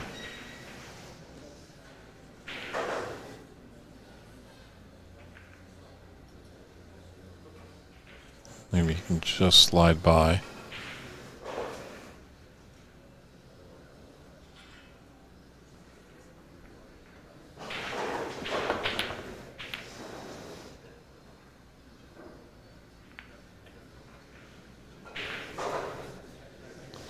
Well, no harm, no foul there.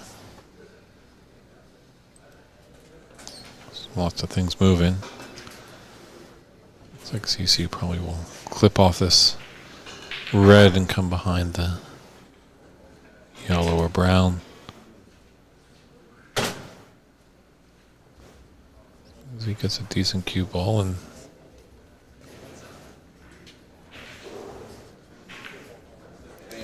it's kind of blocking up a lot of the path for Daniel to clip off the reds in the middle of the table to come up the right side of the table.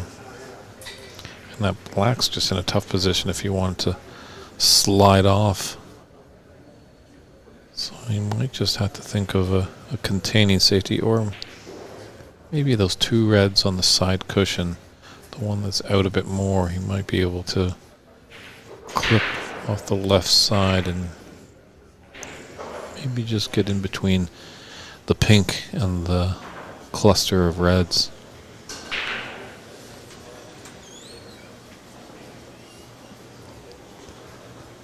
like he's playing the slide shot. Look out for that cue ball. That was the trouble of it. Was he either canning into the black or running in off.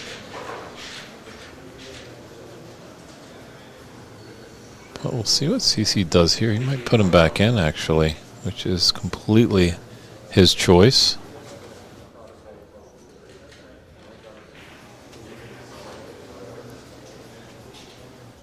Yeah, that's what CC's going to do. Yeah, just because.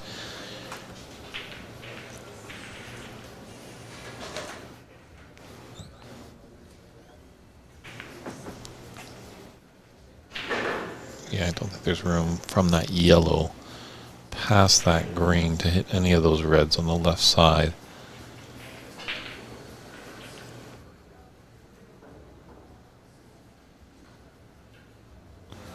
Or maybe just hit that. Two reds there that are right of the pink, the one on the left. Just touch onto the left side and just roll his cue ball into the top cushion. Give it a bunch of pace, but unfortunately couldn't find. He did get past the pink, which I thought was the worry there, but unfortunately cannoned into the blue. On first glance, he should be okay.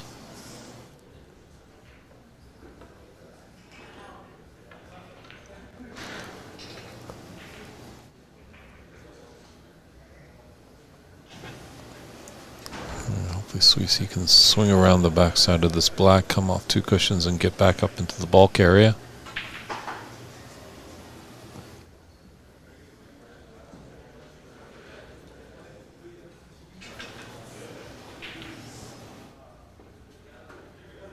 Alright.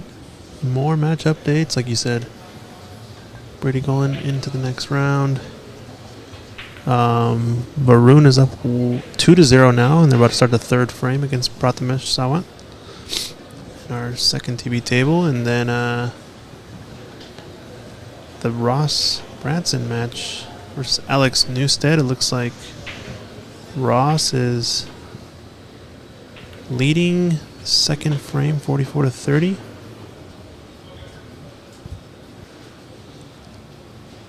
That match is one frame apiece, so still pretty close.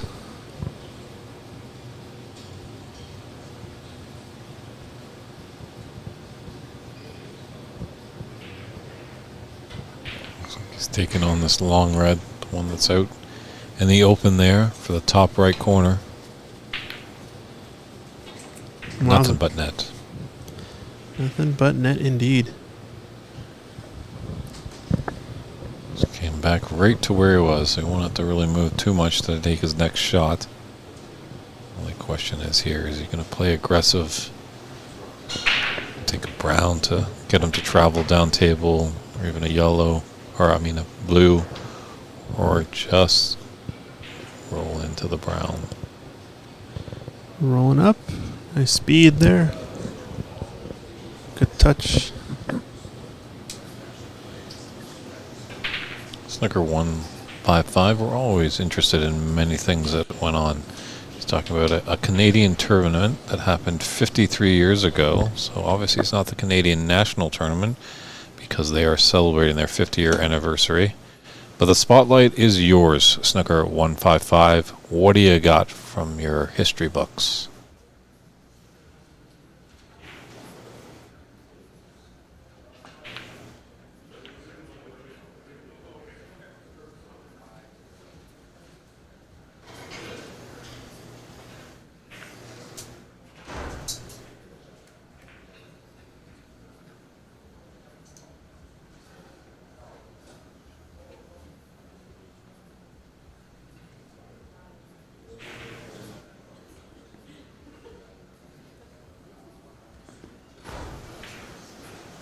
Very interesting. Snooker 155. Please reach out to me either through email or messenger. I'd be interested to read more about this solo snooker. It's an interesting concept, but yeah, you can find me out there on the Facebook or email address is on many of the publications on the Snooker Canada website. You should be able to find me through there. So, yeah, send that article over. Much appreciated. Thank you for bringing that to my knowledge.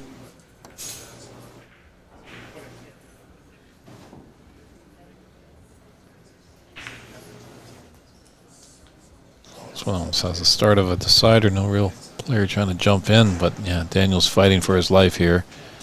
CC definitely wants to have the distinct feeling of being back-to-back Seattle Snooker Open champion.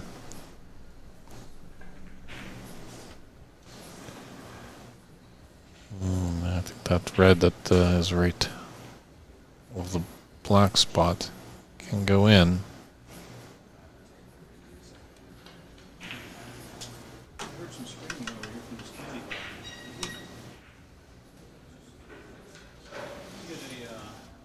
Maybe you can't. It definitely looked like from maybe our angle, but now looking at the live angle, it doesn't look like it, but actually that red that's closest to the pink spot now looks like it's a potential going in.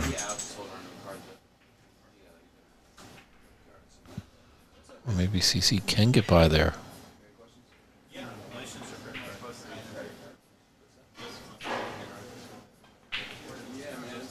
It can, just wasn't able to make it, but yeah, I guess I'll always go with your first instinct. Interesting now that the room is getting a little bit more busy, with a lot of more of the pool tables being active, so a lot of the players are going to have to deal with that. You know, a little bit of added noise in the background.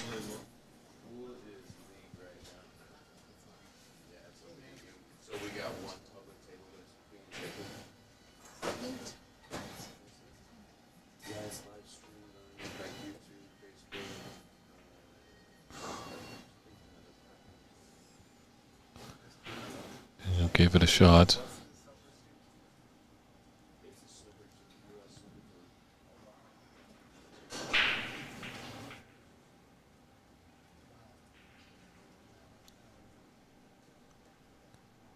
I think he's just gonna flick off this red and hopefully get him nicely behind either the yellow or the brown. Just doesn't want to go in off. Okay.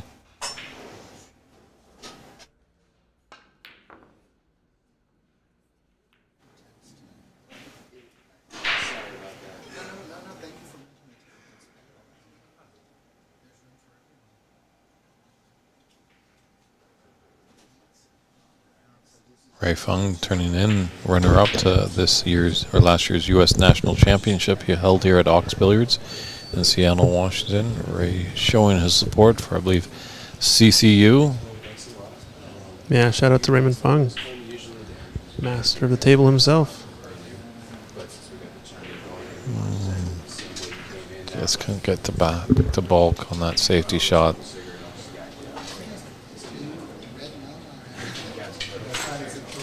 Another shot here for CC to take the angle. Off this cut of this red into the middle, come off the two cushions and be on the black.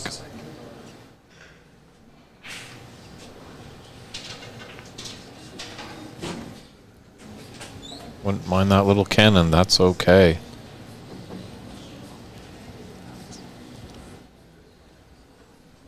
Yeah, match update. Ross Bradson looks like he's 2-1 up now. They just finished that frame in their match against Alex Newstead.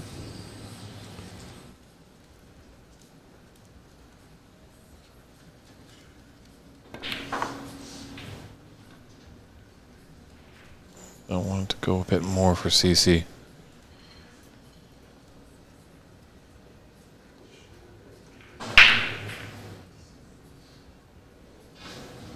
It is correct, Buck Moose. We were describing a little bit, Prathamesh and I, about Super Snooker, as he, Prathamesh is well versed in English billiards, so he was discussing a little bit about that, which led us to Super Snooker, and actually there's a game that Mike has kind of created around here called Snoopool. Are you familiar with that game, Christian? Yeah, Snoopool is basically the 8-ball of snooker, from what I understand. Essentially, you're playing with what is it? 7 colors, and it's supposed to just 1, 2, 3, 4, 5. So you have the black is the 8-ball, like on an 8-ball table. Then all the reds are 1/2, and then so 7 reds, 1 black, and then the other colors. I guess you have how many of them? 5. Yeah, 5 colors, and so the Snoop Pool set actually adds a purple and a gray. New colors, so you have now 7 distinct non-black or red colors, and then you have 7 reds, and those are the 2 halves of the 8-ball match. For those of you know how to play 8-ball on a pool table. So you rack 15 balls in the rack, and you just play 8-ball rules on a snooker table with snooker balls. Okay. It's pretty I guess fun. There's probably a full listing of the rules of that game on Ox Billiards' website. Yep, yeah, exactly. You can find more info there. I think you can also look up Snoop Pool in general. I don't remember who actually started the Snoop Pool craze, but do believe that is a official brand name. Good hit there. Just didn't come too far for his black to continue the break, so CC took his medicine and ran up tight to the black.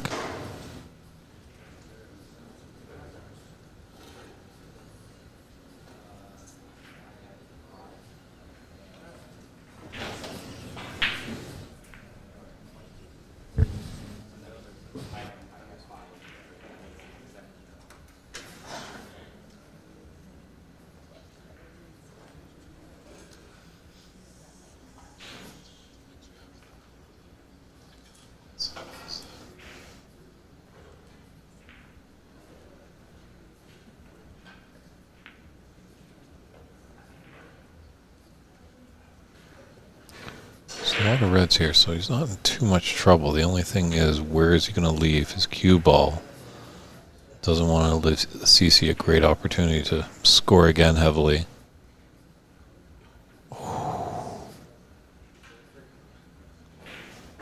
Didn't get any of them. CC, that red just below the pink ball. Is it there for him? He definitely has the one into the middle. So, CC not liking his options. Going to have referee Dominguez put him back.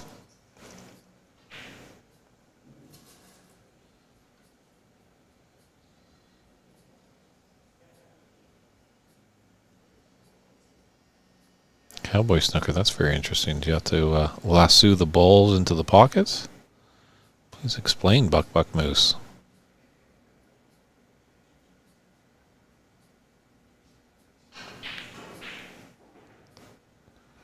He's found reds there, but has still left a red on into the middle, and it's tough to see from this angle if he's got a red into the top left middle pocket.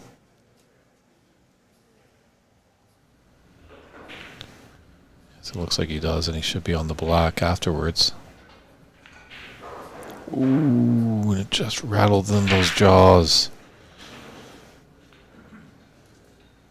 But he's taking away that pocket for the black.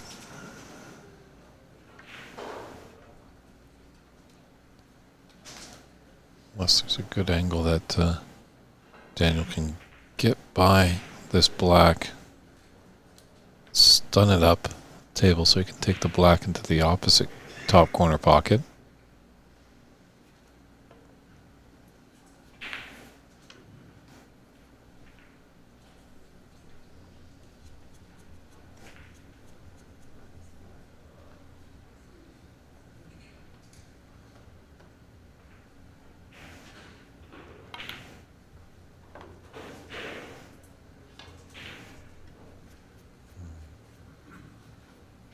I don't think that black goes by that red into that middle pocket, or that top left corner pocket. Pink is an interesting one in the middle, but he must, I guess it goes. That is, Yeah, he's looking like he's going to line up. Might go off the red. this is dangerous. But effective. Oh, wow. Clean. Wow. got the best size on the table, better than ours up here in the booth.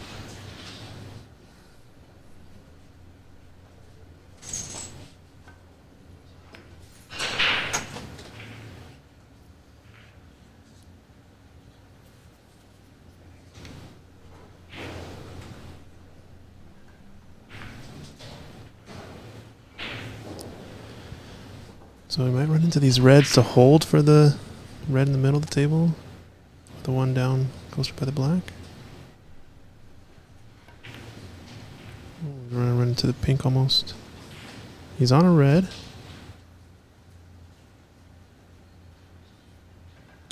Now it's interesting, we talked about plants in the broadcast where that's a combination shot. A red, you hit the red, one red with your cue ball, runs into another red to go into the pocket. Mm-hmm.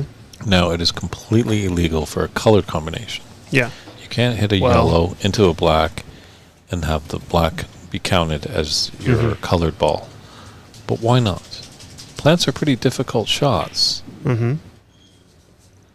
You know, wonder how people feel about that out in the stream. You know, do we bring into plants or combination shots for the colored balls? Yeah, I don't know. It's interesting. Now, I do know of a case, for example, of a blue planting onto another blue into a pocket. And when does that happen? So from what I understand, let's say you're on the colors and you're shooting the brown, and opponent I guess shoots the brown, fouls, but leaves the brown in the jaws of the pocket and leaves you a free ball. Or sorry, leaves the blue in the pocket, hooks you on the pink. But is the brown still on the table? Sorry, no, I meant, yeah, let's start with the brown. So you can plant the brown onto the brown by getting a free ball where the brown is planted onto by the blue, for example, or the pink. So I guess let me start over. Please. Snooker situation. Opponent is shooting at the brown. And you're snookered on the brown? You're snookered on the brown. Opponent is snookered on the brown. Opponent kicks at it, misses, runs into some balls, leaves the brown in the jaws of the pocket, but leaves you a free ball. Okay. So in a free ball situation, the next ball you're shooting is technically the brown. Correct. So now, if you shoot the blue, and you elect the blue as the free ball, and the brown contacts the brown into a plant into the corner pocket, then that's a brown plant. True. We right? did see that yesterday where there Oh, was the player didn't take it on, but there was a shot where it was a free ball and there was a green and there was a red ball right over the pocket. So they could have nominated that green ball as a red ball. As a red to red, yeah. So that's effectively the same concept, but with any color, if that's the case, besides the black, I guess, and pink.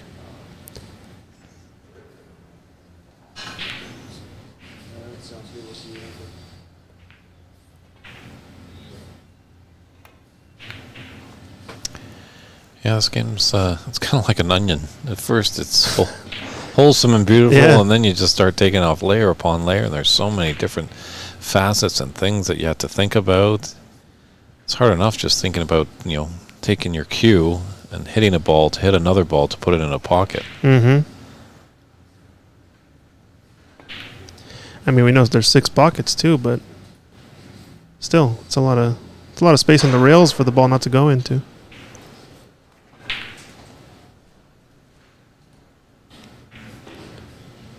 Anyway, I believe I've confused and convoluted the stream enough for today, so we'll go back to the normal idiosyncrasies of this match.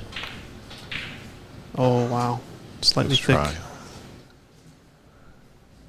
It's one interesting thing that I've been kind of experimenting with.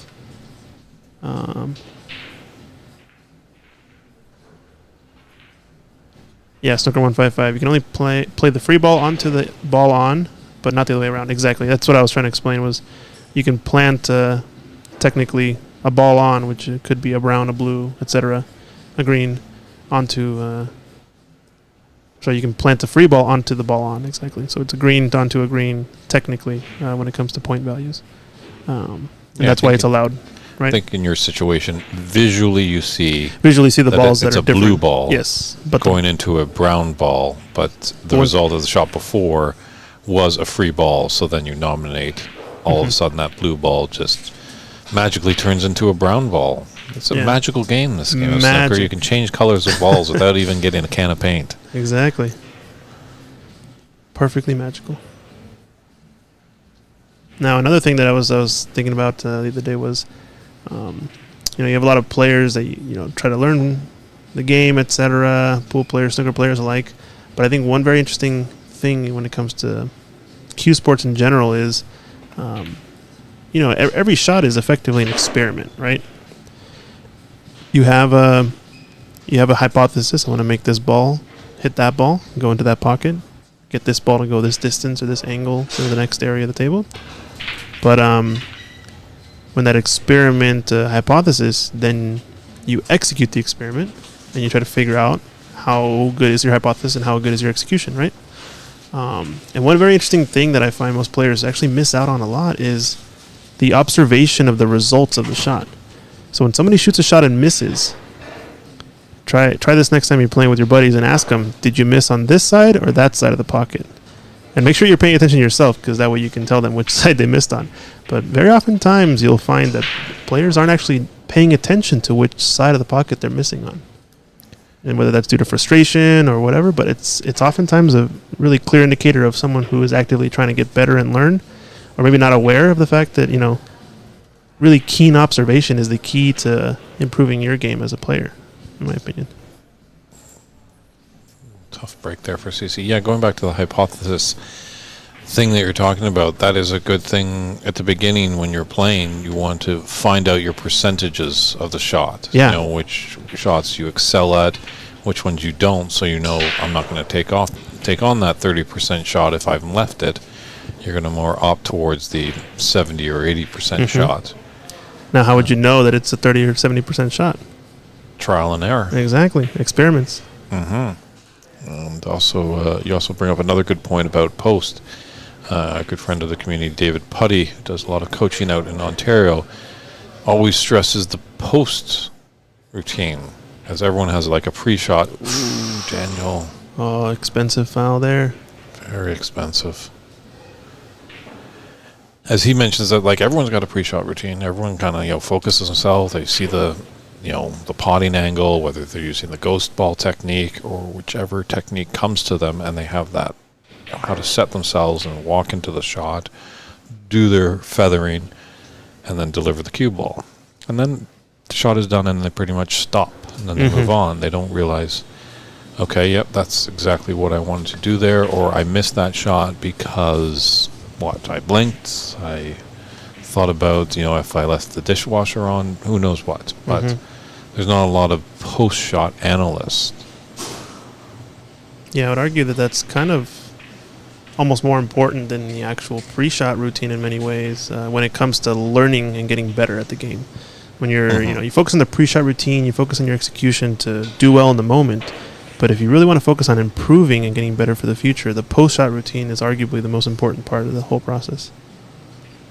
Yeah, they do stress, I think, that a lot. Obviously, we talked about technique over the weekend and very different teachers and stuff like that, but they will stress to have that similar pre-shot routine. You don't want to deviate from anything. Just, have that same number of featherings,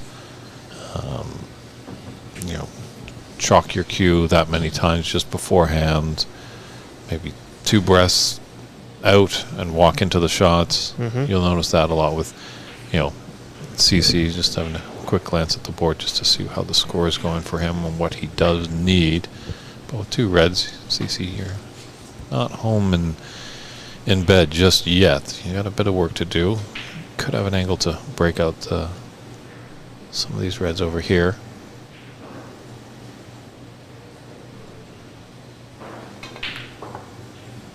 Oh, wow, so close. Just needed a little bit less speed, a little bit more action on that cue ball, and he would have had that contact nicely. But yeah, pay attention to watch CC. very similar routine. Doesn't deviate too much. We'll have that same number of feathering. Other player, Brady Golan, I'm pretty sure we'll be watching him at some point tomorrow. He's in the semifinal. He might be on the TV table. We just don't know. He might be playing last year's champion, CCU. It's looking promising that might happen.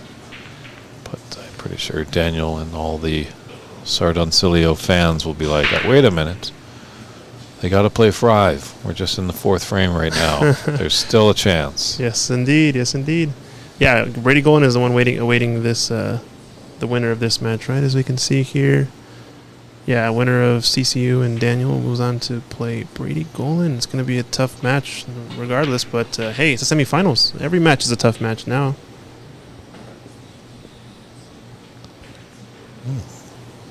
Wonder what happened there. He was just a little distracted by something behind him, but nothing really came off the table behind him, so maybe he just saw a ghost, since we were talking about the ghost ball theory.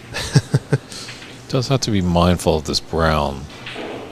Can't even look at that little piece of fabric coming from his claw glove. I can see it from my position. I don't think many people can see on the TV screen, but there's just a little piece of thread that was getting very close, like that millimeter of thread. If it had touched that brown, it would have been a foul. But that would be tough to call, obviously, when we have just a roving referee. We don't have a dedicated referee at each table. If there was a referee at the table, they would be on that shot like a hawk, just staring at that brown ball, make sure it doesn't get disturbed.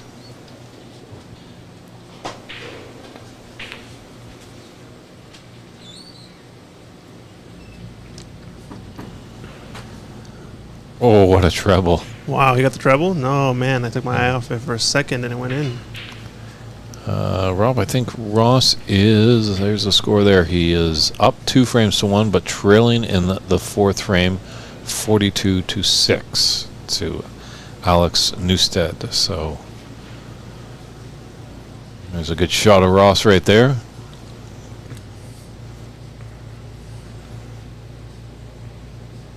Along with Mike's Hall of Fame of snooker greats. Wow, what a cut on that black from CC. Yeah, that was his frame ball right there. Yeah, that puts him up 38.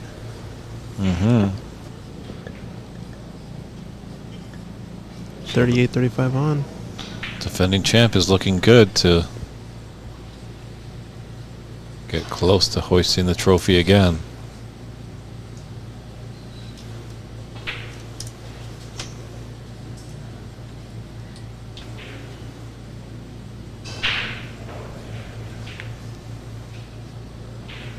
Slightly off. Nice try. I think if he was going for that middle pocket, it was very thin, but going for the jugular there, there's potential of a free ball, so definitely Daniel is not out of this frame by any means.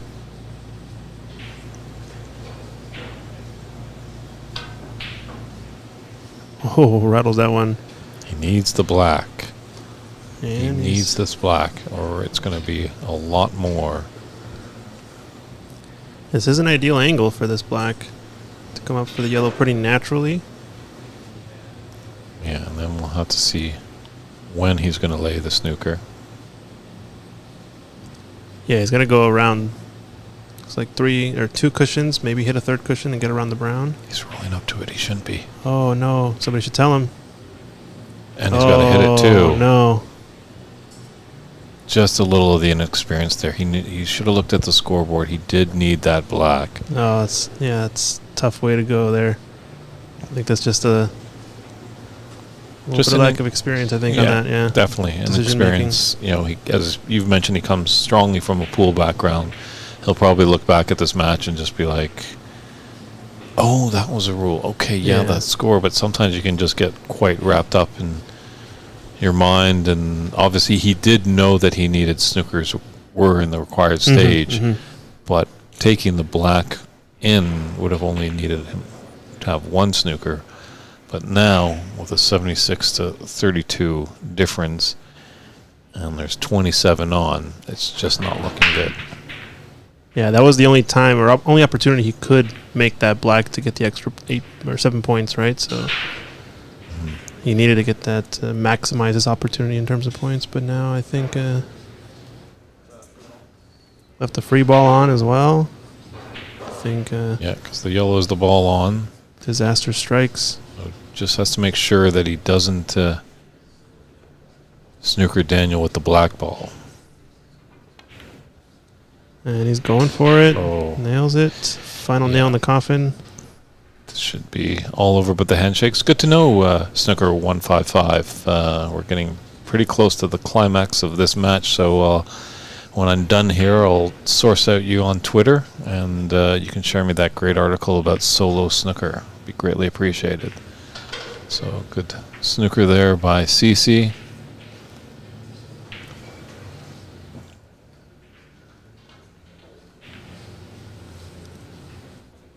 So 51-27. Yeah, pretty dim. Yeah.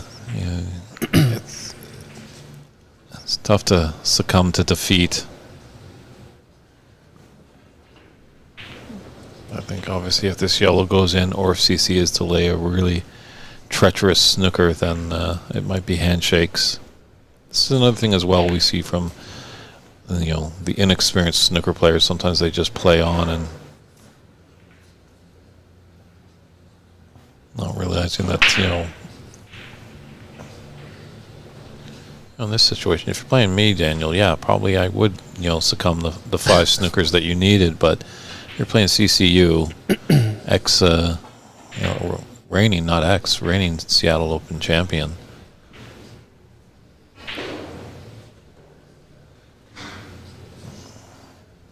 And you made quite far, quarterfinals. I can't remember. Was he in the semifinals last year? I definitely think he was in the knockout phase. Yeah, Daniel. Yeah, Daniel made it out of the knockout against Dave, I believe. Dave Daly, and I don't remember if did he knock him out of the knockout stage, or did he? I think Daniel moved on to the knockout for sure, but lost either in the first round or the second round. But it was a very similar format. I think we had 32 players, right?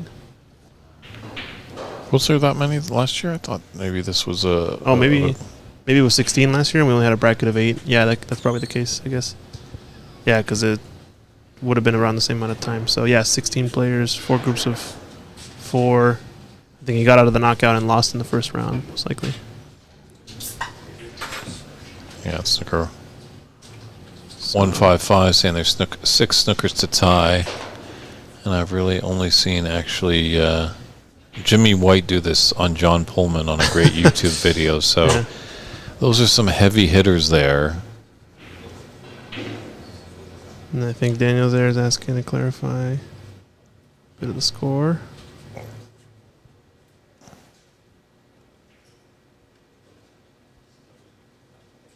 Yeah, the score is... I have it 83, so I think they forgot to mark the 1 4-point foul at the end in terms of the scoreboard in the room. But he's just asking to clarify if it's when a certain amount of snookers are required. I think in the past we've done it to where the match automatically ends, but because it's in the knockout stage, I think we're allowing the players to continue on as long as they'd like. It's kind of only a group stage matter. That's sort of 2 or 3 snookers automatic win when that's required because of time constraints typically. But this is the last match of the day, and it's the knockout round, so let them play, as they say. I personally do enjoy that concession. Maybe make it a bit more. End up in Canada if it's more than 3 snookers that you need, it's a concession, and maybe come the knockout round, maybe more than 4 or more than 5, but still to kind of teach the new player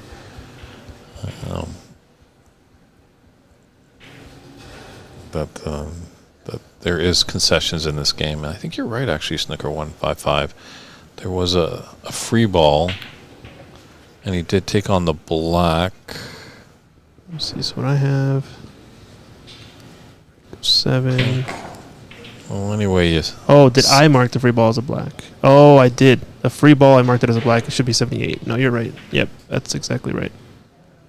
So our scoreboard that we have on the screen is actually incorrect. The scoreboard they have in the room is at 78, which was the free ball black was the last they potted. So yeah, it was my mistake. Good I catch. Any way you skin this cat, I think this frame and match is done and dusted.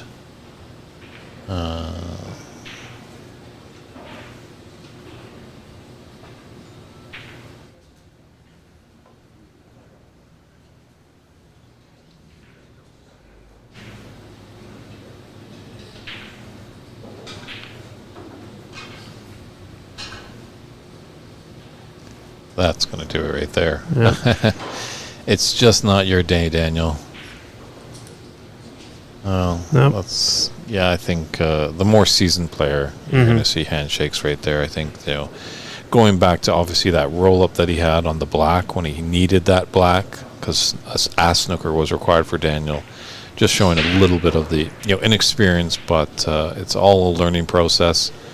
I know, talking with Mike, even we love to see how these players are wonderfully dressed, and it's great that everyone's complying.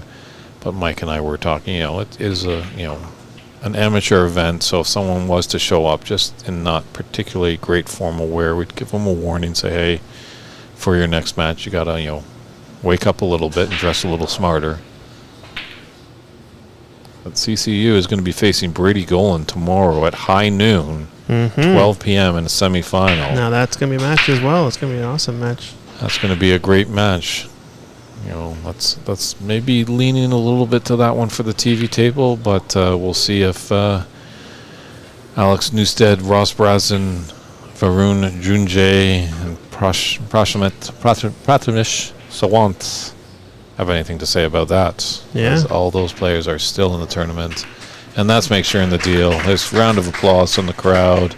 Let's see if CC can just rifle in this black to just put the nail on the coffin. But a great tournament there by Daniel. The future looks bright there. Young fella, just learn a little bit more of the game, a little bit more of the etiquette, and I'm pretty sure you're going to be going a lot farther in these tournaments. But CC is the defending champ. He's still alive to hoist the trophy again. Thanks again, Christian, for joining me in the booth. We appreciate all the viewership that we had today, all the great questions and comments. We thank you very much. So tune in tomorrow live at 12 p.m. Pacific Standard Time. That's high noon. We're coming to you at Ox Billiards in Seattle, Washington, USA for the 2023 Seattle Snooker Open. Who will be the champion tomorrow? Tune in. Have a great night, everybody. It's Dave Burney saying take care and see you tomorrow.